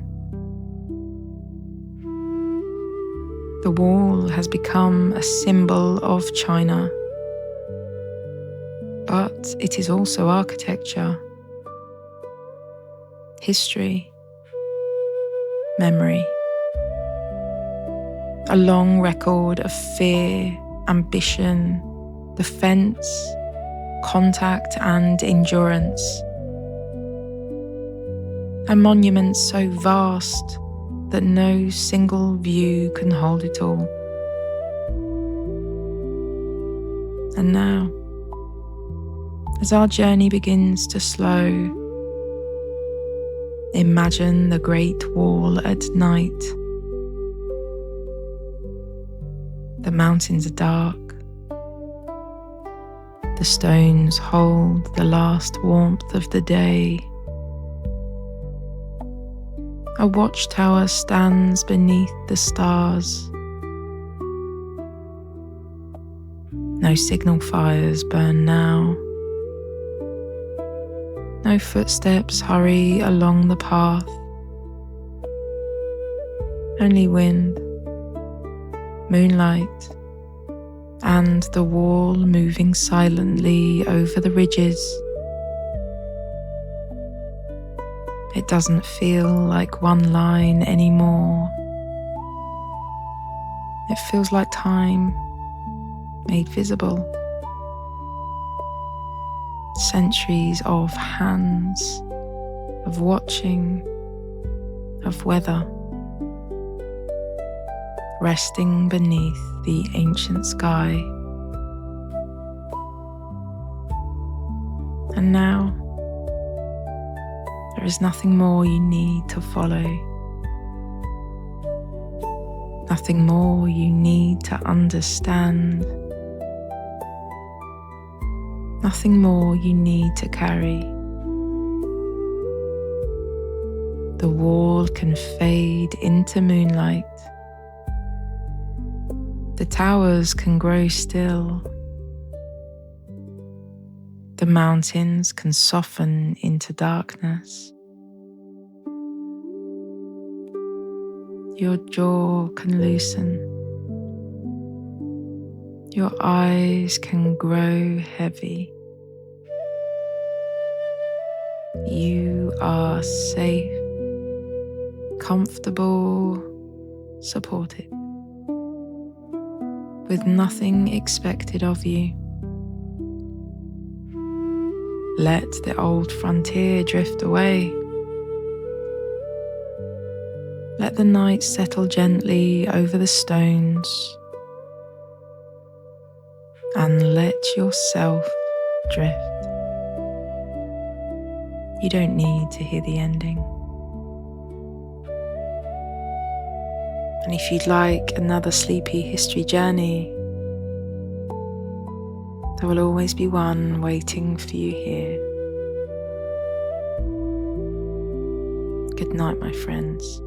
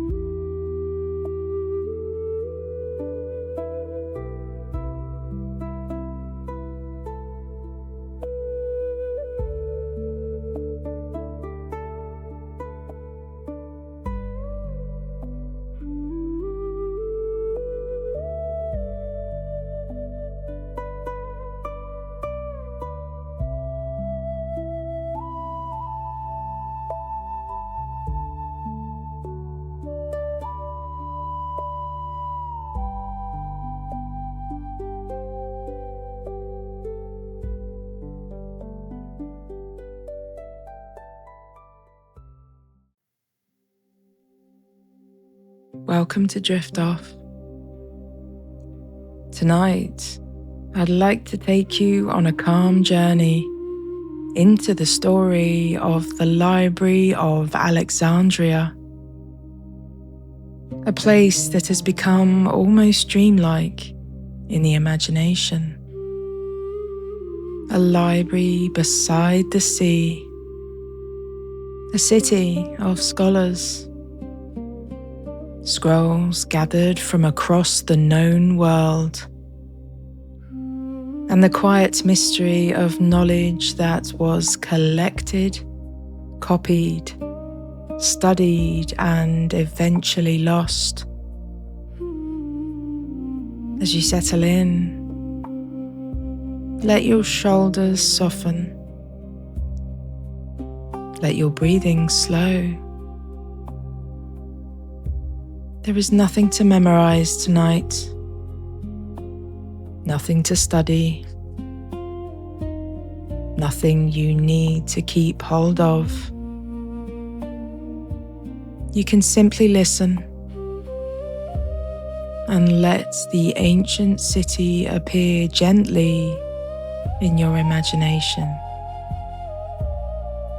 And if sleep arrives before we reach the end, that is perfectly fine. You don't need to hear the ending.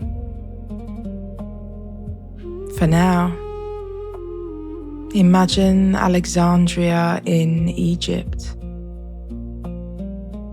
a bright city on the Mediterranean coast. Ships arriving in its harbour, white stone buildings catching the sun, markets full of voices, and somewhere within the royal quarter, a place devoted to learning. Alexandria was founded by Alexander the Great, but it became one of the great centres of the ancient world under the Ptolemies. The Ptolemies were Greek-speaking rulers of Egypt after Alexander's empire was divided. They wanted Alexandria to be more than a powerful city. They wanted it to be a centre of knowledge, a place where the wisdom of many lands could be gathered together. The library was closely connected with the Museion, a community of scholars supported by royal patronage. The word Museion meant a place dedicated to the Muses, the goddesses of learning, poetry, music, and memory. It was not simply a building with shelves.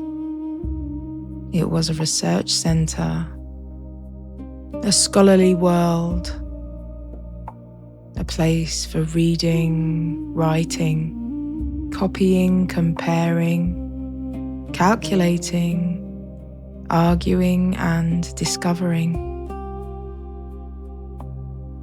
Imagine long rooms filled with scrolls, papyrus rolled carefully and stored in containers, labels tied to manuscripts, scribes working by soft light, scholars walking through shaded courtyards, the sound of sandals on stone, the smell of ink, dust, sea air, and papyrus. The dream of the library was enormous: to gather the writings of the world, Greek poetry, drama, history, philosophy, medicine, mathematics, astronomy, geography, texts from Egypt, text from the Near East, texts from distant cities and older traditions. Some ancient stories say that ships arriving at Alexandria were searched for books and scrolls, which were then copied. Whether every detail is true or embellished, the meaning is clear. Alexandria wanted to collect knowledge, to preserve it, to organize it, to make the city a home for the writing memory of civilization. In that world, the scroll was not a small thing. A scroll could carry a poem, a law, a star chart, a medical idea, the history of kings, a map of the known world, a record of a journey, a question, a theory, a voice. To gather scrolls was to gather minds.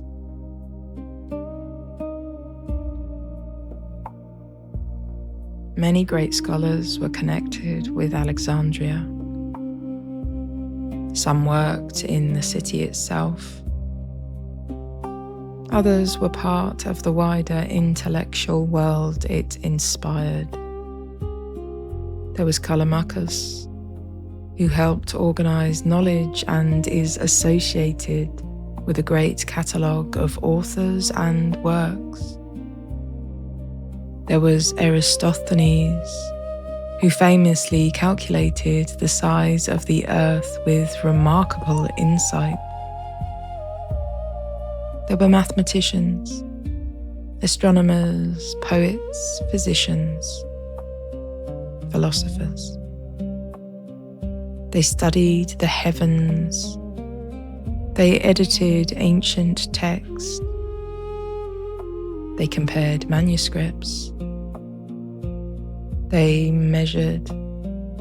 They translated. They asked how the world was shaped. They tried to understand language, nature, number, history, and the stars. Alexandria was not perfect. It was supported by kings. It belonged to a world of power, hierarchy, and empire. But it also carried an idea that still feels deeply human, that knowledge matters, that learning should be gathered, that memory can be protected, that a city can become brighter when it makes room for thought. The fate of the library is one of history's great mysteries. Many people imagine one terrible fire, one night of flames, one moment when the whole ancient world was lost. But the truth seems less simple. There were fires, wars, political struggles, changes in royal support, damage to the city, the slow weakening of institutions. Scrolls are fragile. Libraries need care. Scholars need patrons and buildings need protection. Knowledge can be lost suddenly, but it can also fade slowly. A room closed, a shelf neglected, a scroll uncopied, a scholar gone, a city changing around an institution that once stood at its heart. Julius Caesar's fire in Alexandria in 48 BCE may have destroyed many scrolls.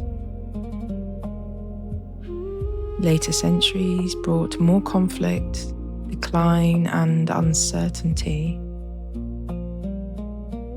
The exact ending is difficult to trace, and perhaps that is why the library feels so haunting. We don't know precisely when the last scroll disappeared. We only know that the great library did not survive.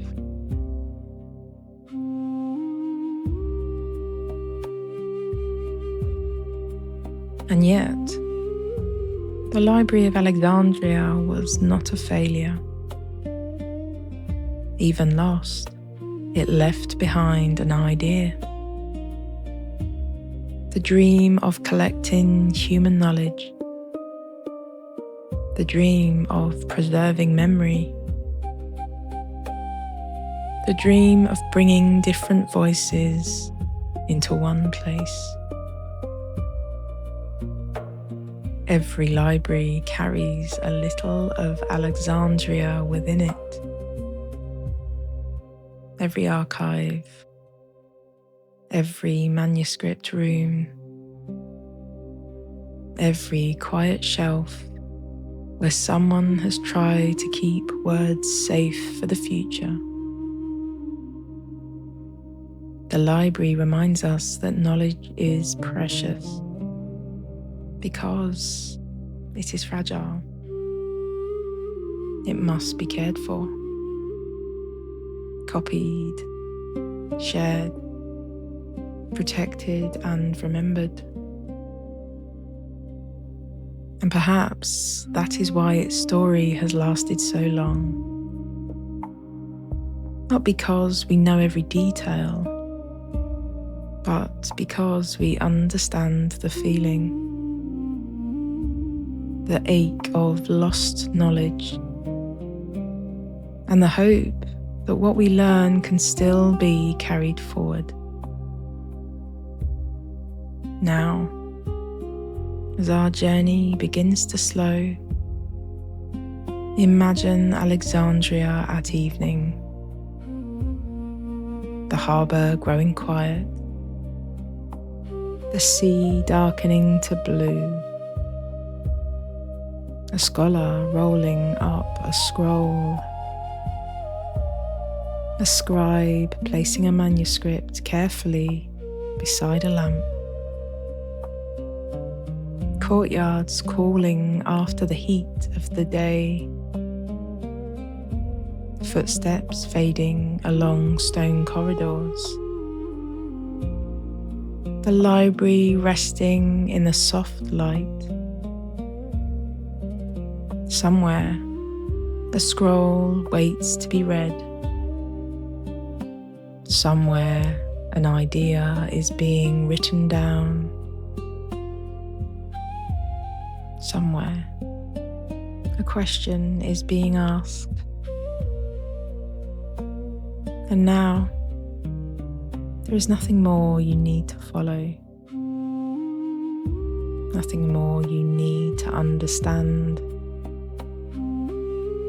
Nothing more you need to carry. The scrolls can rest. The lamps can dim. The old city can grow quiet beside the sea. Your shoulders can soften. Your jaw can loosen. Your eyes can grow heavy.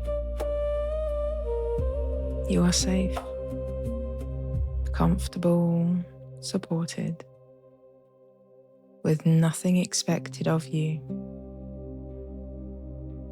Let the harbour fade into moonlight. Let the library become still. Let the ancient words drift gently into the dark. And let yourself drift with them. You don't need to hear the ending. Let the ancient words drift gently into the dark, and let yourself drift with them. You don't need to hear the ending. If you'd like another sleepy history journey, there will always be one waiting for you here. Good night, my friends.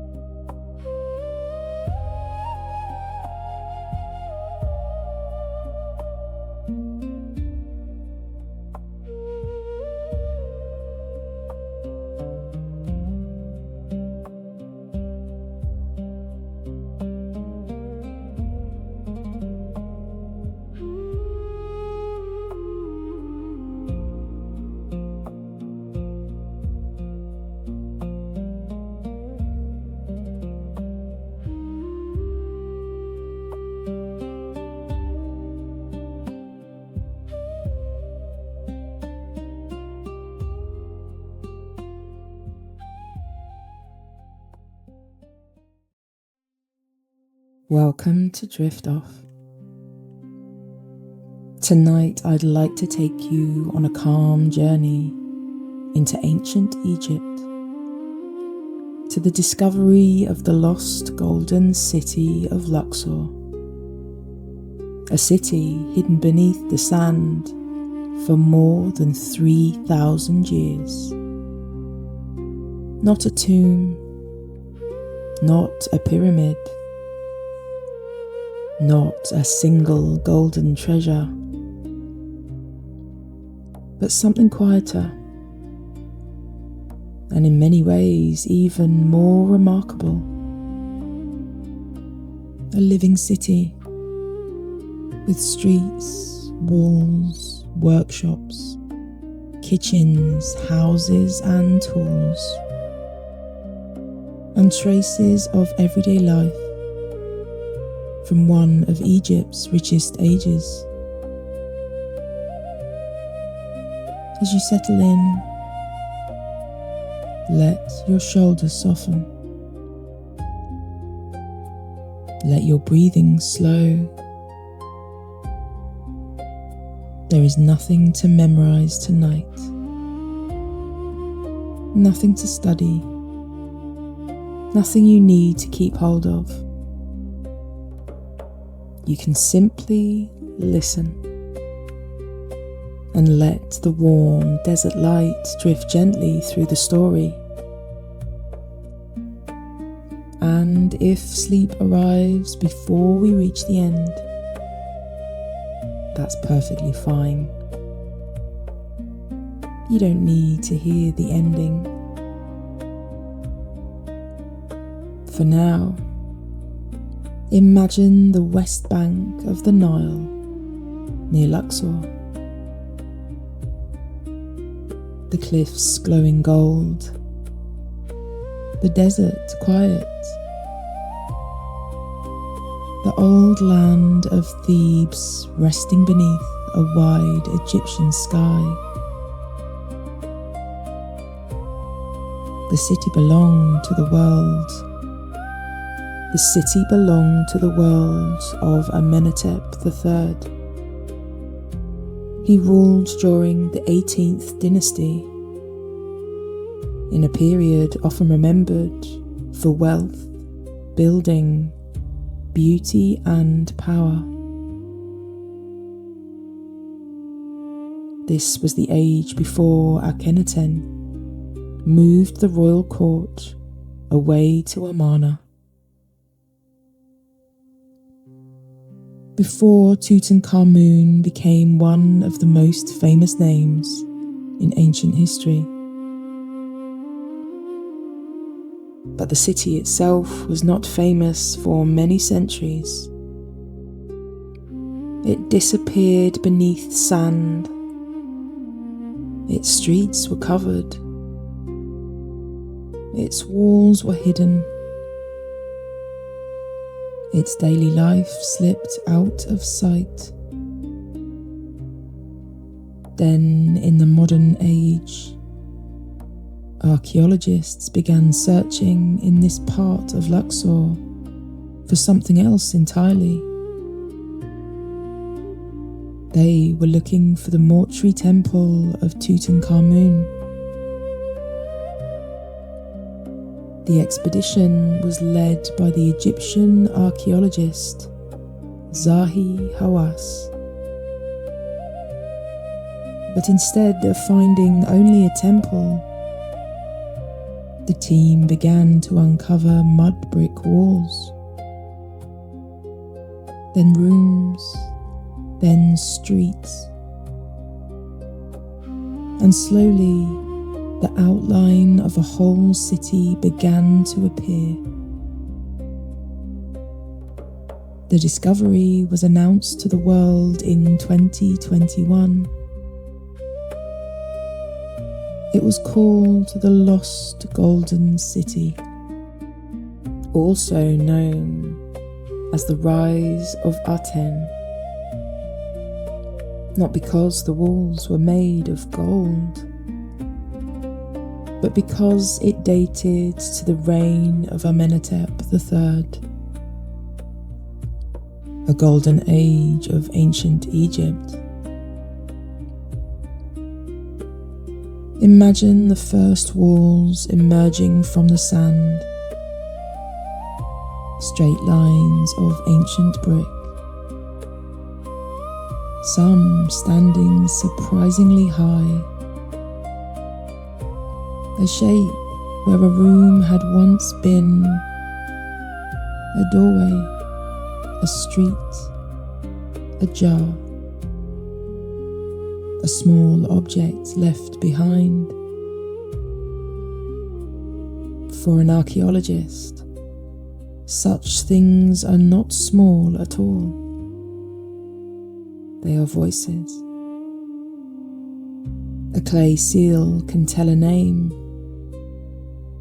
A pot can tell what was stored. A kitchen can tell how people ate. And a workshop can tell what they made. This is why the discovery mattered so much. The Lost Golden City was not only about royal history, it was about daily life. The kind of life that often disappears first. The workers, the makers, the bakers, the families,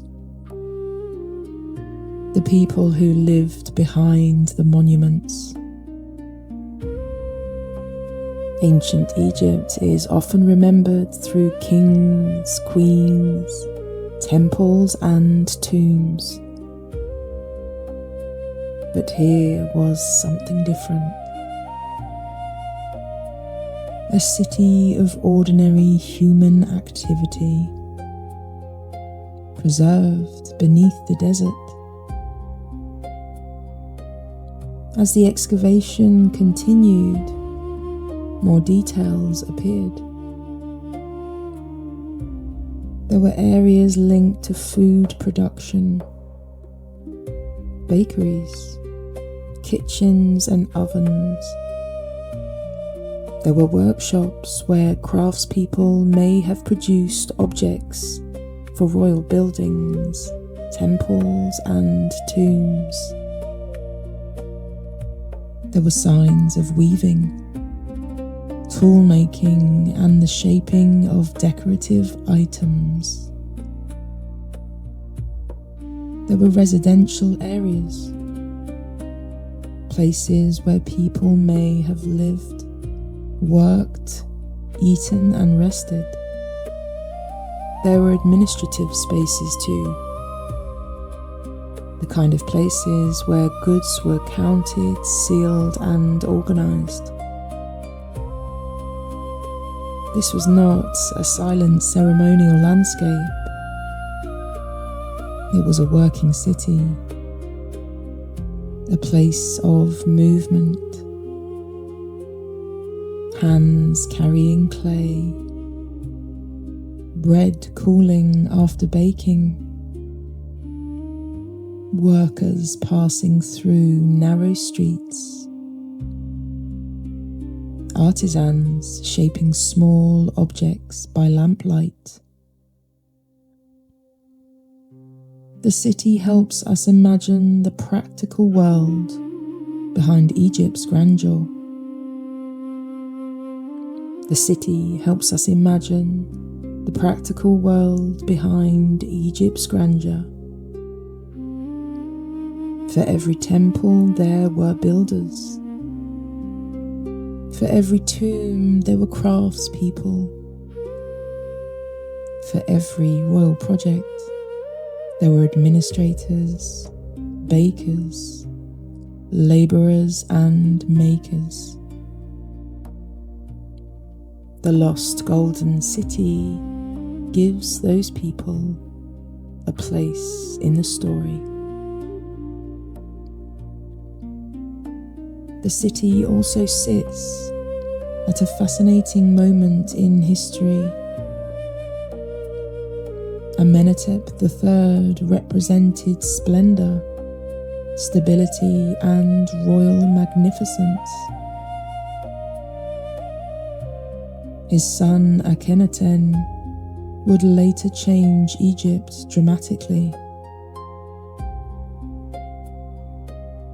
Akhenaten focused worship on the sun god Aten, changed his name, and moved the royal centre to Amarna.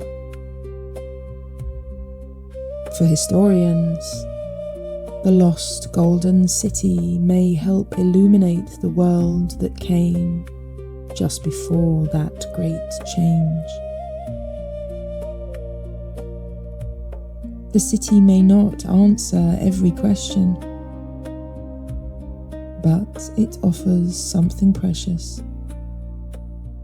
A snapshot, a moment preserved, a piece of Egypt before a religious and artistic revolution altered the court. And perhaps that is part of its quiet power. It shows not only what changed, but what was left behind. Now imagine the city at sunset in its own time. The sand warm beneath the feet, mud brick walls glowing softly. A worker closing a storeroom, a baker brushing ash from an oven, a scribe pressing a seal into clay. Beyond the city, the Nile moves slowly through the valley. Beyond the river, the desert waits. And above it all, the same stars begin to appear. Then imagine the city many centuries later, silent and buried, forgotten by almost everyone. The walls still there, The broom's still there. The jar's still there. The small traces still waiting beneath the ground. Until one day, sand is moved, a wall appears, a street returns, and a city that had slept for more than 3,000 years begins to wake.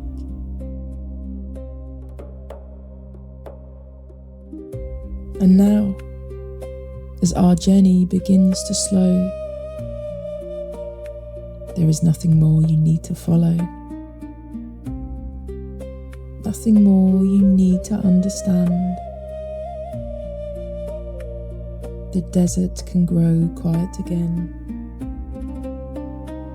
The old walls can fade into shadow. Your shoulders can soften. Your jaw can loosen. Your eyes can grow heavy. You are safe, comfortable, supported, with nothing expected of you. Let the city sleep beneath the stars. Let the Nile move gently through the dark. Let the warm sand settle, and let yourself drift. You don't need to hear the ending.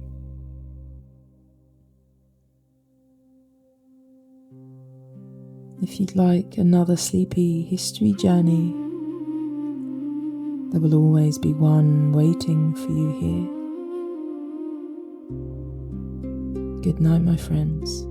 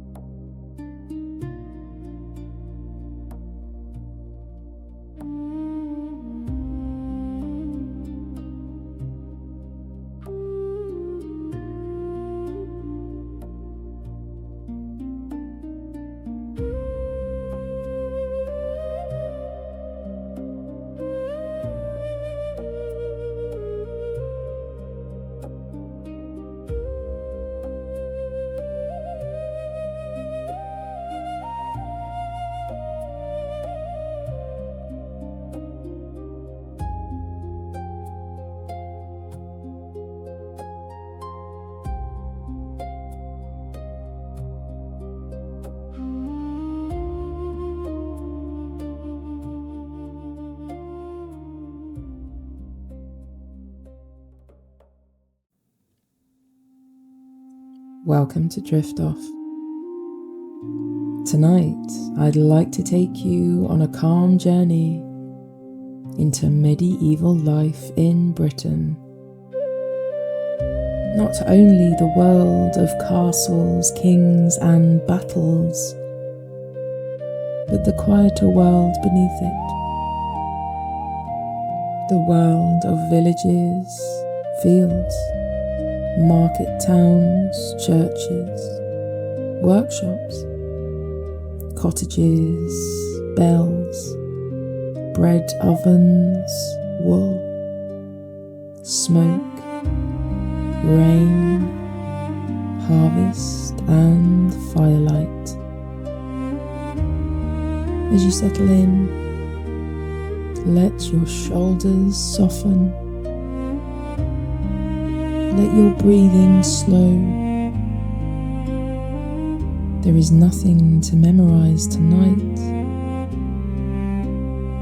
nothing to study, nothing you need to keep hold of. You can simply listen, and let the medieval world appear gently in your imagination. And if sleep arrives before we reach the end, that is perfectly fine. You don't need to hear the ending. For now, imagine Britain many hundreds of years ago. Green fields, wooded hills, narrow lanes, stone churches and thatch roofs, and small communities living close to the land. For most people in medieval Britain, life was rural. The village was the centre of the world. A cluster of cottages, a church, a manor house nearby, fields stretching outward, pasture for animals, woodland for fuel, building materials and grazing. The year moved with the seasons. Spring meant ploughing and sowing. Summer meant haymaking. Autumn meant harvest. Winter meant mending, storing, waiting and staying close to the hearth. Most people worked the land in some form. They grew grain, kept animals, gathered firewood, repaired fences, carried water, spun wool and baked bread. They watched the weather carefully. Weather mattered deeply.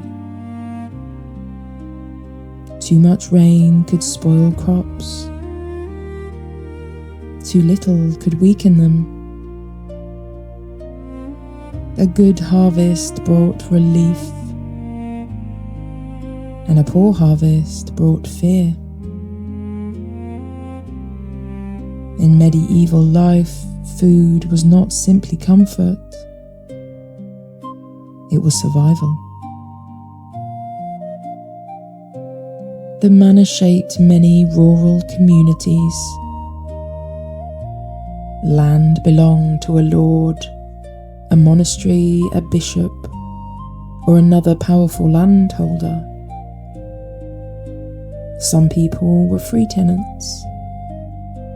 Others were villeins or serfs, owing labour, rent, or services. Life was not equal. A lord's hall, a peasant cottage, and a monastic estate all belonged to the same world, but not to the same experience. Still, medieval villages were not lifeless places. They were full of activity. A blacksmith hammering iron, a miller grinding grain, a shepherd watching sheep, children carrying sticks or chasing birds from seed,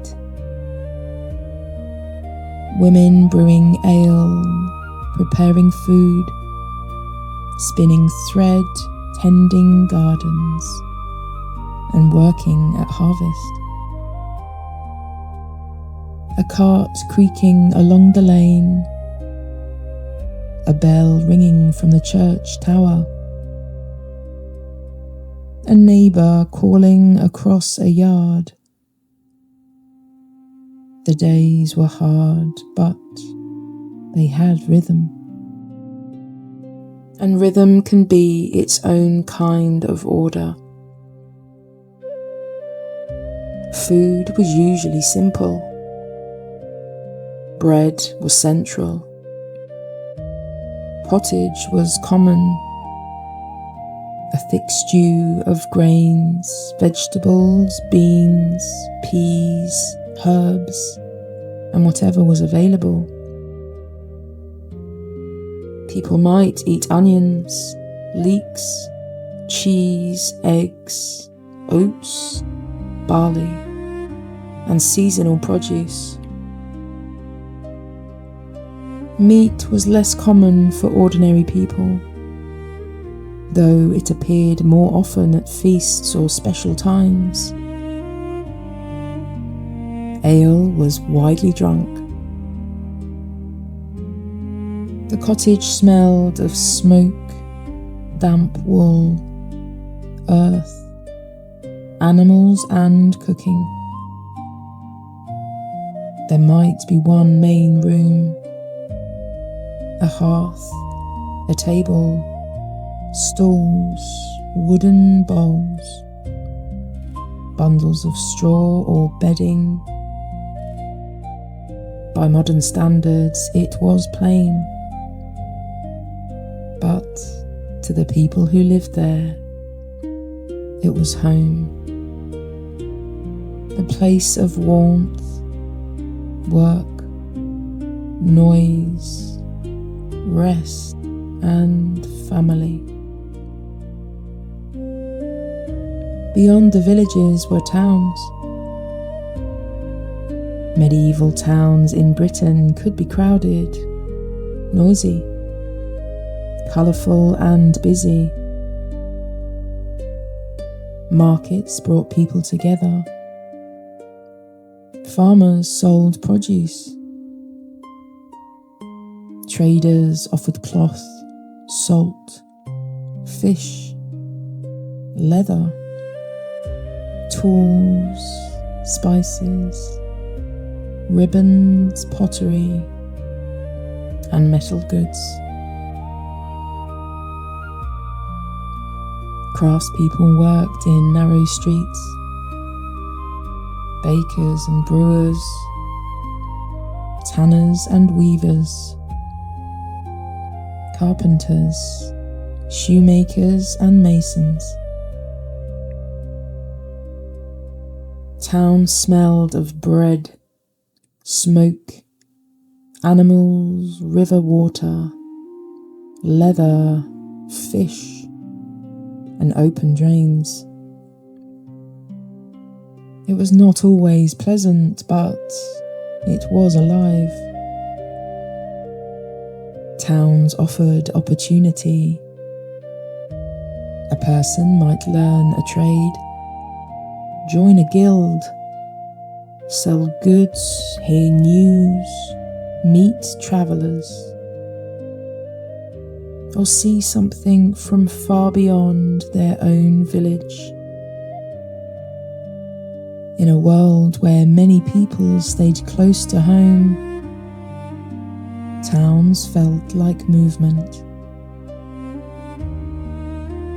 The church was at the centre of medieval life.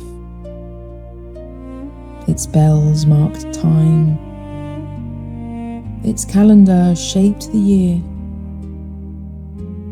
Baptism, marriage, confession, feast days, fast days, funerals, saints' days, and holy seasons all gave structure to life.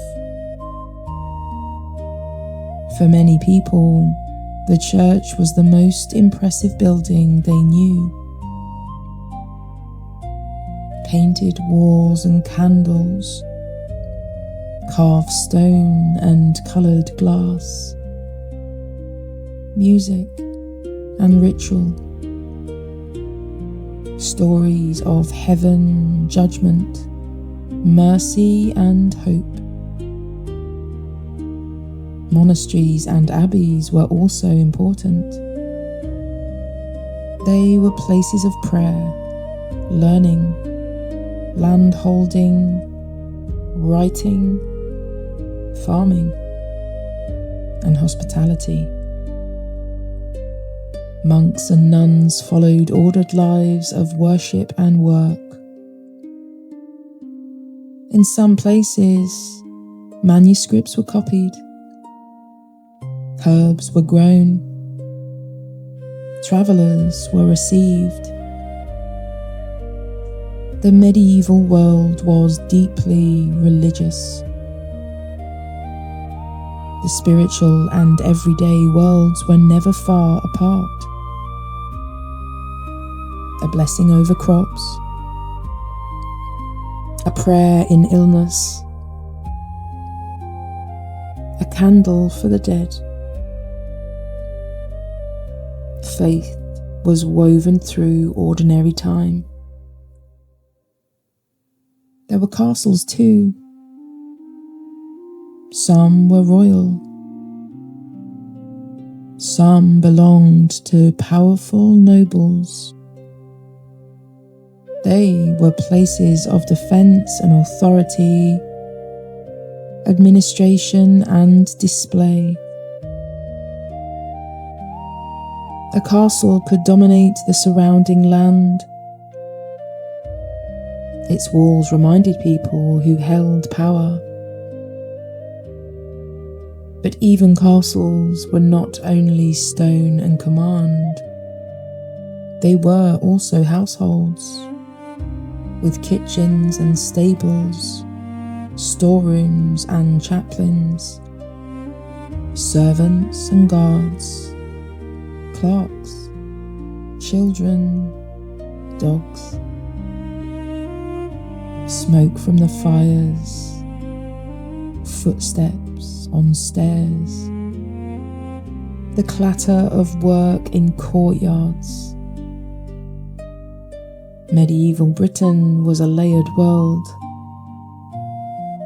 The powerful and the poor did not live the same lives, but their worlds touched constantly through labour, rent, law, markets, religion, and obligation.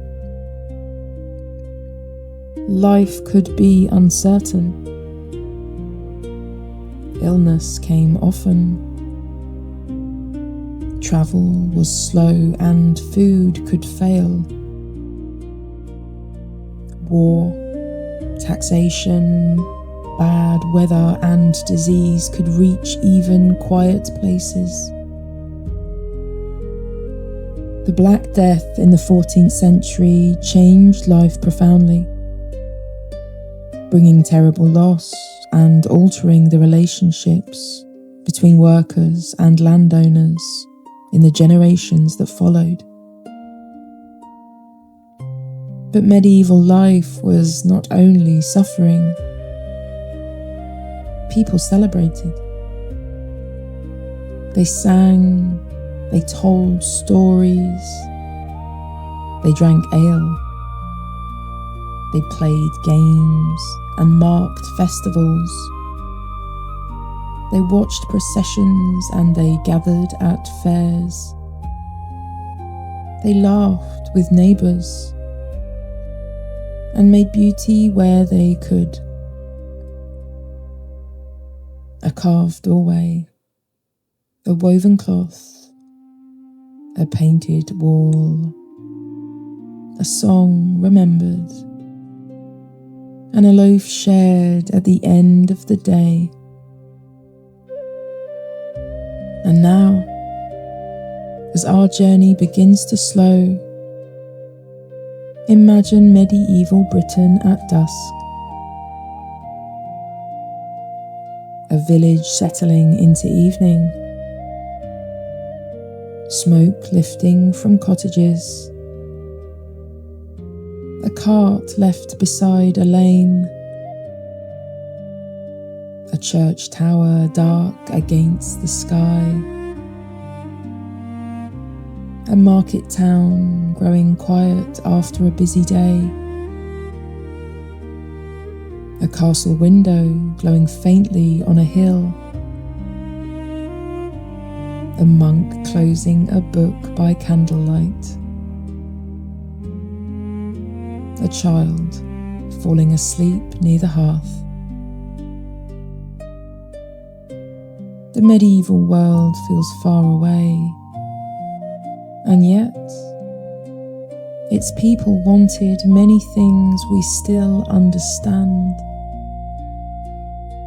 food, warmth, safety and belonging, work that mattered, rest after tiredness, hope in difficult times, and the light in the dark. And now there is nothing more you need to follow, nothing more you need to understand, nothing more you need to carry. The village can fade into moonlight. The town can grow still. The bells can become quiet. Your shoulders can soften. Your jaw can loosen. Your jaw can loosen. Your eyes can grow heavy. You are safe, comfortable, supported, with nothing expected of you. Let the old roads drift away. Let the hearth fires burn low. Let the medieval night settle softly over the fields, and let yourself drift. You don't need to hear the ending. If you'd like another sleepy history journey, there will always be one waiting for you here. Good night, my friends.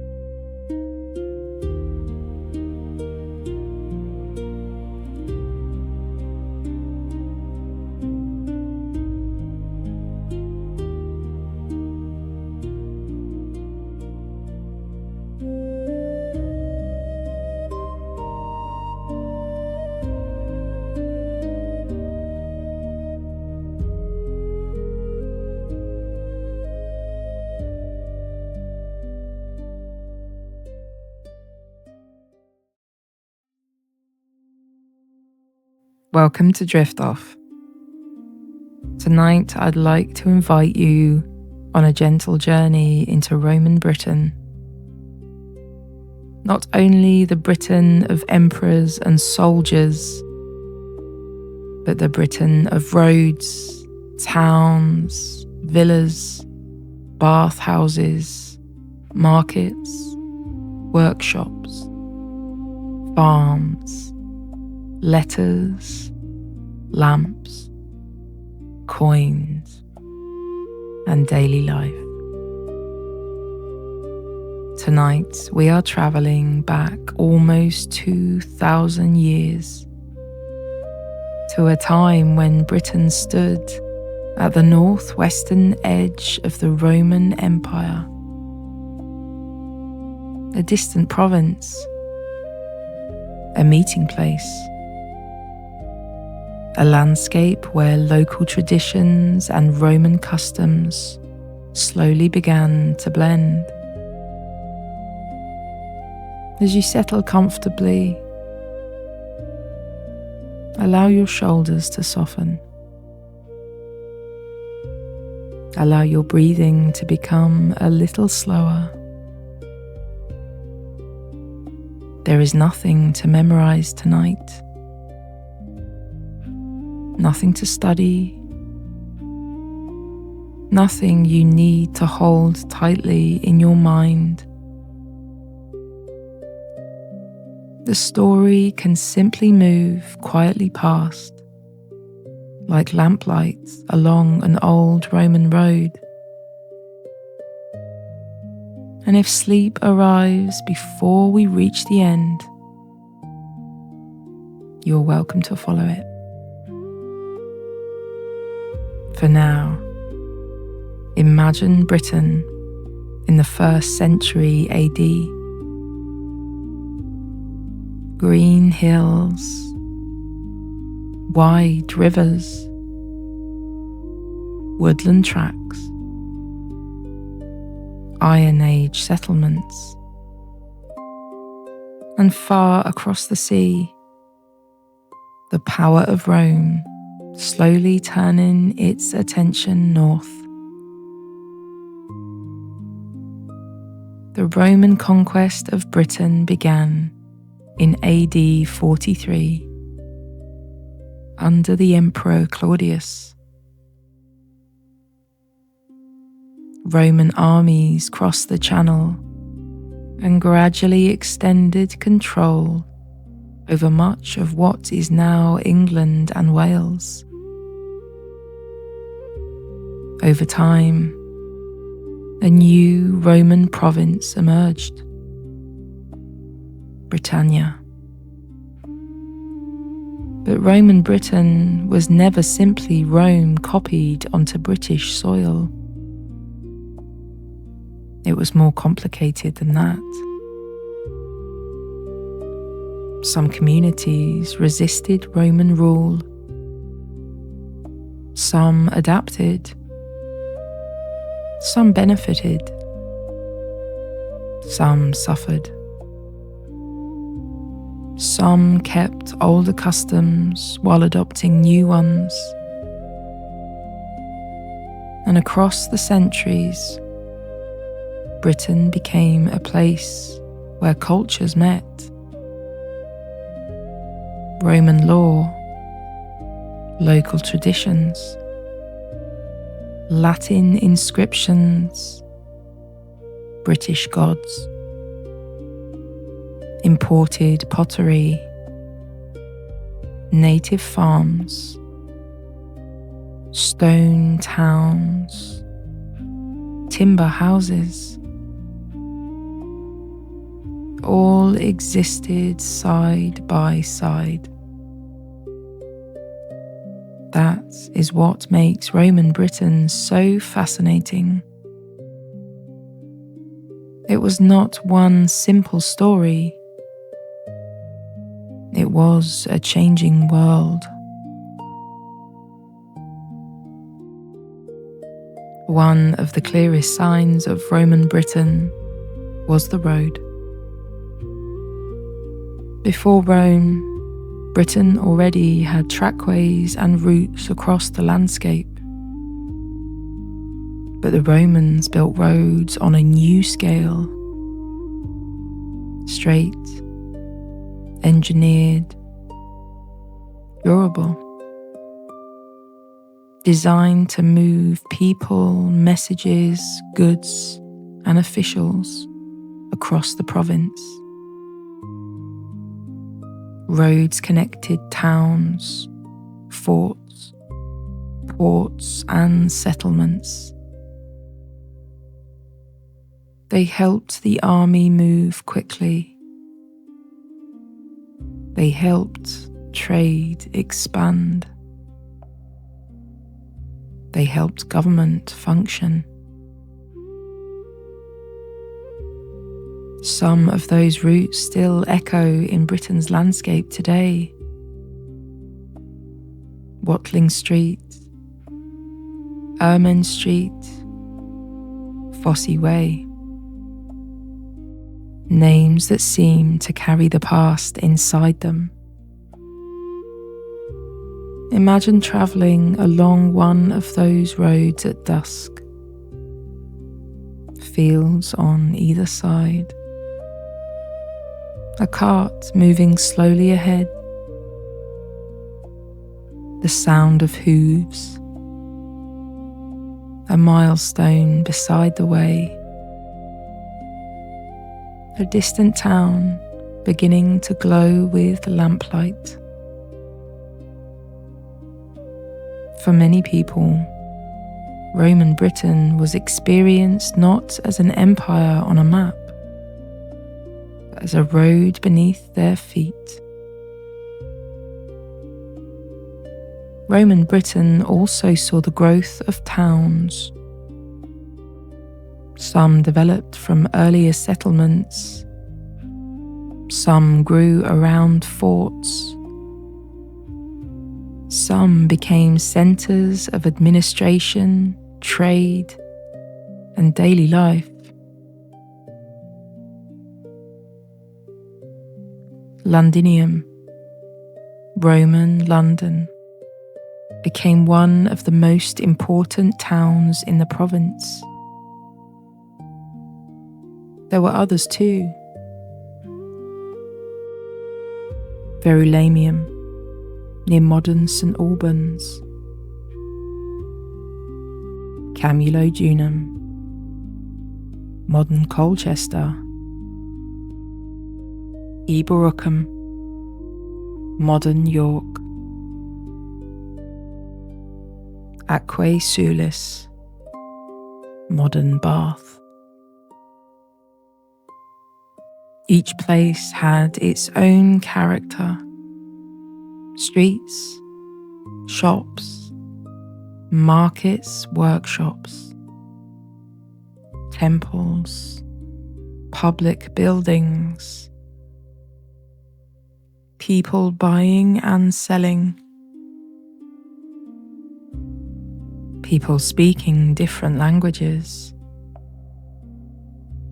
people arriving from different parts of the empire. A merchant might sell oil, wine, or pottery. A craftsperson might shape metal or leather. A traveller might stop at an inn. A child might run through a courtyard. A clerk might scratch words onto a wax tablet. The towns of Roman Britain were not silent ruins then. They were living places. Busy, useful, ordinary, full of human voices. Not everyone in Roman Britain lived in a town. Most people still lived in the countryside. Farming remained central to life. Fields had to be worked. Animals cared for. Food grown, stored, cooked and traded. Some wealthy people lived in villas. These could include mosaic floors, painted walls, heated rooms and bath suites. But such comfort was not the everyday experience of everyone. Many people lived more simply, in farmsteads, in villages, in modest homes built from local materials. Roman Britain was a land of contrasts. A fine villa with decorated rooms might stand within reach of smaller rural settlements. Imported goods might sit beside handmade local pottery. A Latin inscription might appear in a landscape where older languages and customs continued. The Roman world arrived in Britain, but Britain did not vanish. Instead, the two slowly met. One of the most famous places in Roman Britain was Aquae Sulis, modern Bath. There, warm natural springs had been sacred before the Romans arrived. The Romans built a bathing complex and temple around them. They associated the local goddess Sulis with the Roman goddess Minerva. Sulis Minerva, a perfect example of how Roman and local beliefs could blend. Bathing was not only about washing, it was social, relaxing, ritual, a place to meet, to talk, to rest, to move through warm rooms, hot rooms, cool rooms, and quiet pools. Elsewhere in Britain, people worshipped many gods. Roman gods, local gods, household spirits, Eastern gods brought by soldiers and travellers from across the empire. Religious life in Roman Britain was varied and layered, much like the province itself.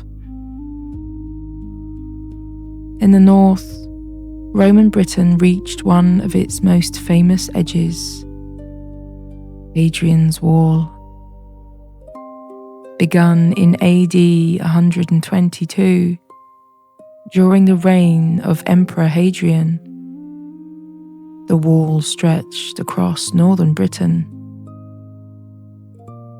It was not only a wall, it was a frontier system.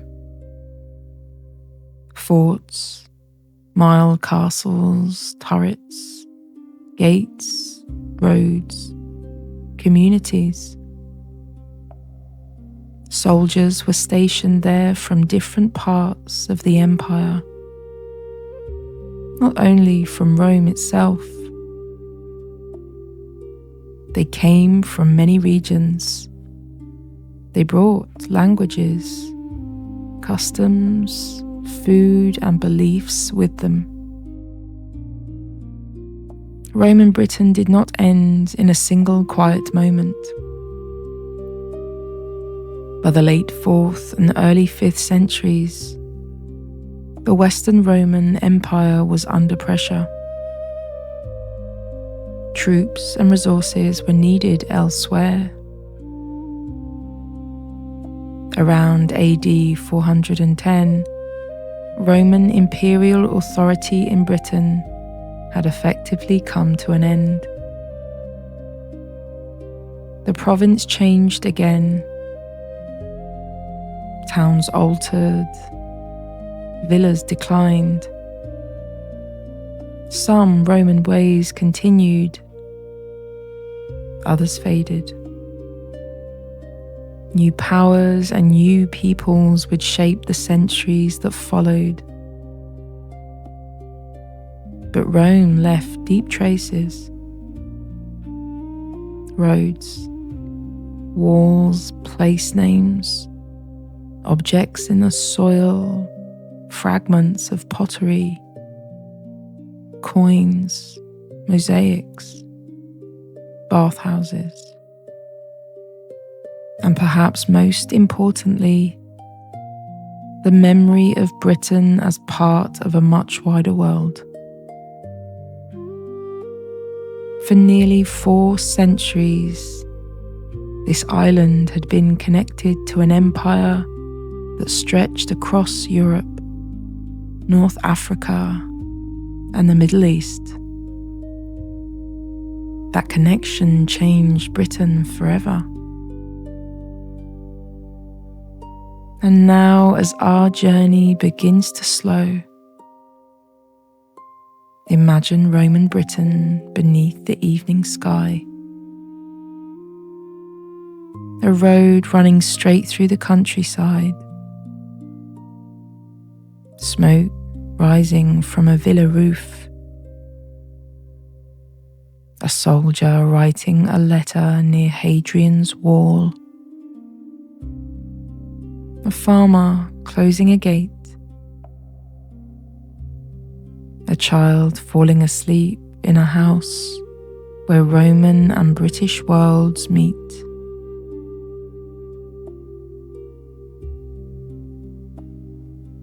And now, perhaps, your own thoughts are beginning to quiet. Perhaps your breathing has become a little slower, a little deeper, a little easier.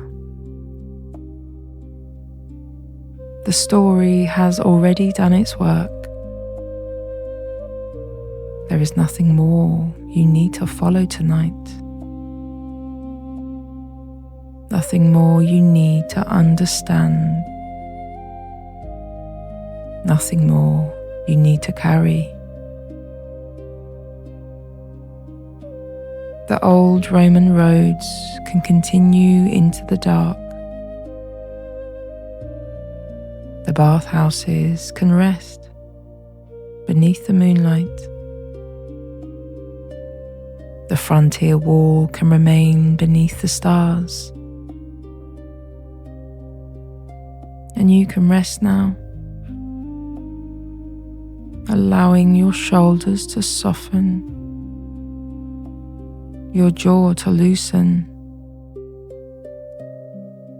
and the muscles around your eyes to relax. You are safe, comfortable, supported. You're allowed to let go. You're allowed to become sleepy. You're allowed to drift. Somewhere in the quiet dark, an old road runs through the countryside. The lamps have dimmed. The town is still. The night is calm. And you can drift with it. You don't need to hear the ending. You can simply rest.